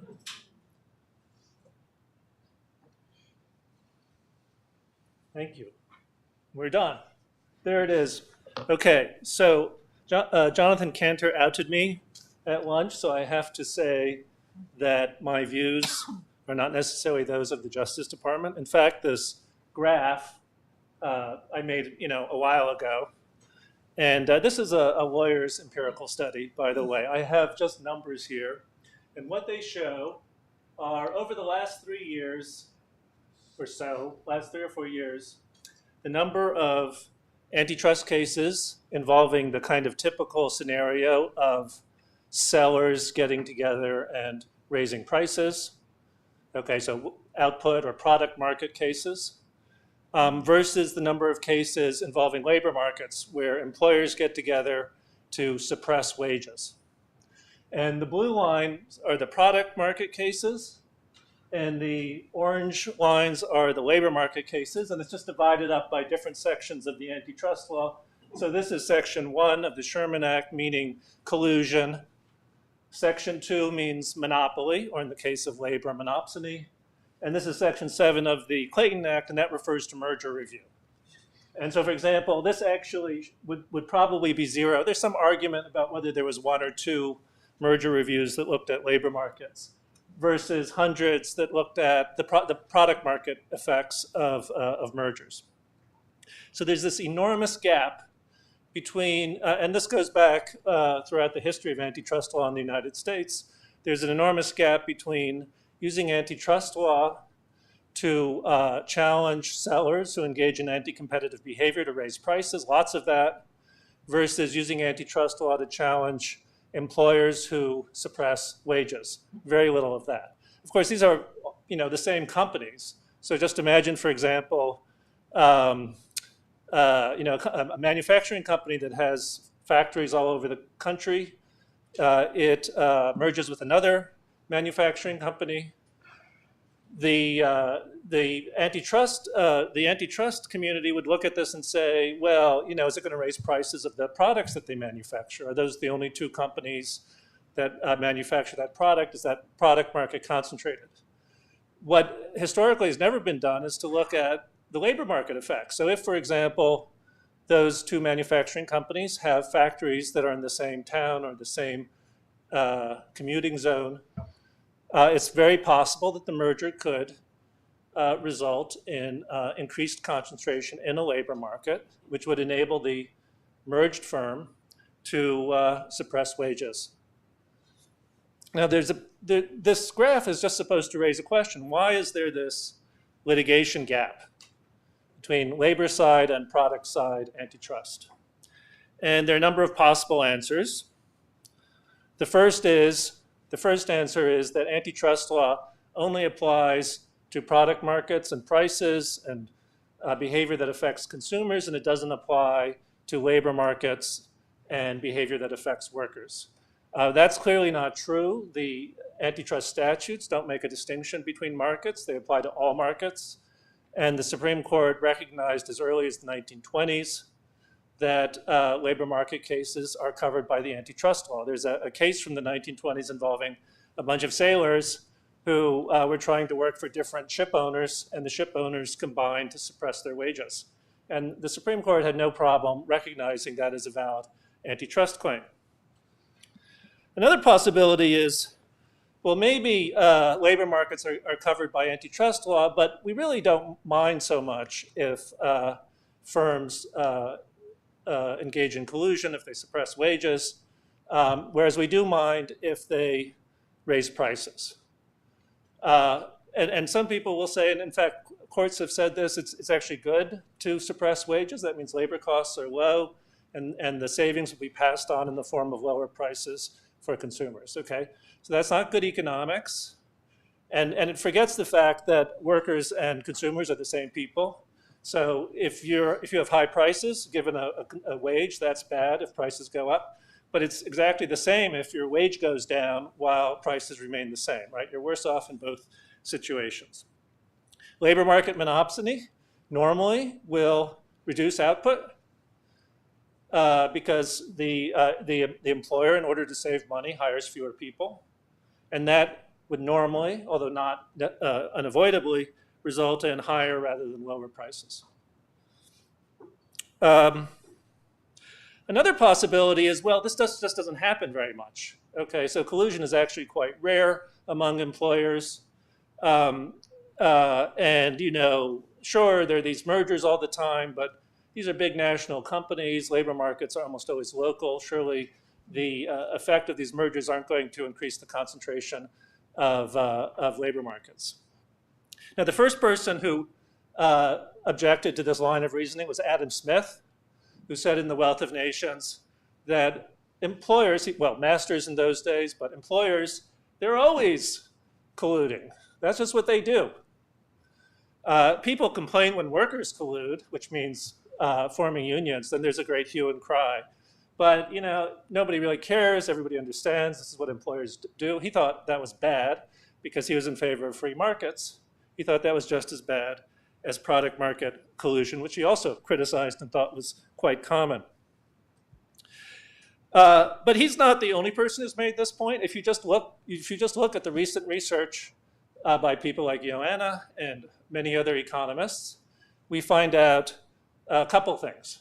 So first of all, this kind of well-known paper by Ashenfelter and Kruger showed that around 50% of the big, brand name fast food franchises use no poach clauses in their franchise.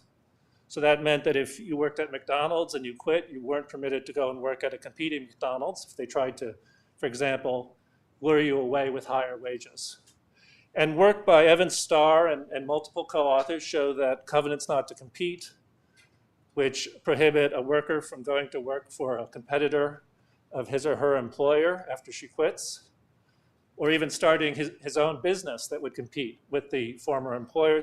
Those non-competes are extremely common and often imposed on low-wage workers, low-skill workers. So there are tens of millions of people covered by these non-competes, which reduce competition in labor markets. And then the work by Joanna and her colleagues and other people would show that labor markets are highly concentrated around the country. It's kind of hard to compare, product markets and labor markets, but there's no particular reason to think that concentration is more of a problem in product markets than in labor markets. Concentration is ubiquitous in both types of markets. Now, concentration by itself is not an antitrust violation, but if markets are concentrated, then we have to worry about mergers that take place in them, and we have to worry about whether the monopsonists in those markets are using their labor market power to extend their labor market power, or for that matter, product market power into other areas of the economy. There's a very famous case which I think kicked off the concern about labor monopsony, which was the 2010 Silicon Valley poach case. This involved Google, Apple, Pixar, and other major Silicon Valley companies. They agreed not to solicit each other's software engineers.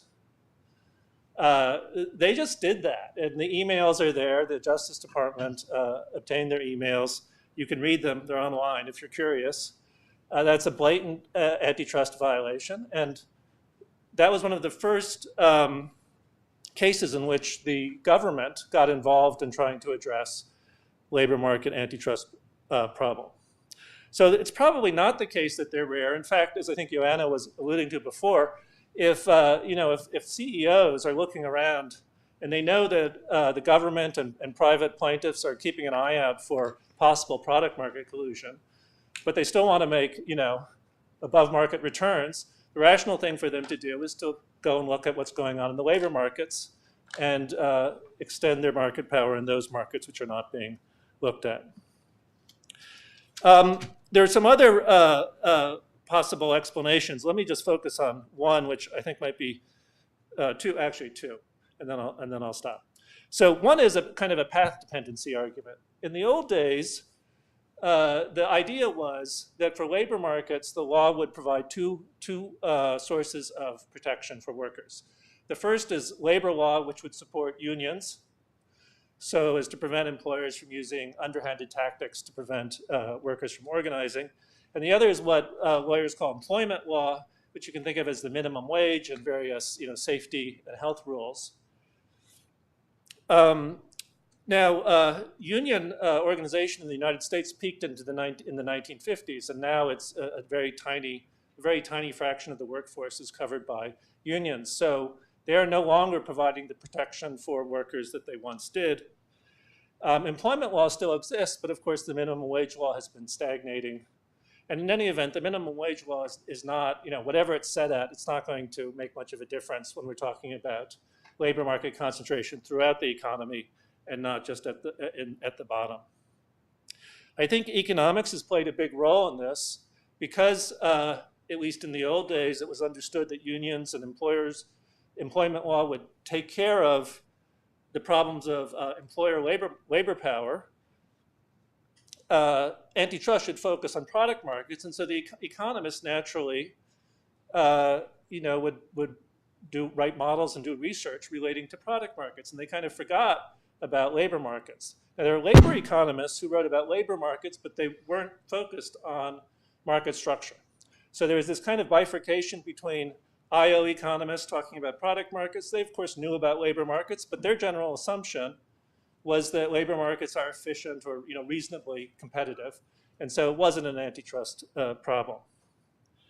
So this division of intellectual labor has probably contributed to the absence of a lot of antitrust litigation directed at labor markets. Okay, fortunately this is changing. Some of the credit goes to the government for waking up to this problem, going back to 2010. A lot of the credit go to economists like Joanna, and Evan Starr and the other people I've mentioned who have brought to light these problems in labor markets.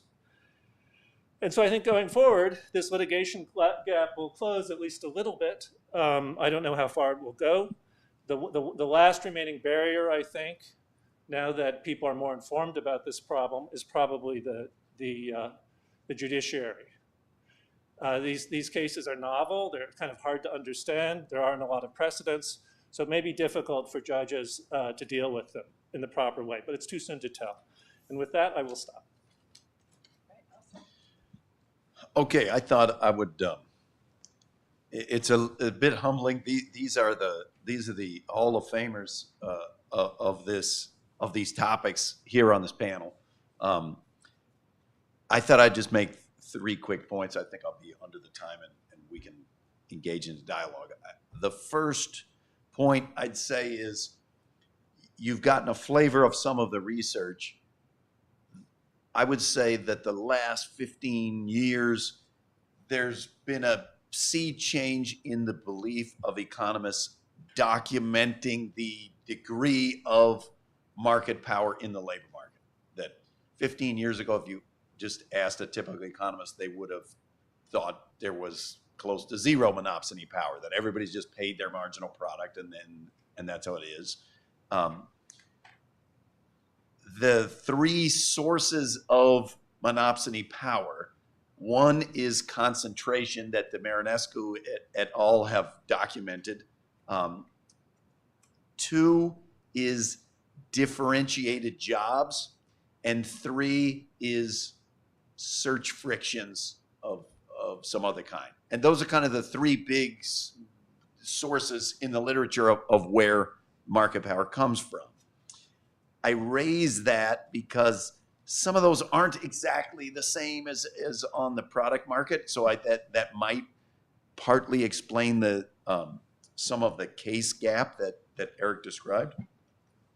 And Eric's got a fabulous book that's fascinating and provocative on this question of did antitrust fail, and in a sense, is this market power in the labor markets, is it caused by antitrust? My own small contribution in this area with another professor, we looked at the labor markets in higher education for faculty, and the basic idea of market power is if it's a free market in the labor market, if holding everything else equal, if they cut your wage by 1 cent, you should leave.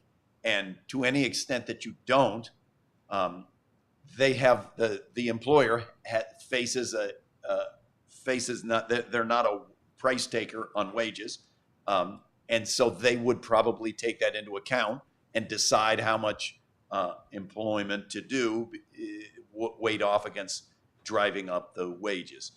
We looked at professors, which is a slightly unusual case in that most of the concentration studies are about local labor markets, which are kind of often lower skilled jobs where the competition is local. Professors, it's a national market. It's a high skilled job. If you look at measures of concentration, they're extremely low. No one university dominates the labor market. We were able to show that universities look to have a fair degree of market power, probably, we think, mostly coming from the differentiation of the jobs, that if you get tenure and you're a good fit to the University of Chicago, and you move here, and then for whatever reason Chicago cut your wage or stopped growing, you wouldn't just say, that's it, 10 cents less, I'm done, I'm going somewhere else. Though there's a bit of a cautionary tale if you're a person who believes it comes from concentration. There's very little evidence in this market that concentration matters. So in a sense, you would look at it and say, very low concentration, there must not be monopsony power, but we documented there was, and it affects the business. So we say that as the scale of universities expanded and they started enrolling more people, so they had to hire more faculty, the fact that they have monopsony power over the tenure track faculty and they look to be wage takers in the market for adjuncts pushes them to, there's been a huge rise of adjunct faculty in the US, and our argument is one part of that is monopsony, that as they know they got to get bigger and take more students, they naturally shy away from the tenure track faculty because to hire more of them would drive up the wages.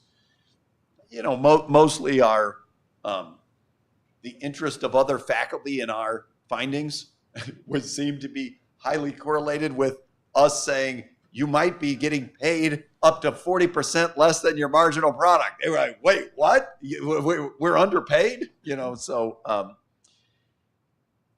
category one is a lot of documentation that there is market power in the labor market coming from one of those three categories.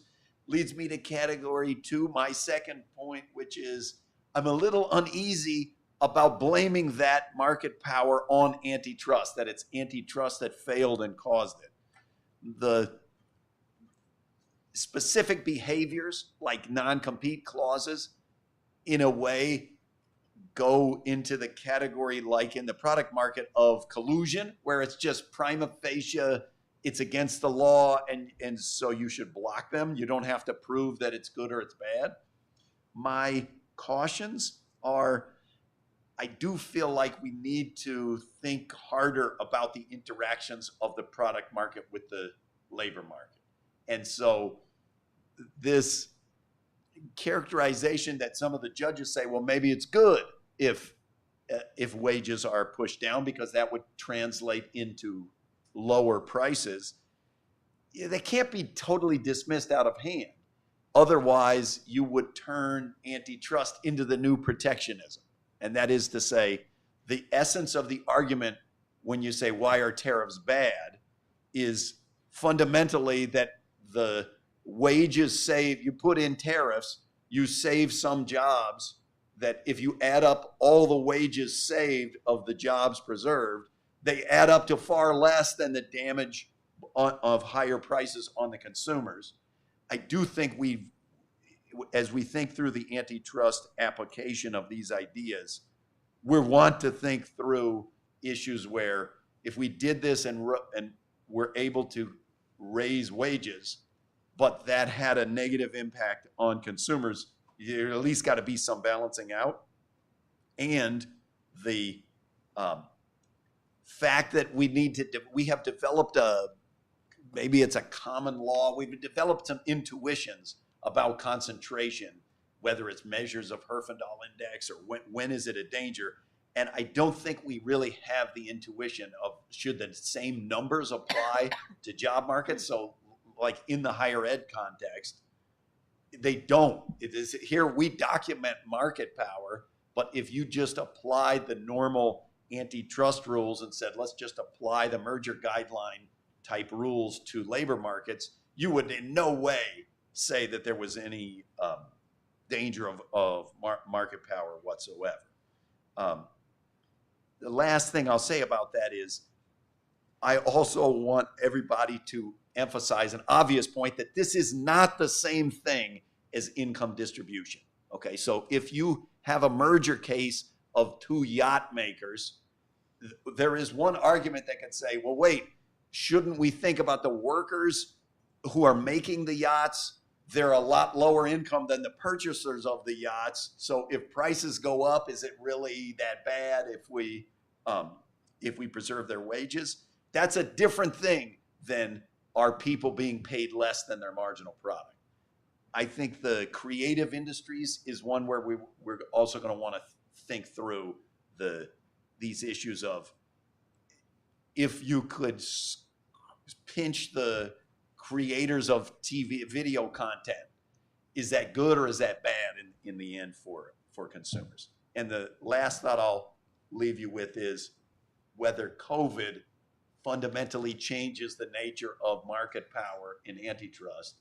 A whole bunch of jobs shifting to online. On one argument would be that decreases the monopsony power of the employers because it's making what previously were local markets national markets. There is the other argument that it suppresses wages. Alan Blinder has made this argument. Once you open the labor markets up to the whole world, there could be mass displacement. You could see a increase of the profit share and a decrease of the labor share, kind of what Jan was describing. That's what I. Great. Well, thank you guys so much for those sort of opening remarks. I want to pick up on a couple threads in things that people have said. I mean, Austin just said he doesn't think antitrust is necessarily responsible for this. Eric has written an entire book about why it is sort of responsible for all of this. But I mean, how much do you think antitrust can play a part in correcting this? So if I can say, you can speak afterwards, but I think at some level, as far as policy prescription, it doesn't matter if antitrust did it or didn't do it. What matters is, will antitrust help now? And my contention would be that it would. No matter if it is the responsible, maybe it's a small effect, we can argue about that. But what is pretty clear, I think, is that strengthening labor antitrust enforcement is going to increase wages and is consistent with the intention of the law, and therefore there's good reasons to do it. That's that. So. Yeah. If I can also jump in, I do want to clarify some things because I disagree with some things that Austin. I agree with some things that Austin says, though he thinks I don't. So I don't want to be clear about where we agree. So first of all, I wrote another paper with an economist where we tried to figure out how much of the wage markdown is due to concentration versus other sources of friction. And it probably is the case that most of these other sources of friction are responsible for wage suppression. There's only so much that concentration is going to add or subtract from people's wages. But it really doesn't have anything to do with the question of whether antitrust law should be used in labor markets, because we do know there's a lot of concentration. We don't know exactly yet whether the HHI should be different for labor cases than product market cases. But clearly there should be more than 0 merger reviews when firms merge and they have plants or other work sites in the same labor market. There's no justification, even if you think that the contribution of concentration to lower wages is relatively small. It's still wrong being committed, and it's harming lots of people. I don't think, when I say antitrust failed workers, it's the title of my book. The title of my book isn't, the reason why workers are paid, 40% less than they should be is because antitrust law hasn't been used. That's not my claim. My claim is that antitrust law could do some good, but hasn't, for kind of these odd historical reasons that don't make any sense. And then the final point I want to make is that Austin and I think others think that the justification for using antitrust law in labor markets is to redistribute wealth from consumers to workers. And that's not my argument. It is an argument that one could make. The problem, of course, is that workers and consumers are the same people. And so it's not clear that this type of method for redistributing wealth makes any sense. If you used antitrust law more vigorously to promote market competition in labor markets, that produces more output. It produces a larger social surplus. To the extent there's any kind of redistribution, it'll be mainly from investors, capital holders of capital, to workers/consumers. And so on your graph, if antitrust law had been enforced, there'd be a little tiny downward trend in the stock market, in the Dow Jones Index, which would be good because it would be offset by a larger increase in labor's share of economic output.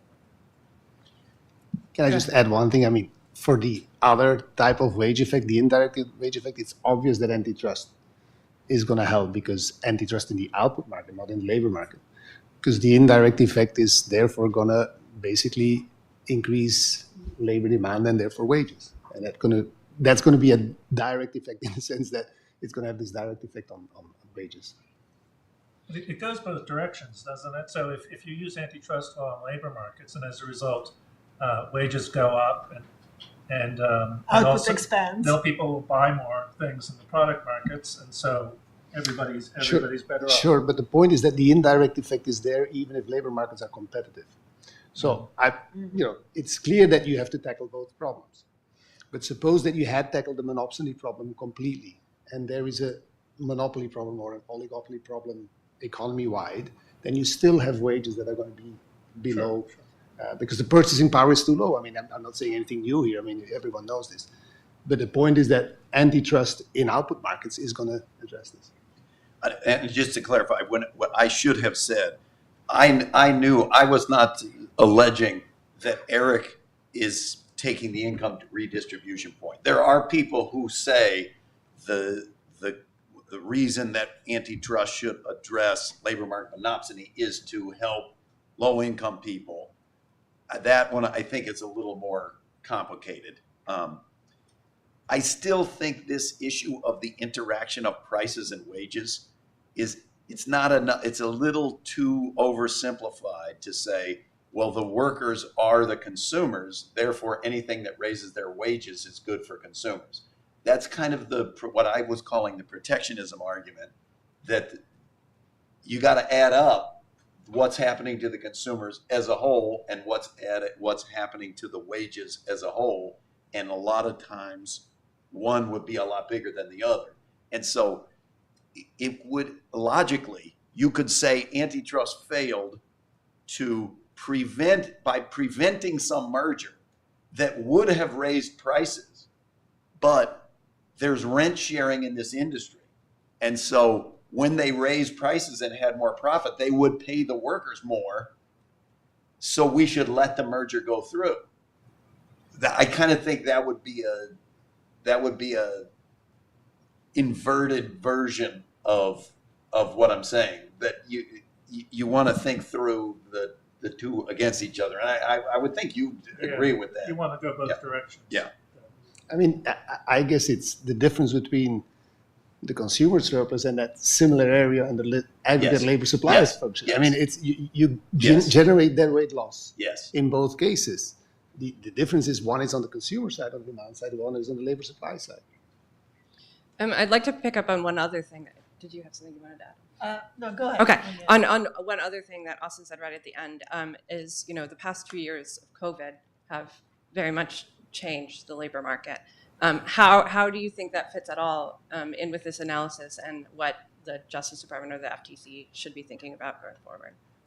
So anecdotally, I was fascinated by the fact that I don't know if it's Twitter or some other online company allowed workers to work from home. And then they said, you know what, you moved to Denver, we're going to cut your wages because the cost of living in Denver, it was Facebook.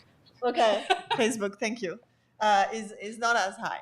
Well, assuming, and this is an assumption, that the productivity of workers work from home or in the office for such a tech company is the same, that's an assumption that we could debate, but let's say that that's the case, then the fact that the company is able to go through with this and cut workers' wages is a demonstration of monopsony power, in the sense that the workers are paid less than their productivity. So I think it does reveal, these interesting aspects to the market. It sheds light on it in a whole new way. And actually, I also wanted to say that Austin said, oh, there's different reasons for monopsony power. Absolutely. But it's kind of interesting that empirically, if you look across markets, for example, you find that there's a correlation between concentration and, measures of job differentiation, essentially, like across the territory. And essentially, part of it is driven by the fact that low density areas, more rural areas, tend to have low concentration and kind of not a lot of choices for workers. So, if they have one job that they like, there's probably not some other, job that they can get as well. So, there are different reasons, and that can be important for some considerations, but empirically, the two seem to be, highly related. So if we're just looking for like a proxy, a way to say plausibly those markets are problematic, concentration can be useful because it's also correlated with the other thing. Go ahead. There's one thing about the pandemic, which is that, we can think of this as a form of fast technological change because we started to do things differently. We started to do things from home and things online, which we didn't do like that before. And I think much of what we've seen since the 80s is, of course, the digital age, fast technological change. And so it's just an acceleration of that process that's going on. So over the 4 decades before the pandemic, what we saw was not only did wages fall, but you would expect with an upward sloping labor supply curve that also labor participation fell. And it did. Not for women because there was the structural change, but since the mid-90s, even women have had falling labor force participation. What do we see in the pandemic? The Great Resignation. It's been the biggest decline in labor force participation since we have numbers. And I think it's an illustration, and by the way, falling in real wages. Wages have gone up in nominal terms, but with the high inflation, real wages have fallen. So it's, I think, stressing again, the same thing is going on probably a little bit faster because the technological change is faster. Faster decline in wages and faster decline in labor force participation. I'm not sure it declined. I think EPOP, employment population, has gone up. I mean, since the trough of the pandemic. And then a lot of people are quitting for other jobs. So actually, I think what this speaks to in part is that there's high labor market tightness. There's a number of jobs relative to the number of applicants. And, right now, maybe competition in the labor market is a little bit better than usual. For that reason. So the situation is good for workers, they shop around. That's kind of what you would expect. The thing is, there's kind of a weird component which I think combines both of these insights, which seem like they're contradicting each other, but I haven't been able to resolve. If you just take loosely real output for the US from pre-pandemic to now, it's up. Real output's up 4 or 5%. And the labor force number of workers is still below by 1% what it was before the pandemic. So real productivity is up 4 or 5%, and real wages are down. Right. So something's weird. Something didn't work in it. What? Profits are up. So then it's like, is it? It just feels like a super tight labor market, but how tight could it be if real wages are going down while productivity is going up? I don't know how to. One of the things about the tight labor market is really measured in terms of unemployment, but not in terms of labor force participation. And that's where, of course, there's a lot of people switching, and that a lot more people are just out of the labor market that even don't bother looking for jobs anymore because the wages are lower. But at the same time, those who are looking get the jobs faster, and that reduces the tightness. So it increases the tightness. And I agree with Austin about the gradual or I guess sudden change to remote working that should reduce the concentration of labor markets, but only some labor markets. And there is an unfortunate aspect to this, which is that it's the higher paying occupations where people can stay home and work. And so there'll be more competition for those people, assuming it doesn't go overseas, right? Their wages will go up, but the low income people, the people who have to work, at restaurants or as orderlies in hospitals and all the rest, and some high income people like doctors, they can't really do much remote work. Those people will be hurt. So there'll be an increase in income inequality even greater than what we have now. I wrote a little thing at the beginning of the pandemic, at the outset, that was very much in the spirit of antitrust. My great fear was we already had this increasing concentration, increasing corporate profits before COVID, and it had felt like all the small firms are dying and the big firms are going to survive, and so the profit's just going to go up even more. And I was trying to wrap my head around why is the stock market going up? You know, the day they announced that 20 million people lost their jobs in a month, the stock market went up. And I thought it was some fundamental thing like business dynamism is going to die. We're going to kill all the small firms, and so the large firms are going to make more profit, and that's why the value went up. That hasn't aged that well, because actually it's been an unbelievable flowering of new firm creation. Those trends of down and down have definitely reversed during COVID. Hopefully it lasts. Maybe it's just temporary, but there'd been a whole lot of new small firms born in the last 2 years, which might make us less concentrated. I don't know. So one other, my last question before we sort of open it up to the audience. AAG Cantor talked a little bit about, during his speech, how they are focusing more on litigation and also on labor markets. They've now filed a number of cases on this topic, and 2 of those went to trial this month, and both of them resulted in acquittals last week.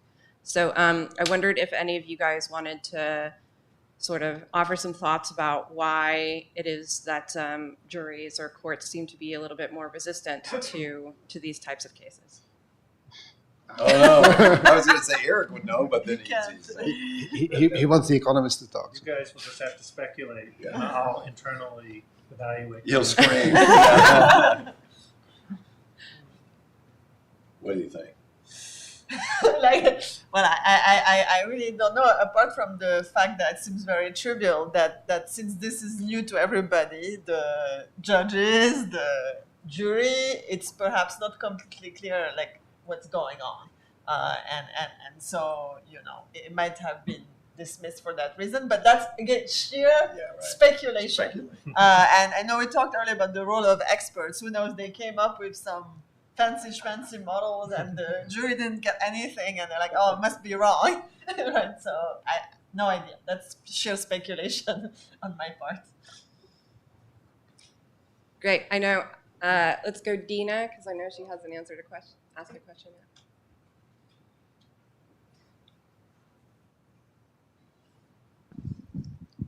Hi, I'm Dina Kalai. Excellent topic. I'm not an expert in it, but I can't think of a topic that touches almost everybody, right? Most people even either have a job or want to have one.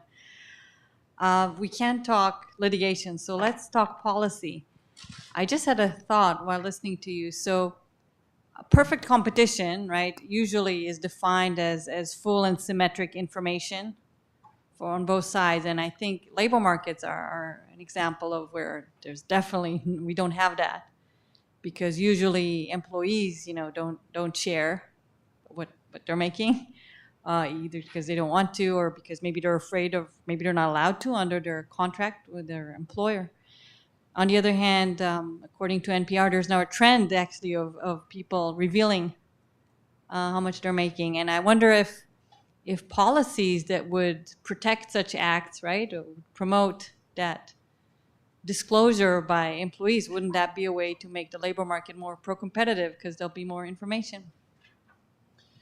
In fact, the state of Colorado, on that logic, makes the employers, I don't know if it's on job scores or what, range, they have to, wage range. Yeah, you have to put the wage range of here's what people who are doing this job, what they actually are paid, and it's on the grounds you're describing. Yeah, you have to know that only about a third of jobs or so say how much they pay when they advertise online. So that's like really sorely missing. Although there's other ways like Glassdoor where you can kind of go and look, but of course it just increases those search costs, like we call them, or frictions. Just makes the whole process more difficult. And I do want to add that along those lines, but that's a little bit different. First of all, we don't have enough research about how much that would improve matters, but it's certainly an idea that is worth thinking about more.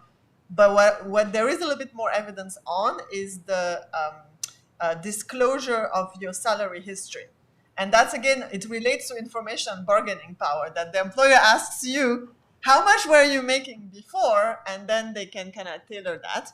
And so it seems like jurisdictions, states that adopted a ban on those practices saw, some differentially wage increases for people who are usually less well paid, like women, for example, or minorities. So there's 3-4 papers that seem to show similar things. So that's an interesting, thing to think about along those lines. Yeah, just quickly, there have been a number of laws like the Colorado law that they're called wage transparency laws, and people have studied them. But the world's a complicated place, and it's not clear that these laws actually do what people want them to do. So on the one hand, the idea was, as people were saying, if the workers know what everybody else is paying, that they can bargain for a higher wage, and in a way, the advantage of the employer, which is confidentiality of what it can pay people, is lost, so they can get higher wages. On the other hand, though, if wage information is public, it'll be easier for employers to engage in parallel wage setting because they know what their competitors are doing. And there is a lot of parallel wage setting. There's some interesting new papers about this. And parallel wage setting is not technically illegal, but it can result in wages that are higher than, lower than what the competitive wage would be.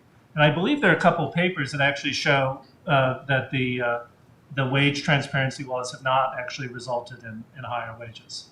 But I think people are still it's still in process. In process. The biggest problem is the amount of variation in wages that's due to unobservable characteristics. And so even if you make it public, we know that more than 2/3 of wage variation is due to we don't know what. It's not education. It's not the job you're doing.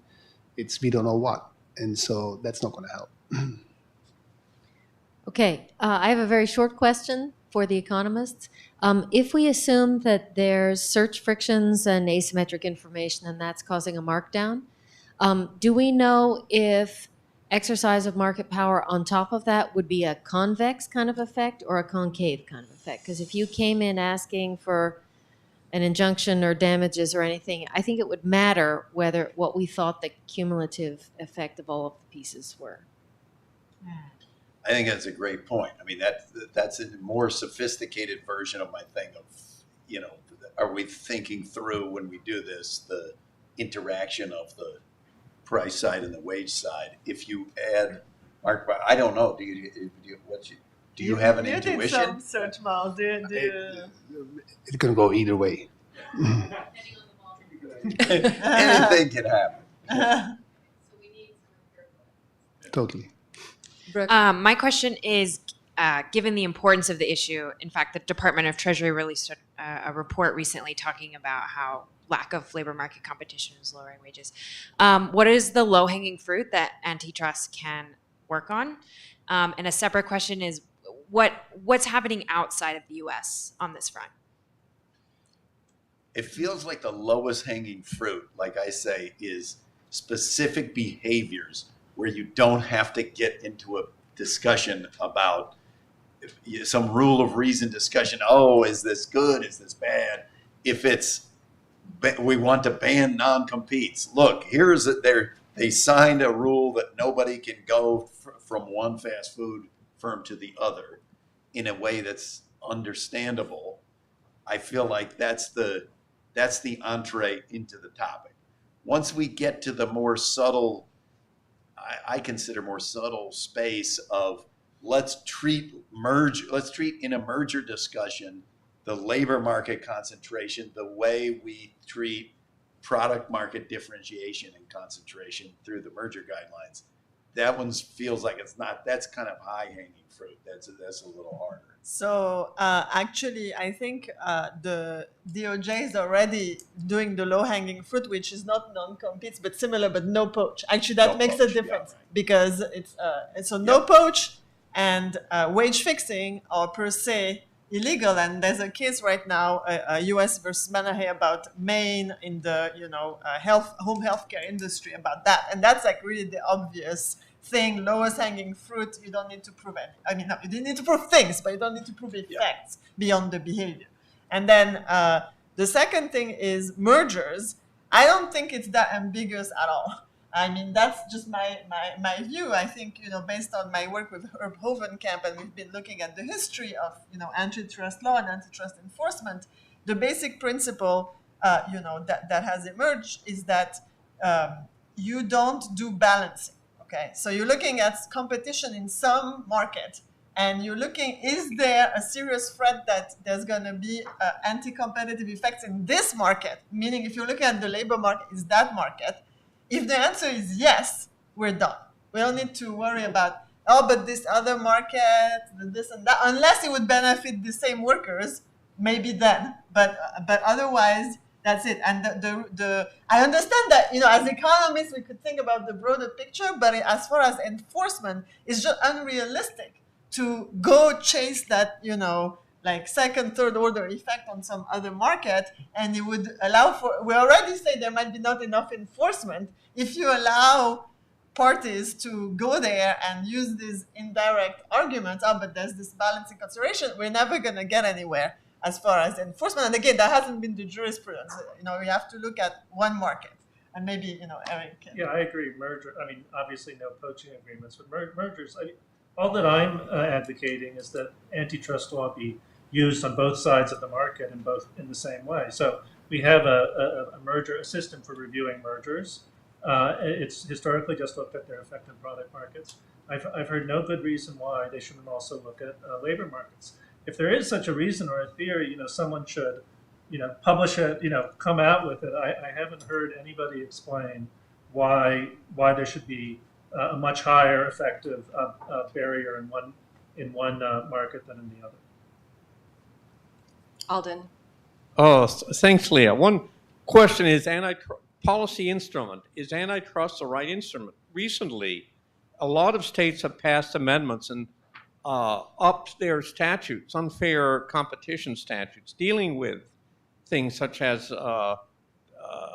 non-competes and so on. And how do you look at the reasonableness of a non-compete? Of course, there may be specialized non-compete, high scientific workers who might have some trade secret information. There might be some justification for limited non-competes, which there wouldn't be for the lower wage workers. But more generally, it's faster. Often these statutes can be applied more quickly at state level. There's a chance for experimentation. Antitrust suits, even seemingly straightforward ones, take time. And the problem with non-competes, unlike no poach agreements, which are horizontal agreements, non-competes are much more difficult. Unless you can show some conscious parallelism plus, those are unilateral agreements.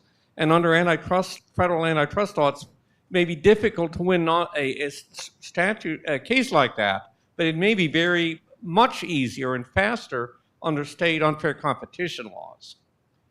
Just wonder about reactions. Yeah, I mean, there have always been state unfair competition laws, which to greater or lesser degrees mirror U.S. Antitrust law. In recent years, a number of states have passed very simple statutes that say a non-compete is not enforceable. Usually there's a wage threshold. If a person is being paid less than the median wage or something like that, those could very well be sensible statutes. As a lot of people know, in California, non-competes are completely forbidden. It doesn't seem to have hurt the state. This has been true for more than 100 years. But the broader question is that I definitely do not think that antitrust law, even if applied to labor markets, would be a sufficient device for addressing these problems. A lot of these problems, they're very deep and complicated.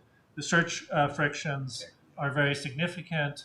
There may be legal ways for addressing them, but a lot more thought has to be put into that. Just noting on Alden's point, two of the states who have brought the most of these are Illinois and Washington State, and they have brought them under their mini FTC acts. Yeah. Go ahead. Yes, thanks for a really interesting discussion. That was a really great panel. I wanted to push the panel a little bit on the extent to which we might think that rising levels of labour market concentration are responsible for wage stagnation or inequality, or the stuff that Jan presented. And I asked that because, as far as I can tell, the evidence is that we've established that there is labour market power, but not that it's grown over time. And in this month's American Economic Review, there's a paper that says because concentration in labour markets at a local level has in fact been falling over time, that the concentration effects are that it has pushed up labour's share of income by 4 percentage points relative to what otherwise might have happened. So does the panel find that result believable on its surface? Do you think it's plausible? I'm going to jump in ahead of Jana because she has a very good answer to that. But I know which paper you referred to. I think there's a lot of debate. Let me tell you what we find with my co-authors is that labor market power, monopoly power exists. It's sizable, but it hasn't changed much. And different work, Joanna finds it's increasing, these find that it's decreasing, and there's now debate about what happens over time. What we find is that the effect, indirect effect on wages from output market power is increasing over time. And so basically, wage stagnation is composed of these two effects, but the share that's coming from this indirect effect is becoming bigger and bigger. We find it 60+%.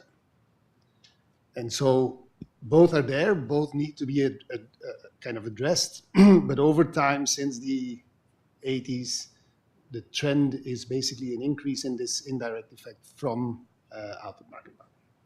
So yes, there's still some debate about the exact kind of change in labor market concentration over time, but I think it's fair to say that when you look at the body of literature, there is no evidence that it's strongly increased over time. So from that perspective, that I think it's still like in process. That's not really the way to think about it. And to that, I'd say two things. Again, there is labor market power, and we should address it, whether it's from concentration or not. But also, I do want to know another thing is that over time, as some have mentioned, there has been a decline in other types of worker power, in particular unionization, which has been advanced in other literature as a cause of wage decline. But of course, one way to think about it is also through worker bargaining power. And for example, the literature, there are several papers that show that the impact of concentration on wages, so how much having higher concentration tends to lower wages, this is blunted in the presence of higher unionization. So while the concentration might have been somewhat similar, there are other factors out there that make the effect, for example, of a given level, and that's only one of the mechanisms, but mean that for that given level of concentration could have more adverse effects than before, for example, because unionization is lower, or because we have more non-competes. That would what concentration is one thing, but if you have non-competes, it's as if you're increasing concentration because you're diminishing the number of employers that you could potentially go to. So I think the literature is still in progress. It's a complicated story about which bits how in terms of explaining the trend. But I would still come down to the conclusion that it's reasonable to strengthen labor antitrust enforcement. But even if we don't fully understand the decomposition of the wage stagnation trend, where exactly each part is coming from. Yeah, and look, Joanna's research has shown some of the biggest concentrations are in rural areas. Over many decades in the U.S., rurals shrunk. So at some aggregate level, I wouldn't be surprised to find if the total amount, with the weighted average, is going the other way toward less concentration just from people moving to cities. But it's still, as she said, that still wouldn't be a reason not to enforce antitrust. It would just be an interesting fact that it's been the opposite of contributing to income inequality. Yeah, I want to push a bit the assumption that workers are really similar to consumers, because I can think of many instances in which this is not true. It might be that some live on other financial resources, or even compare retired people to people who are currently working, or people who do not buy similar goods. And assuming that this is true, and we cannot assume that a worker is necessarily, every user is a worker, and we can all compare. How do we really balance? I mean, we want to care about workers and we want to have a framework, but how do we put that in practice?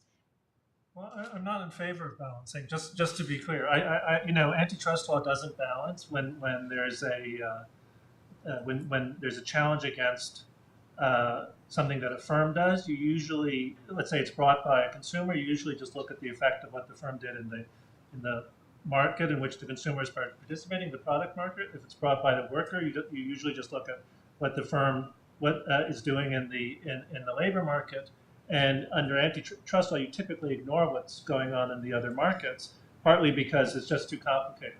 So there's usually not going to be any balancing issue, and it's not any different. Your question's not any different from asking, how do you address a merger between two conglomerates which sell into lots of different consumer markets? Well, that you either, you could balance, or you could just look at one market and just have a rule that if competition goes down in one market, you just block the merger.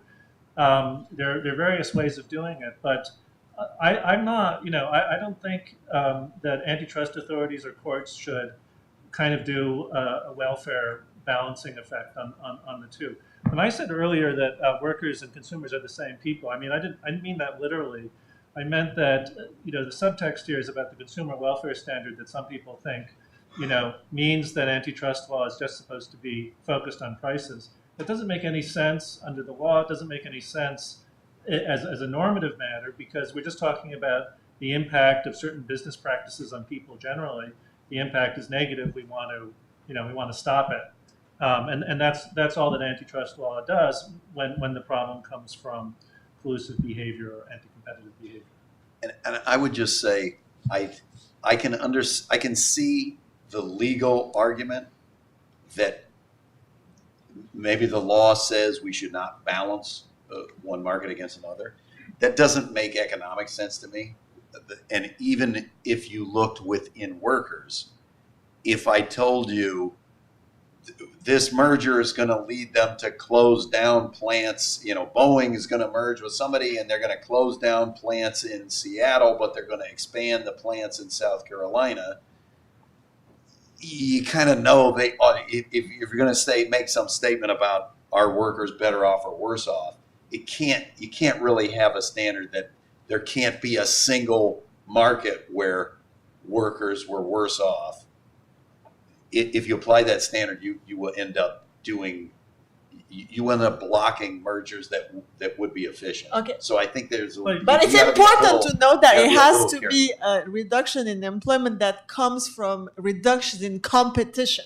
So if the reduction in employment is merely efficiency, like let's say we don't need 2 accounting departments, that's not what we're talking about. Well, but let me give you an example from the product market. It is, I think, an accurate description of how the law works that in the 2 satellite TV companies tried to merge.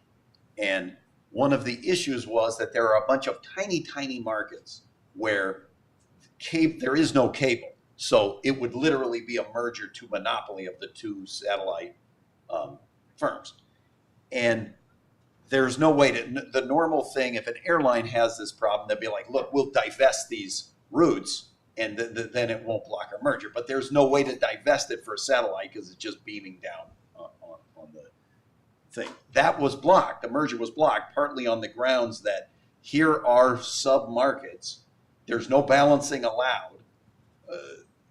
The fact that in Presque Isle, Maine, it would be a merger to monopoly, we can't let you merge, even if it would bring technological benefits to Chicago, New York, Los Angeles, and in some sense, 320 million people would benefit. The fact that there were 50,000 people who wouldn't, the law set it up that they can't allow the merger for that reason.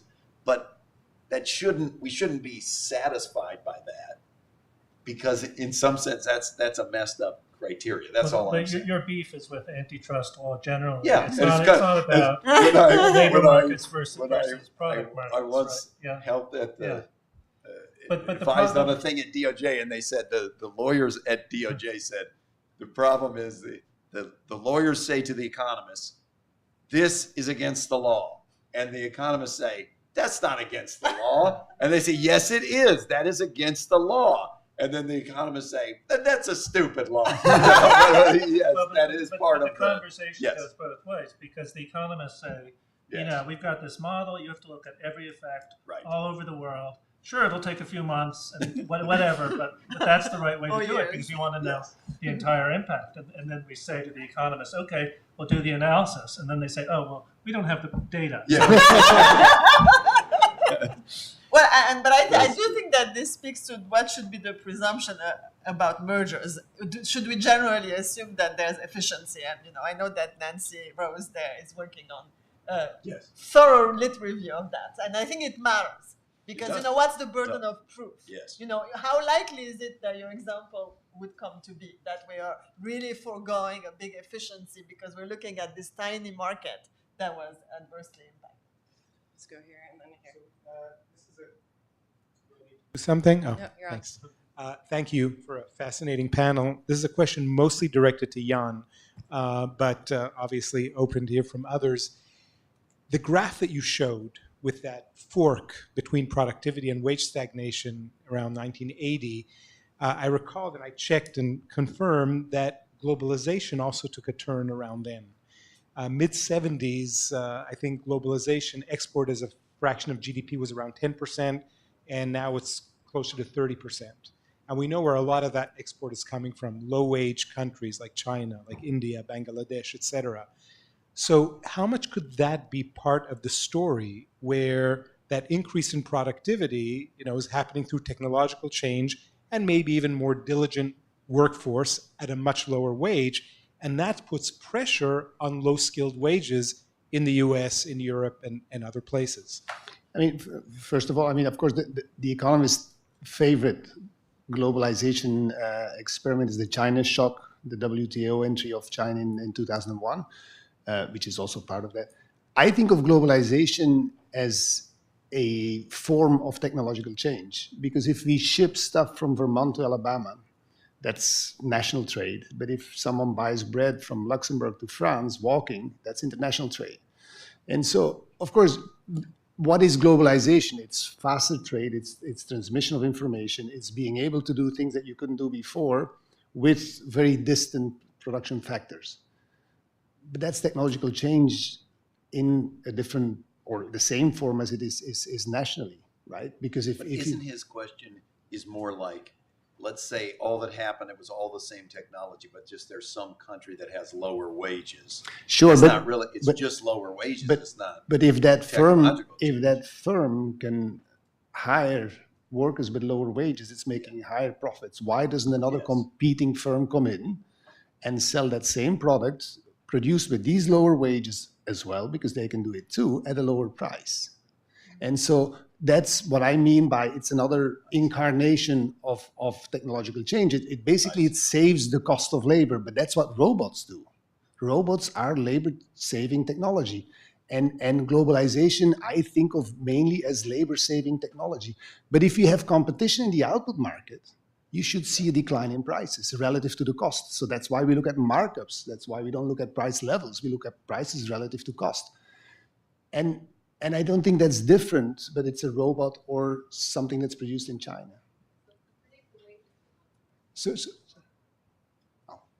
It's also relevant, not 100% relevant because there are indirect effects, but you see these same patterns in non-tradables, service sector industries in the U.S. So you wouldn't necessarily think that globalization would be doing this for real estate agents for increasing the profit share of domestic-only services companies. That was a question. We're going here first, and then we'll go to Matt. Okay. So this is a little bit related, actually, to this discussion. So I wasn't here at the beginning, but I want to dig into a few definitions and a few very basic legal issues. One is sort of worker definition. So these days, outsourcing is one thing, meaning, okay, you're doing something, but actually it's like 3 levels down in some supply chain or just some delegation. Facebook moderation is done by Accenture. So in other words, it's not your employees and gig workers. So just where is the line between a worker and just somebody with a contract of some sort? And then whether the person is defined as a worker or not, what happens to basic contract enforcement when it pits weak against strong? And there is a concept, again, because my head is really in basic law enforcement, there is a thing called wage theft, meaning you just didn't pay what you said you were going to pay. It's not like reaching into the pocket like in the street, but it's the same effect. The person has, in California right now, takes 3 years to get a hearing on just basic violation of wage contract. So all the empirical work, exactly what is it measuring, who you define as worker, all these details. One more point, mandatory arbitration. Again, it's in the basics of the law. Can you have a legal option against, as a customer or as an employee, and we're working on employee here, against any form of a problem, whether it's some other law, discrimination or whatever other law, when you had to sign a mandatory arbitration. And Concepcion decision has made that, has banned even situations where in state law it was unconscionable to have arbitration clauses in labor contracts, and that didn't come up. I mean, that's at the very basic level of whether, we're just talking about nexus of contracts or an employment relations, or exactly what it is the object of the study. Well, there's some legal questions there, so let me try.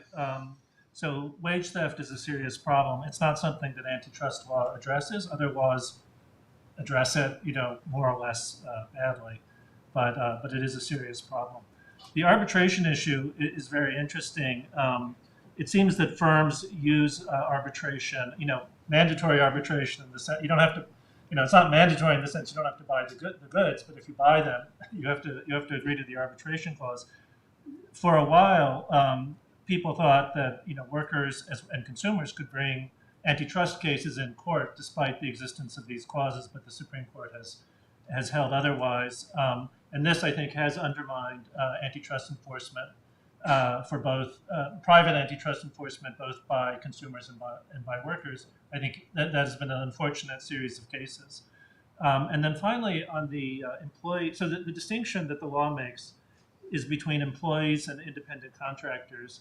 And this is a distinction that is quite fascinating, actually, and I think economists should write more about it. But basically, roughly the rule is that you're more likely to be considered an employee the more control the buyer of labor has over you. And otherwise, you're an independent contractor. So I think everybody knows this has come up with the ride-sharing platforms quite a bit. And the distinction, is very important, because if you think of drivers as employees, they can form unions. If you think that they're independent contractors, if they try to form a union, they've violated the antitrust laws because they've created, they're colluding. It's a conspiracy to collude. So it's very important to get this distinction right. There's a lot of litigation and policy debate about it. It is related to antitrust law, but the relationship is so complicated, I think I'll save it for another time. I just want to add that from an economics perspective, you could see many of those things as other ways to cut wages. So, the wage theft is obvious, but for example, the worker definition, we know empirically that outsourced workers tend to be paid less, so that's another way to cut wages. And the mandatory arbitration, in expectation, if you're going to be in a dispute with the employer, you would get potentially lower, amounts of money out of this, so it's another way to cut wages. So all of those can be seen as, certainly as a way to exercise monopoly power on the employer side. I was just going to make 2 points. One, all three things you mentioned there were mentioned in the Treasury report that Brooke was referring to as ways that have reduced workers' wages recently. And the House actually did pass a bill on mandatory arbitration, I want to say a month ago, and it did, in fact, include a repeal for American colors. It's probably not going to pass the Senate. I think we had Matt Stoller. Thanks. I've really enjoyed the panel, and I have a kind of legal question.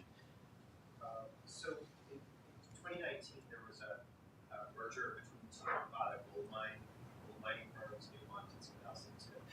into a firm that was called a gold mine. One of the first things that the combined firm did was they got rid of the union, effectively. And so I'm sort of interested in this question of whether activities by a firm whether activities by a firm as a result of a merger or in contexts to restrain workers from organizing could be some sort of indicia of harm over market power. We've seen a substantial amount of new kind of prominent labor organizing, Amazon, Starbucks, Apple retail stores. And I sort of wonder how that links into antitrust, if it does at all. But I'm just kind of more specifically on labor organizing itself. Right. Well, Joanna and I we wrote a paper a while ago in which we advocated that unfair labor practices under the National Labor Relations Act would be considered anti-competitive actions under antitrust law if the firms have a lot of market power or the firm is very concentrated. I don't think that's the law now. No court has ever said that. And the courts like to bifurcate the two. They don't like to where labor law occupies a certain range of behavior. They get nervous if somebody makes an antitrust claim. So there's a potential antitrust claim there. As far as I know, it hasn't been recognized. I think conceptually, these are just if these two firms merge for the purpose of eliminating a union so that the merged entity could suppress wages. I mean, it's certainly a violation of the spirit of both labor law and antitrust law. Okay, but wait, unpack that part. I could see that it feels like it should be illegal under the you can't do these things to harm the unions. The economic case, though, I don't fully get the logic because the premise of our thing is wages below marginal product, but the presence of the union organizing and the ability to force rent sharing says the wages are above the marginal product, not below. Not necessarily. Or could be above. Right, but I don't could think, be above. Whether it's I asked people like the logic. No, but hold on. The The logic of the fact that it is severed from marginal product kind of says that the economic logic. I guess I just don't understand what the economic. So you have two mines that are close to each other in a remote part of the country. Yes. There's a little settlement nearby where workers live. The two mines compete for their labor by offering, they compete a little bit, competing the wage up. Meanwhile, because the wage is still below marginal revenue product, and because working conditions are terrible, the workers form unions, and the unions help them negotiate for the wage and protect the wage and address wage theft and bad safety conditions and so forth. So, and this is hypothetical, I don't know the facts, but you can imagine that it would be in the rational self-interest of the shareholders of these mines to merge. Now, there are two reasons. They have more bargaining power vis-a-vis the workers if there's just one entity rather than two. And if, for whatever reason, the merged firm has more resources to undermine the unions, that would be an additional reason for them to do that. But the question of the merits would be, is the merged entity able to drive the wage down below marginal product? That I can totally understand. I totally understand we're that. Starting from different, but I thought Matt's question was, if you could show that the merged entity was trying to undermine organizing, is that sufficient to be a harm? But I think when you say just harm, that it's is not. It's a legal harm, whether it causes harm. So it is. Like I could describe an example where it is conceivable. Where wage was above marginal product. So you could imagine. Then it wouldn't be. Right. You could imagine a situation that even though there are two employers, the unions demand a wage that's above marginal revenue product. Right. And that now the employers merge into a single entity. Yeah. Now the union collapses, but the single entity is not going to pay the marginal revenue product either. But it's going to charge. It's going to pay them the monopoly wage. Only if you describe the fact pattern in that way. Okay. Okay, What's the other so I could give you a fact pattern in which, let's say we have auto firms where they're making large rents, there's profit, whether because the product side market is, I'm pointing at Jan because I'm thinking about the product side. There are profits, there's rent sharing. The union says if you're making extra normal profits, you got to share it with the workers. There's a merger that doesn't give them the ability to, it eliminates rent sharing, but it doesn't give them monopsony power. Even though there's So- just one firm? Well, it's a world market. In Well, this but thing, no- it becomes but is a right, world but market. that was They're- asking they're about merging. Nevada, the middle of nowhere, right? Yes, but the Nevada case, it feels like the most important fact in that is not about the union; it's about the remoteness. That's what I'm saying. All right, I've been told to cut you all off. It is now time for drinks, so please thank our panel for a wonderful discussion. So, in the service depends on a few things. First of all, so reception.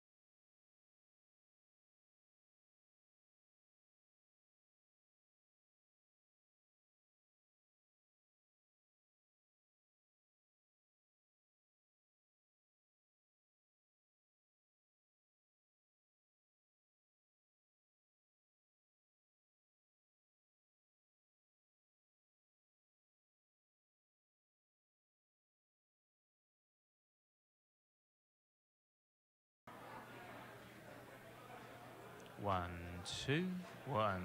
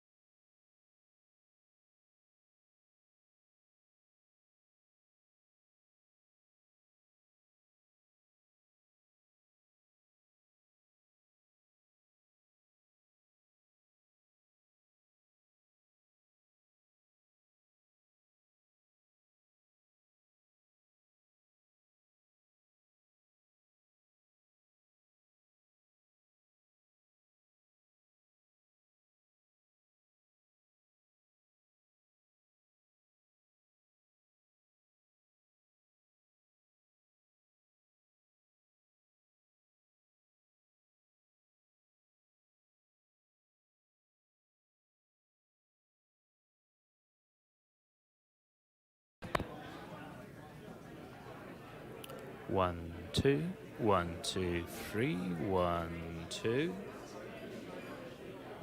1.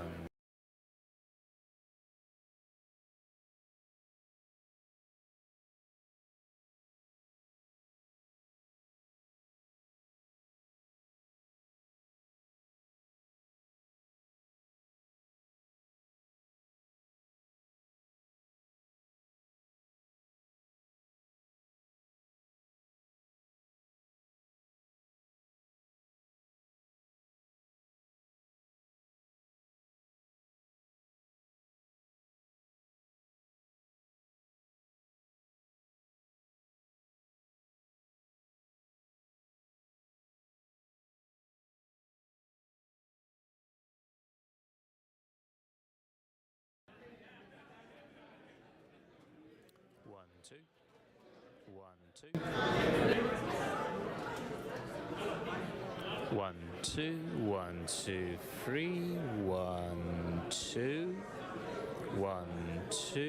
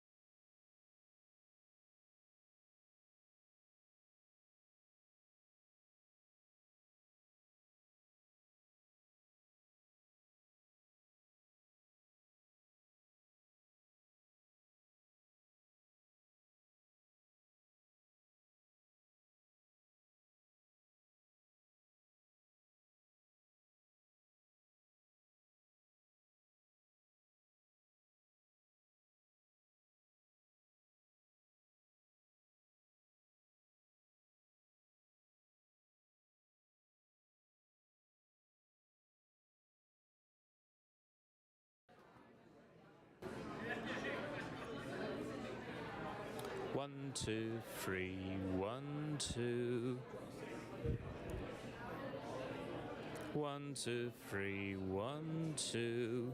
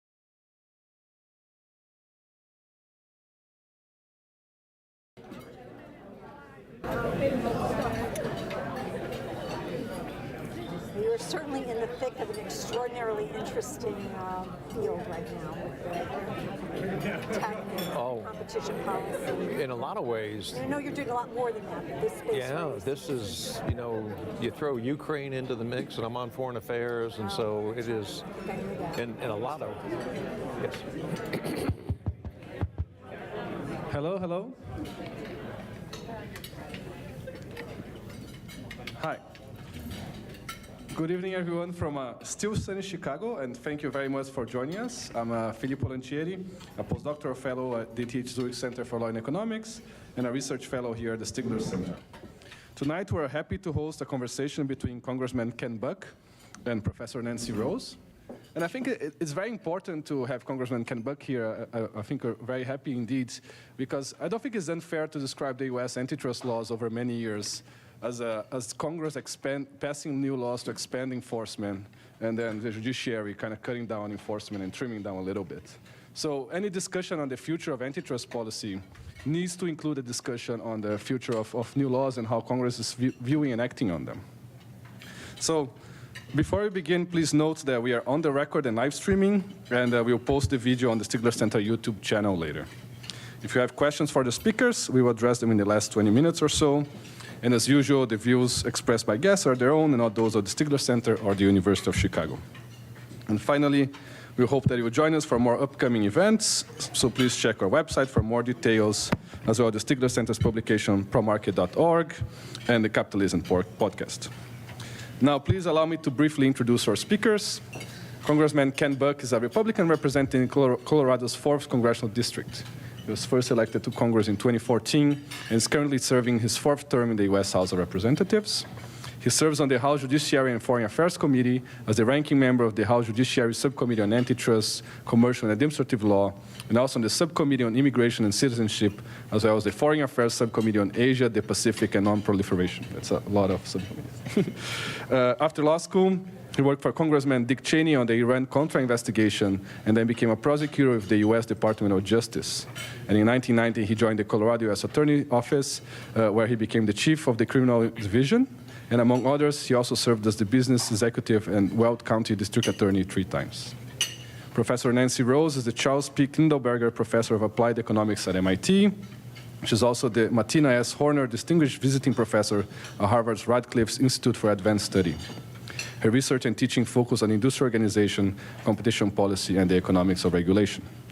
Professor Rose has previously served as the economics department head at MIT, as Deputy Assistant Attorney General for Economic Analysis in the Antitrust Division of the DOJ, and Director of the National Bureau of Economic Research Program on Industry Organization from its creation in 1991 until her appointment to the DOJ in 2014.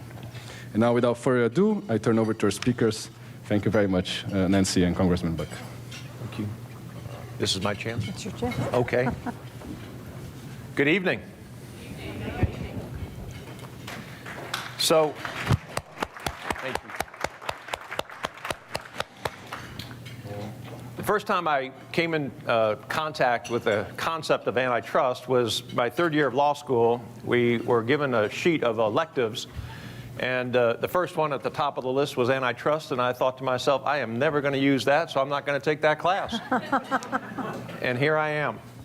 I'm asked a lot, and I hope I don't take your first question away from you here, but I'm asked a lot, why are you so interested in antitrust? Why is a Republican, why is a redneck from Colorado interested in this area? And I want to tell you a little bit about myself and a little bit about why I think this issue is resonating in America. I started out life with a lot of energy, and my parents decided that they needed to put boundaries around me. We call that child abuse nowadays. In the old days, they called that parenting. And so they actually, when I was 12 years old, they sent me out to my aunt and uncle's ranch in Wyoming. And I learned something interesting, that in order to keep steers, cattle away from the barbed wire fence, they'd put electric fence around the field. And if you're 14 years old, you don't want to walk a half mile to figure out whether the electric fence is on. You just go up and you reach and you and you figure out that it's a hot fence. I don't know how many of you remember Will Rogers, but Will Rogers said that men, not women, but men learn in 3 ways. One man will read, a few men will observe, and the rest of us have to pee on an electric fence to understand what's going on. And so I had this sort of psychotic life where I spent half of my life, the school year in New York, and the other part in Wyoming working on this ranch. And in New York, I lived in a town, I don't know how many of you, anybody from New York here? You ever hear of getting sent up the river to Sing Sing prison? Well, that's where I lived, was the town where Sing Sing prison was. And so I had a great example of boundaries in my hometown. I could just look at the walls and see Sing Sing prison. People ask me, I give tours of the Capitol at night, and people ask me why I'm so comfortable in Congress, and I said I grew up around prisoners. I grew up around crooks, and lobbyists and criminals and congressmen are something I'm comfortable with. So I went from that kind of boundary, and then I played football in college, and if you have the ball and you step out of bounds, the play is over. If you grab someone's face mask, there's a flag. There's boundaries in that world. And then the best part was I was a prosecutor. Best job in the world. Mr. Smith, I know that you're the president of the local Rotary Club, but this is your second DUI, and you are going to go to jail for 30 days. Do you have time to gather your belongings? Certainly. You have 3 seconds because the gentleman behind you with the handcuffs is going to escort you to prison. And I sort of felt like I was a real estate agent. I was giving people a home, a place to live. And it was a gated community. And the really cool thing about the gated community was it was an all-inclusive resort. So the meals were included, and also you didn't have to pay extra for the athletic facilities. They were also included in that. So that was sort of my upbringing. And then I go to, is Brooke here? Did I see Brooke? Oh, right in front of me. Okay. Brooke went to the University of Colorado. So we had a hearing, I'm fast forwarding now a little bit, at the University of Colorado. And it was fascinating to me because in Colorado, we refer to Boulder, Colorado as the People's Republic of Boulder. And it's really kind of generous because I would suggest that it's part of this planet. It's really not part of this planet. It belongs in a separate universe. But they have this place called the Pearl Street Mall. And you see these kids walking up and down with these signs saying, we need better air quality. We need better air quality. Meanwhile, they have a joint in their mouth. And there is this smoke, this haze above the Pearl Street Mall while they're protesting about air quality. A lot of the things in Boulder don't make sense. So I was not excited to go to Boulder, Colorado to this hearing, but I went to the hearing in Boulder, Colorado. And my whole background of boundaries just sort of came out at that point in time. I'm listening to these innovators, these people who we're so proud of in this country. The only way that we are going to succeed in this country is if we out-innovate the rest of the world. We are not going to have lower labor costs. We're not going to have lower energy costs. We have to out-innovate. So I'm listening to these innovators, and they're telling story after story about how they get crushed by Apple, Amazon, Facebook, and Google. My favorite company called Genius, music lyrics, and Google just takes their music lyrics and throws them on Google. I mean, word for word. And so Genius decides, well, we have to make sure they're doing this, so they put a watermark in the lyrics. Red-handed. Isn't that great? Caught red-handed, but red-handed, and it was Morse code with commas and semicolons, and sure enough, red-handed appears in the lyrics. And actually, Genius lost their lawsuit because they didn't own the copyright. They just did all the work, but they didn't own the copyright. But Google thought nothing of taking that and putting it on. And as a prosecutor, I'm thinking, that's just not right. Something doesn't feel right about that. And then you got Spotify. Spotify is competing with Apple Music, and Apple Music charges a 30% surcharge for any company that has a competitive product. Not if you don't have a competitive product, you don't get the surcharge, just if you have a competitive product. And then you have these, Tile. Tile has this little chip that you can put in and you can find your phone or your wallet or your luggage or whatever. And what do you know? But Apple has a competitive product, and for some reason, for 2 weeks, when Apple introduces its competitive product, the software doesn't match anymore with Tile. It was just one story after another like that, and it just bothered me. So I started to explore a little bit. And the last time Congress really dealt with antitrust in a meaningful way was 1890, the Sherman Act, and 1914, the Clayton Act. And what was going on in the country right then, it was interesting. It's post-Civil War. We are industrializing at a rapid rate. We're moving west in the frontier. There's all this upheaval in this country.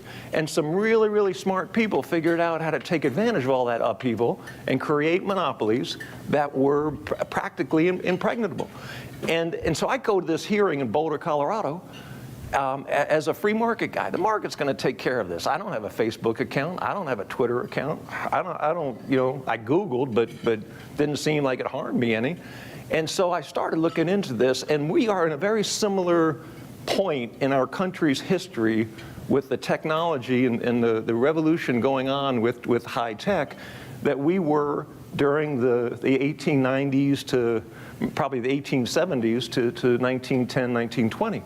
And something has to be done. And here's really the issue that grabbed me, and I think grabs a whole lot of people out there. And that is, if you control the flow of information in a democracy, you control elections. And that's what's so scary. It'd be one thing if we had a monopoly with airlines or banks or pharma or some other group. That's bad. We've got to deal with it. Hopefully the enforcers take that seriously.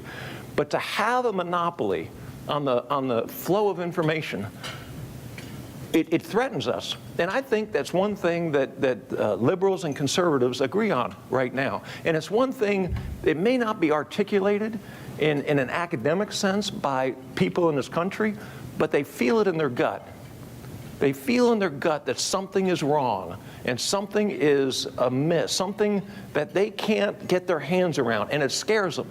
It doesn't scare them because they're hurting right now because of what big tech is doing. It scares them because of the change that's possible in the future.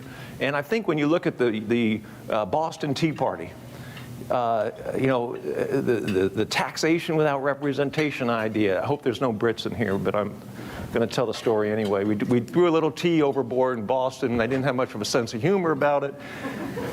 But that was about a monopoly, the East India Company, and it was about the threat that had occurred in India and the famine that was caused and the million people who died in India.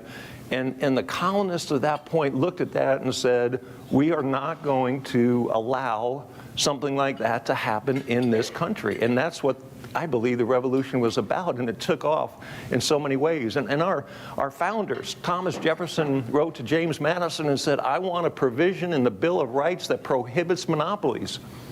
James Madison wrote back and said, that's crazy. We're never going to have monopolies in this country. We set this whole country up in a way that we're not going to allow that kind of accumulation of wealth. And the result is, I think, a thread that goes through really the culture in this country from the time we were founded to now, and that is a fear of some people having too much power. We've got a system that protects us, not perfectly, but protects us from the government overreach, from the government infringing on our rights.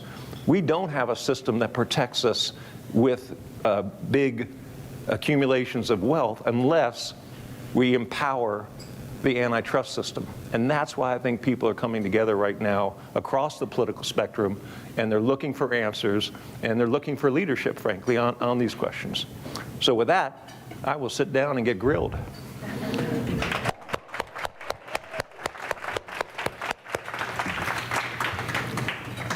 So Ken, I'm thrilled that we have much in common, not only our interest in competition policy, but our rural agrarian roots. I will say, apropos your gender distinction, while I looked at those electric fences around my grandparents' dairy farm and wondered if they were live, I just wondered. I didn't test, so maybe there is something. That's why you're a professor. So maybe let's start by, there's a lot in what you've said. Let's maybe start by thinking about what's going on in Congress right now, and in particular many of the bills that you've co-sponsored that are very focused on tech. And I take your point that you see what's happening in the big tech space, especially with the big 4 or 5 companies, depending on how we count them, as being kind of not just market threat, but a threat to the democratic institutions that we've got. But that said, perhaps part of what has allowed those companies to accumulate the kind of market power and market dominance that they have is an inadequacy in our competition policy enforcement system. And so I'd love to hear more from you about, what you think about should the legislation that maybe we're at this inflection point where we actually could see Congress adopting new laws, should that focus as heavily as it does on these kind of small handful of companies and the problems in that space? How do you think about maybe opening up to kind of broader antitrust policy reform?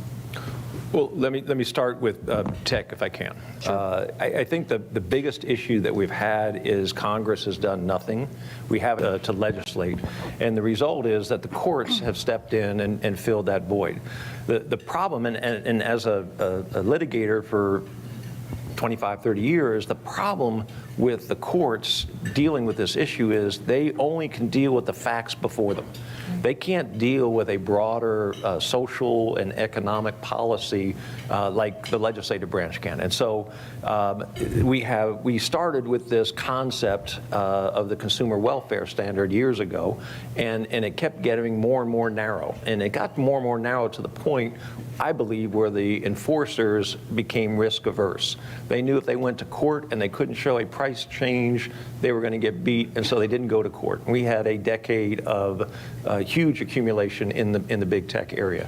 I think we need to address that before we move on to other areas. Are there other areas that are ripe? Absolutely. Are they?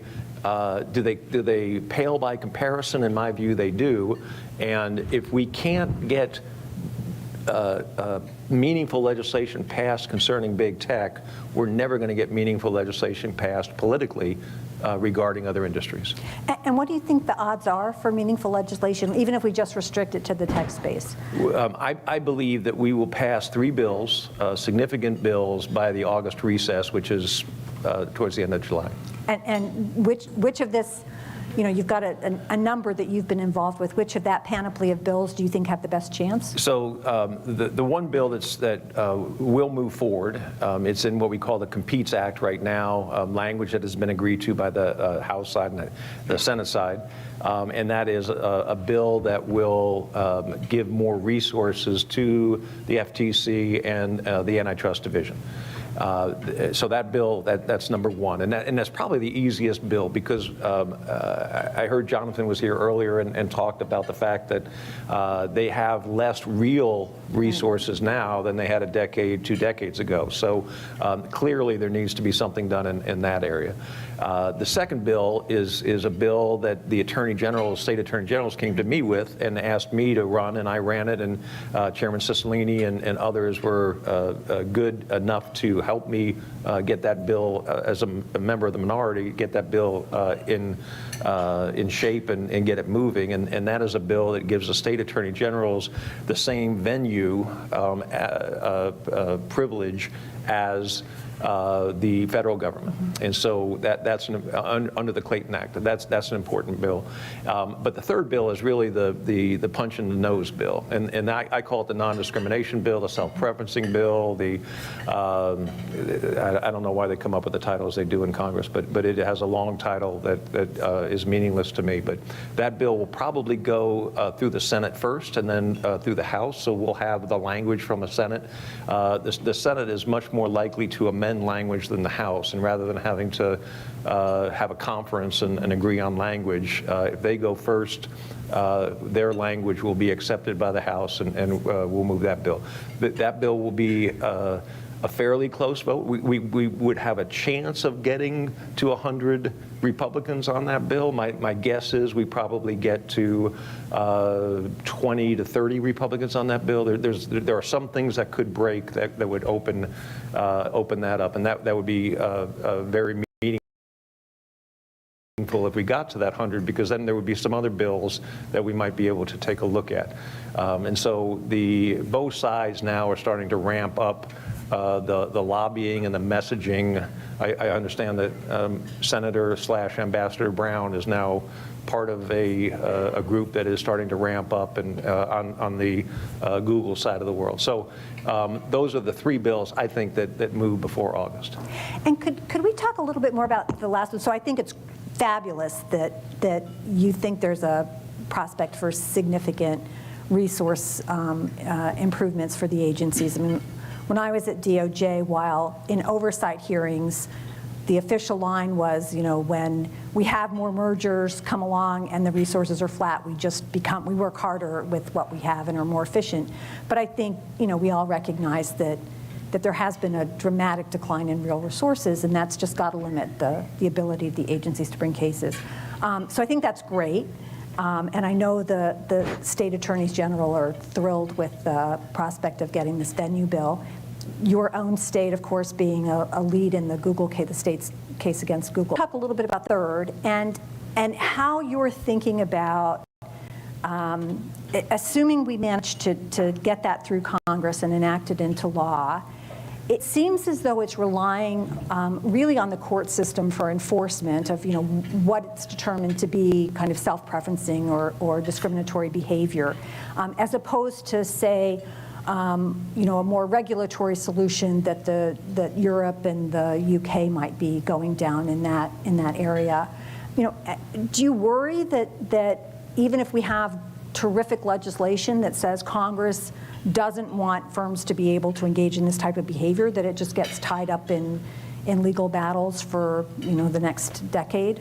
Microsoft was tied up for decades, or more than a decade. Ma Bell, you name it. I think the founders designed a system that moves slow so that we don't make hasty mistakes. And I do think it's going to take a while. But I fear a regulatory system.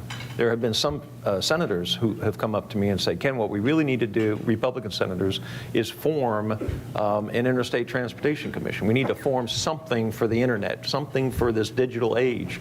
I don't want that. I don't want government interfering. I want competition between innovators, between actors. And it will take a little while, but I think the end result in 10, 15, 20 years is a much better result than having an enforcement body that, and especially in the speech area in this country, I think very dangerous for us to decide what is dangerous. The Democrats didn't believe that the 2016 election was decided fairly. They believed that there was Russian interference. The Republicans, many Republicans, don't believe that the 2020 election was decided fairly. That has to do, I believe, with the way that Facebook and Twitter and others sort of create this silo because of engagement. They want you to hear from other people that think just like you. What we've done to news organizations in this country is a shame. We don't have as many independent news sources, and so I am strongly in favor of trying to work through the competition model rather than the government enforcement. And do you think the legislation can kind of narrow the scope of what's meant by this enough that, I'm not sure everybody thinks we've got 15 years to settle out, what the role of these dominant tech companies are, and if they are disadvantaging some of these entrepreneurs that you heard from in your Boulder hearings.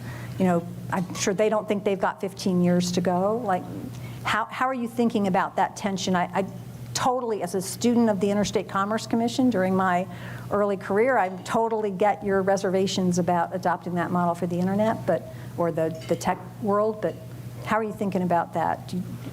Are you comfortable with thinking Congress can write enough specificity into it to give some clarity? So the first thing we do is define who these platforms are. And the definition started out including just the 4 companies I mentioned earlier. One of the lead senators wanted to make sure that we included large Chinese actors also, so the threshold came down. Microsoft is now included in that. Some of the Chinese companies are included in that. As it keeps going down, there are more and more companies that end up lobbying against it because they think that threshold, they're going to meet that threshold at some point, and they don't want to be included in that. And so, and they're not the kind of monopolists that we're concerned with this legislation. So the first challenge is how do you define the platforms that are covered, and the next challenge is how do you define the activity that's covered. And I think the activity is fairly specific. The activity involves the preferencing of your own product. And so there is an App Store bill that would just apply to Google and Apple.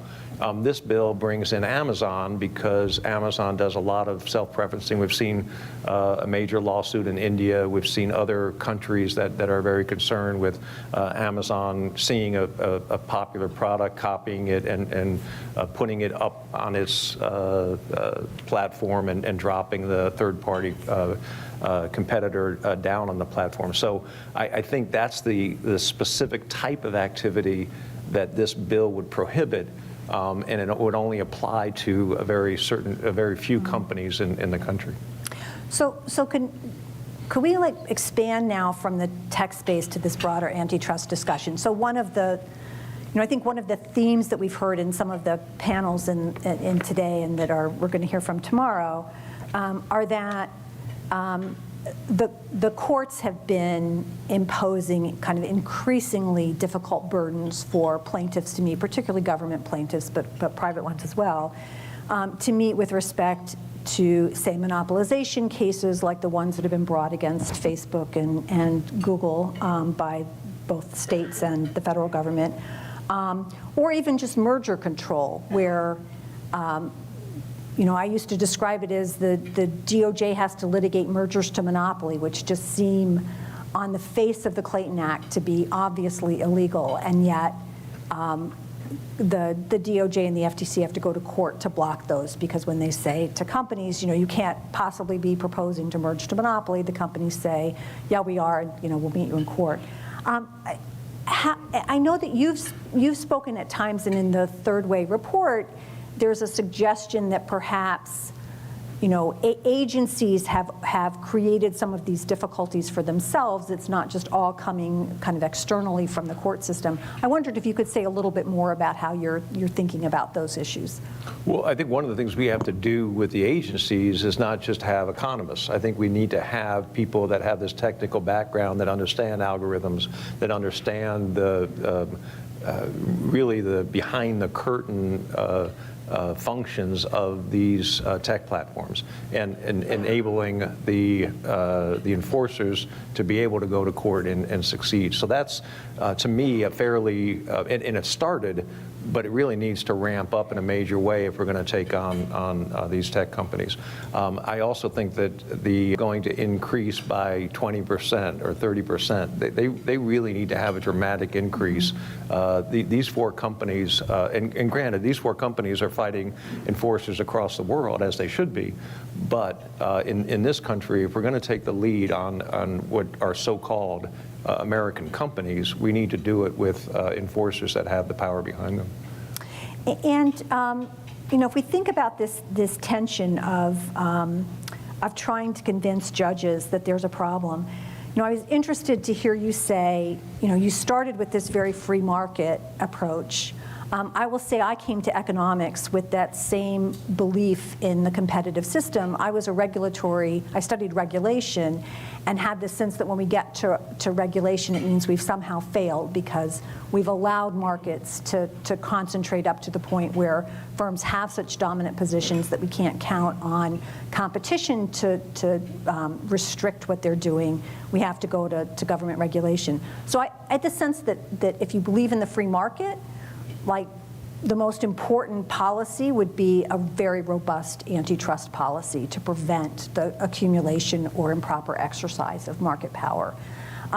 Do you think that there are, outside of the tech space, are there many Republicans who share kind of that concern and that conviction that if you really, if you love markets, we want to make sure the playing field is really level for those entrepreneurs and others that are participating in the markets? No. Is there anything we can do to help move people, or? Yeah, I think 30, 40 years ago, the Republican Party took a turn in its view of market enforcement. And the consumer welfare standard took over in a very narrow view. A view I don't think that Milton Friedman or Robert Bork would agree with, but a very narrow view proceeded. And I think that it has been used by these companies and other companies and promoted by them in a way that many Republicans have bought into. I think the great thing about tech is that a lot of Republicans are now challenging their beliefs and wondering if it doesn't apply here, does it really apply to these other areas? So I'm hoping that we'll see some momentum within the Republican Party to address just that. Ultimately, if we don't move in a competitive way, we will end up with an enforcement agency. The thing that scares Republicans more than anything, we didn't want nationalized health care. We certainly don't want nationalized digital platforms. It is not it's not a cable TV. It gives us the ability to innovate on such a scale if we don't inhibit it with a government. But we set the appropriate as you said, boundaries to what those companies can and can't do in the promotion of competition. You think about where we would be with the automobile or with transportation right now if the government were in charge. We would have well-trained horses. We would not have, and this little thingamajig, I always have this in case we don't have a flag at my events.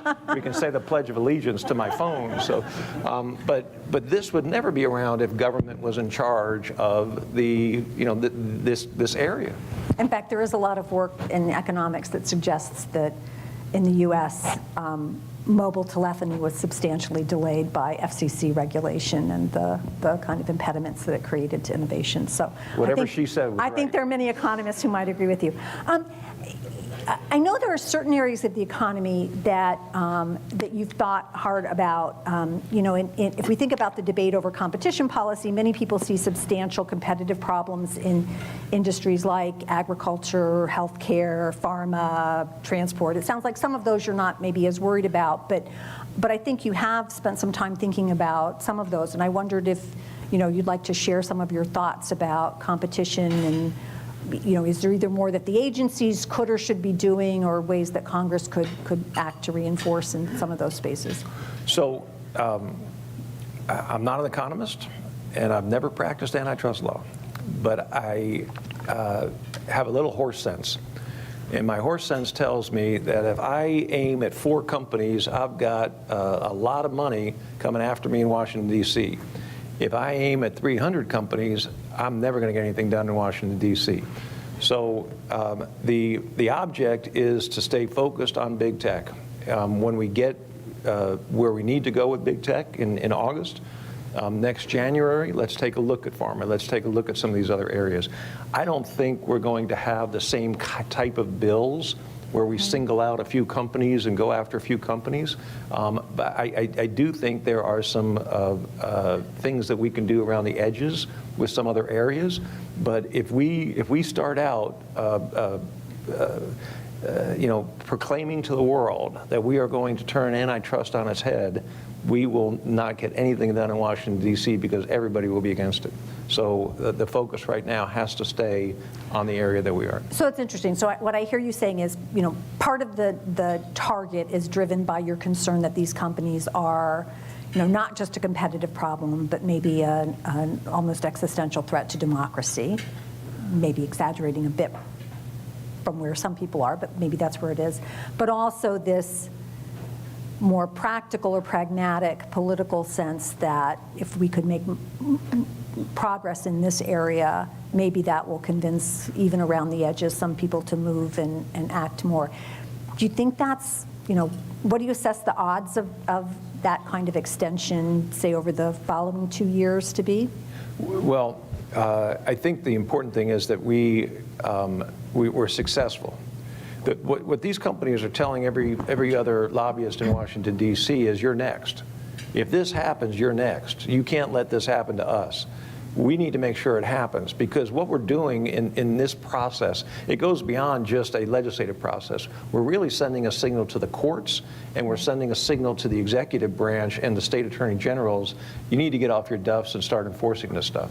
We're giving you some more tools, but if they stay in the toolbox, they don't do much good. So I think what we're really trying to do is build momentum. If companies continue to act in other areas in ways that are harmful to competition, then maybe the next Congress will say, well, this was successful with tech, let's look at it. But if we start in a way that's too broad, we will undermine our ability to get anything done. So I've loved talking with you, but I think that there's a whole room full of people who are dying to ask their questions. So why don't I open this up?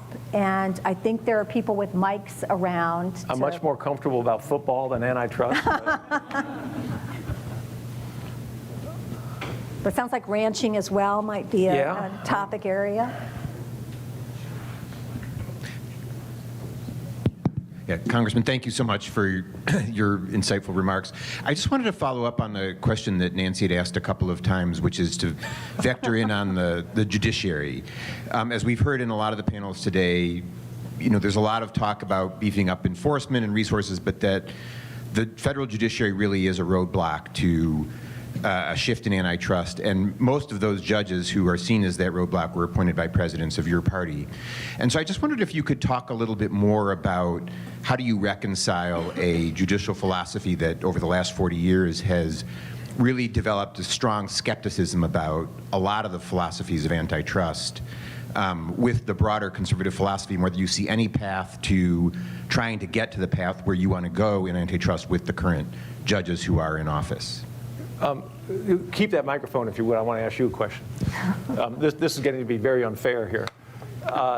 So what were those judges supposed to do when they have laws that were written in the 1890 and 1914 that had no way they were anticipating e-commerce in those laws, and they had 120 years of judicial precedent that bound them?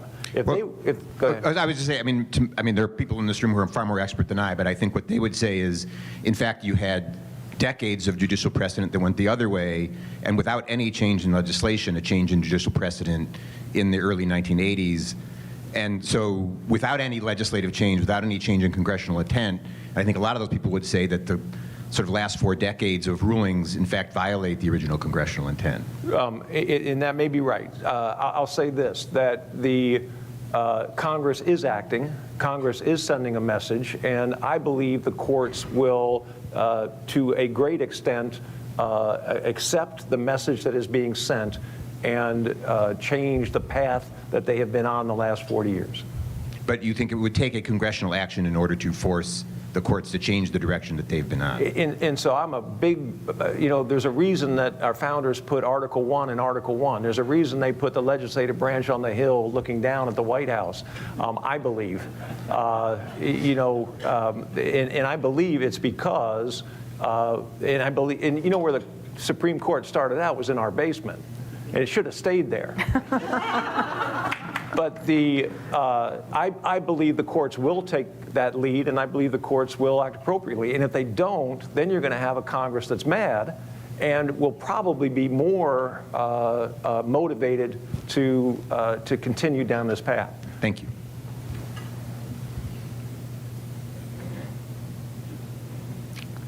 I think we have somebody back here.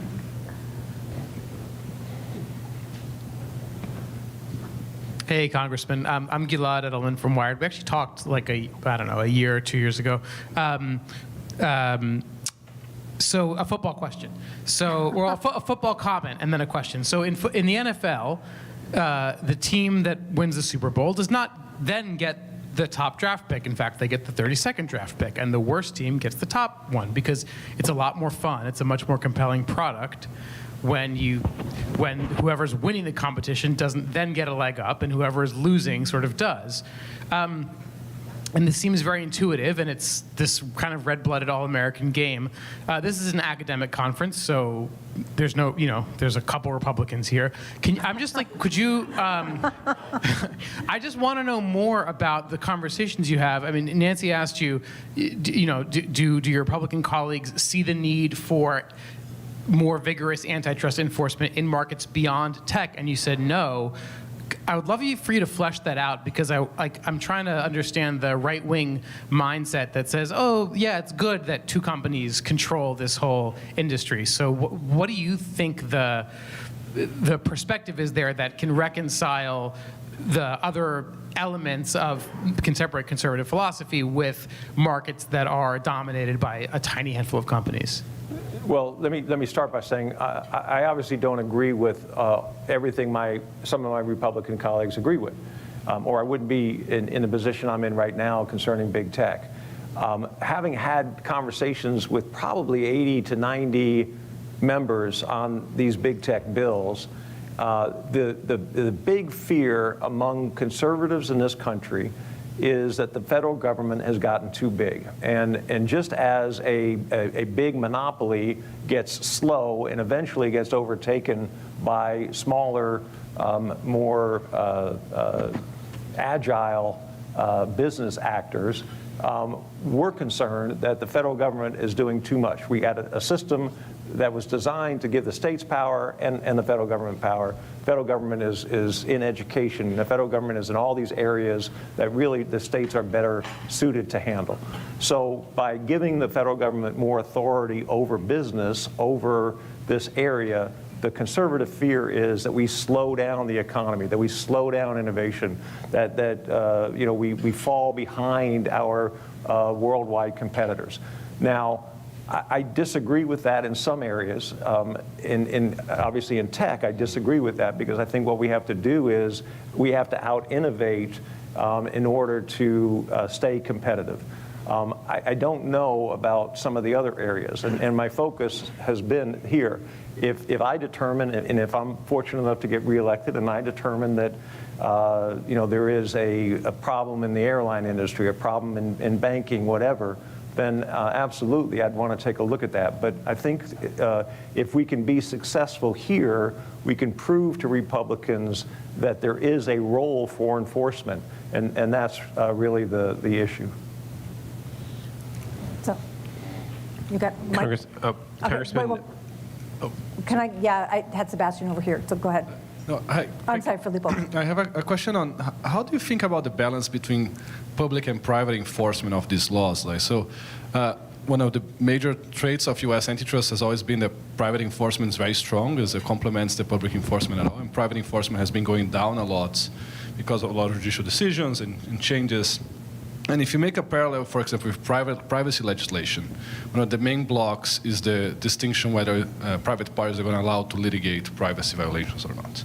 So I wonder how much this comes up in the antitrust discussions as well, whether this is a similar block and a distinction between the Democrat and the Republican Party, and what are your views on what is the ideal role for private parties in litigation versus the attorney generals or the FTC and the DOJ in this area? Thank you.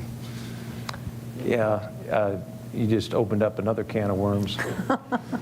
So there's one of the realities in D.C. is the trial lawyers are over here, and the small businesses are over here. And if you're in favor of private enforcement, you're helping the trial lawyers. And I don't believe that. I think, and we just passed a great arbitration bill with 116 Republican votes. It basically prohibited forced mandatory arbitration for cases involving allegations of sexual assault or sexual harassment. I had to fight like heck to convince my fellow Republicans that that was not a gift to the trial lawyers, that was actually standing with victims of crime. So if you use the right lingo, you get people on board. What we have to do in this area, again, is to talk about, you know, I have a lady in near Boulder. Yeah, but she invented a jump rope. She's they call her the jump rope queen, and she invented a jump rope and got a bunch of patents, and the patents have been taken away by PTAB, and I have to make her the face of competition as opposed to a group of trial lawyers. And so that's my job, is to make sure that I'm appealing to Republicans, to conservatives on a level that they can relate to. And so using the term private enforcement brings up images of trial lawyers. Using the lady who got her patent ripped away from her by this group that has been set up by these major companies is something that will be able to move forward. So a lot of it is just how we market this idea.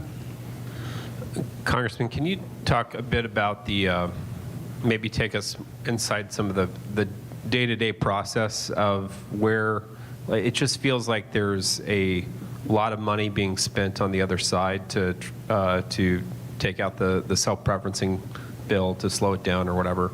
And, you know, how does it compare to other lobbying efforts you've seen? Are there any anecdotes that you can share about sort of the experience or arguments you've heard on the other side, or, you know, ads or just things that you're hearing in the hallways? I'm just really curious about the process.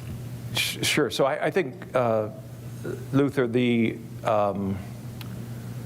these companies have easily spent in the last couple of years $100 million.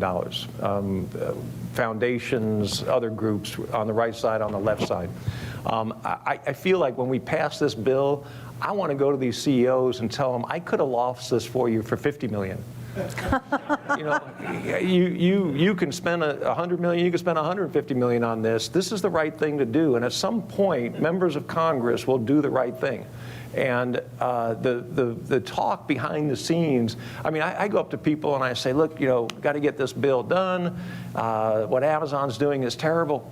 Ken, I've got an Amazon facility going in my district. I don't really care. You're a United States congressman. You're not a congressman for this hometown. You've got to look at this in a broader sense. And so I think that we're able to convince people with this bill that we can overcome very limited interests. And that's really what is going on behind the scenes are.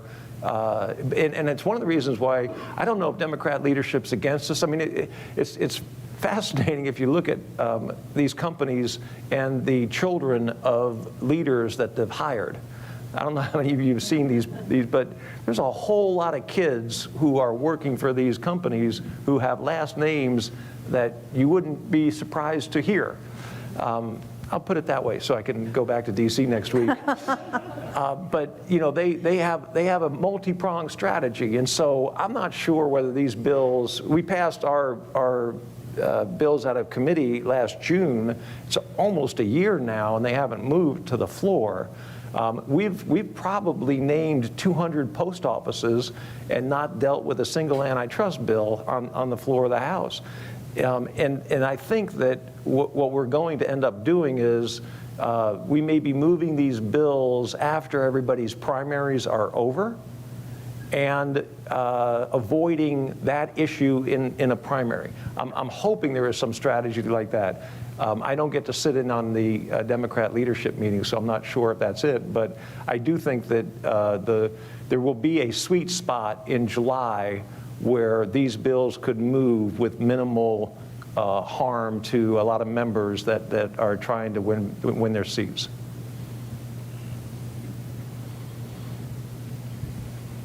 Go ahead. Hey, Congressman, Matt Solar, it was great to hear. Oh, good to see you, man. Yeah. So did you notice I worked in the Boston Tea Party? Yeah, no. I read that it was your work. And yeah, the famine, that was, I mean, it's always weird to be like, oh, that was great, because if it was a famine, it was terrible. But like, yeah, it's a great story. So your work is really important, and I mean, I want to just kind of frame this by pointing out, I think actually just the judicial problem. People love to blame conservatives. It was a bipartisan thing. Stephen Breyer was an important figure in narrowing antitrust. So just want to point that out. But I have a question, like, as kind of both parties are scrambled, right, over the last couple of years, very strange things are happening with both political coalitions. What happened a couple of weeks ago when this is not about antitrust, but it is about big tech. In Staten Island, someone, Chris Smalls, organized an Amazon warehouse. And I'm kind of curious what kind of discussions, if any, this has kind of prompted among Republicans about, because clearly Republicans don't like unions or have traditionally not liked unions, but this is Amazon, and I saw, a bunch of conservatives saying nice things about that. So I'm kind of wondering what conversations you've heard about that.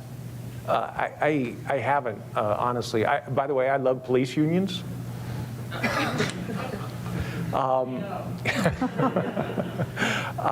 But Matt, I haven't heard much about that. I know the unions tried to organize another Amazon facility, and it didn't pass, and then they did organize that one.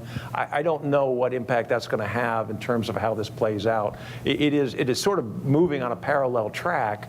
Amazon makes the argument that the unions are going after us because we're so generous with our benefits that they, we're undermining their argument that only unions can provide these kind of benefits. I have no idea. From my perspective, it doesn't matter. My arguments on these bills have remained the same regardless of whether there is a union effort or not.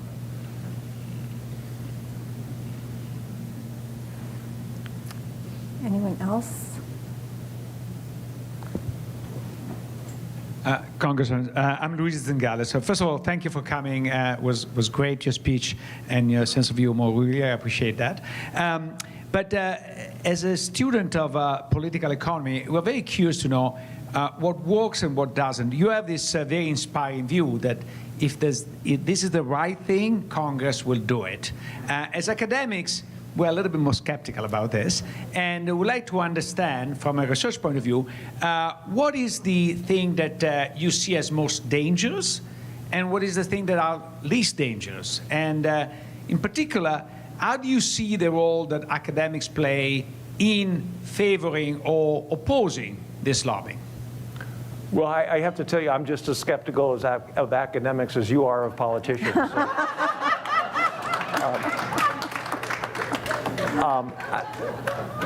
So I think that in this country we have a number of very interesting sort of thought silos, and one of them are academics and one of them are politicians. And the media, I think, the newspapers have been getting bashed by Google and Facebook and the compensation on advertising, and they have taken up this cause. And I think that, to a certain extent, that the Wall Street Journal's series on Facebook and the impact on teenage girls at a lot of, and then there's this Netflix Social Dilemma. Is that the name of it? Did I get it right? Mm-hmm. Yeah, that had a lot of impact. So I think you're getting all sorts of groups that are coming to the same conclusion around the same time that are convincing people. In other words, if we were fighting each other right now, people would be hesitant to make a strong decision like this.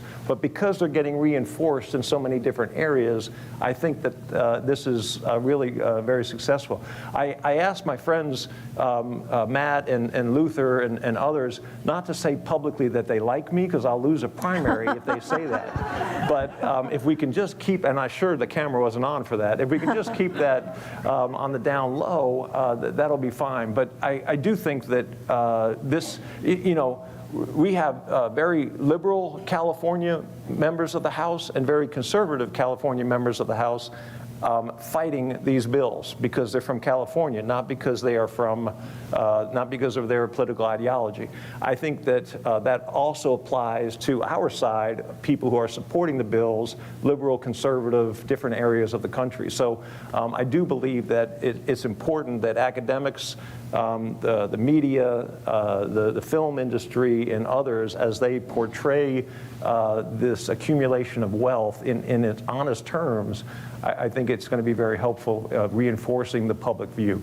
Politics is downstream from public opinion. And as we all talk about this more, public opinion is going to gel and politics will react.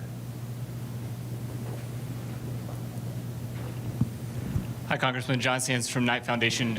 You just mentioned public opinion, and Knight Foundation partners with Gallup to do public opinion polling on a lot of these issues. Fairly recently, we released a report that found that almost 7 in 10 Americans don't think that our elected officials have any credibility on these issues. They don't trust Congress to be able to act. And so I'm curious to know how you're thinking about closing that gap among your colleagues. Like, how do you try to move the needle on trust among the American people? Is that an opinion on antitrust specifically, or just generally? On tech issues generally, yeah. Okay. Yeah. It's a great, you know, I think I mentioned this earlier. I started in elected office as a district attorney. And we got these great convictions, and none of it hit the newspaper. So I went to my local newspaper, and I said, what's going on here? And the publisher said to me, Ken, it's like this. A plane leaves LaGuardia every day and lands in LAX. We don't write a story about that. The one that crashes in the cornfield in Iowa, that's the one we write the story about. We are not going to get the public to believe that we're doing something until we do something. And I think this is an area that has high enough visibility that we can do something. But what the media wants to cover are the food fights. They want to cover the vote that passes by 2 votes.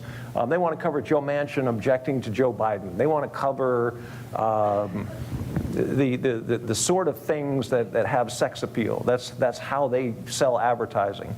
I don't want to insult anybody here, but this isn't a very high sex appeal area. Antitrust, there haven't been many films that have been created on antitrust. But if we do this, I think I think we will move the needle a little bit, where the public will say, you know, we've got some faith that, I mean, we come together behind Ukraine. We come together behind a lot of things, and nobody really says, oh, that's great that they're working together. This is an area where I think people will really scratch their head and say, why? How did this happen? That, David Cicilline and Ken Buck are different people. I wouldn't be comfortable, in Providence, Rhode Island, and he wouldn't be comfortable in Greeley, Colorado, and that's just a reality. He's the one that made the motion to throw Trump out of office on the 25th Amendment because he was incapable of mentally incapable of serving. And so when I go to my friends and say, we've got to support this bill, and they say, but David's on it. It's kind of like, yeah, but we agree on this. We don't agree on a lot, but we agree on this. And I think that's what we have to convince people of, is let's find the common ground. I'm not going to agree with you on guns, but we can agree on antitrust. I think we have time for maybe one more question over here. Thank you, Congressman. You're sandwiched in between Assistant Attorney General Cantor and Chairwoman Khan in terms of our agenda. We haven't talked much about the White House and the administration. What are you looking for from the FTC, from the Justice Department, from the Biden White House right now that's supportive of your agenda? What I'm hoping they will do is not talk to Republicans and talk to a whole lot of Democrats. I will not get a lot of support if there's a picture with Ken Buck and Joe Biden, thumbs up, we're moving forward on antitrust bills. I think it will benefit the Democrats. I think it'll benefit the Republicans. But the people that I have reached out to are the Bill Barrs of the world, are the folks who have credibility on our side to talk about this isn't big government, guys. This is something we need to do to create competition, to restore competition to the marketplace. And I have to tell you, it's funny because every once in a while there'll be a press release from either Chairman Cicilline or the White House, and they'll say, we need to punish these companies. And I go, oh, I just lost 5 votes. Don't talk about punishing companies. We're creating competition, and it's just a language that is different on each side. But I think that, and I'll tell you something that would be very helpful. And I got bruises all over from these. When the chairwoman talks about using antitrust in relation to climate change, in relation to labor issues, in relation to other issues that are speaking to her constituency or the White House's constituency, I've got a lot of splaining to do on my side. And so I'm telling them, that they're just doing that. That's not what they're going to do with this legislation. They've got to talk to their base, just like we talk to our base, but what we're really trying to do is create competition in this area. And so I think it's important, and Chairman Cicilline has been great, and I've tried to be great. I'm not as good as he is at dialing it back because my mouth just wanders. But if we all stay on message for the next few months, we're going to get some bills passed. Is there one? All right. I got all night, by the way. I don't care. I wanted to abuse my organizer privilege to ask a question about something we didn't speak, which was the report that the committee organized and put out. And I wanted to ask, so when did you decide to write that report, and what was the main motivation behind it? Was it like a fact-gathering exercise? Was it an agenda-setting exercise? Was it a combination of everything? And then in the end, you had like a kind of dissent on some of the conclusions, and how was this process internally as well, discussing and organizing that part, which is, I think people talk less about it, but it was incredibly influential, and it's not that long ago as well. I need to ask you a question. So you're talking about the report that came out in October of 2020? Yeah, exactly. And then I wrote what I call the third way report? Yes, exactly. Okay. So again, it's politics. I wish I could be an academic and have a pure life, but I don't. I am in politics. And October 2020, there happened to be an election coming up that was pretty important to people at the beginning of November. And so the Democrats come up with this report, and if it is a bipartisan report, it looks to the world as if the Democrats are great leaders and they're going to take this great leadership position, and it helps Biden.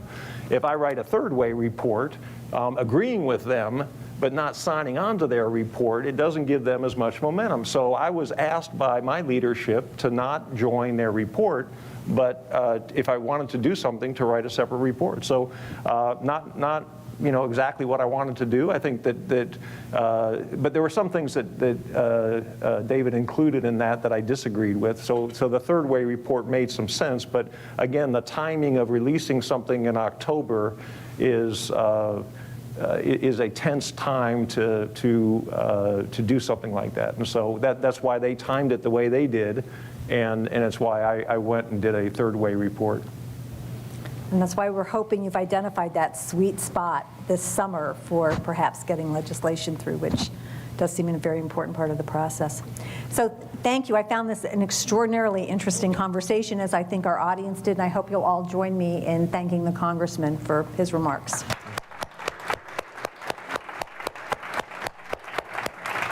That was terrific.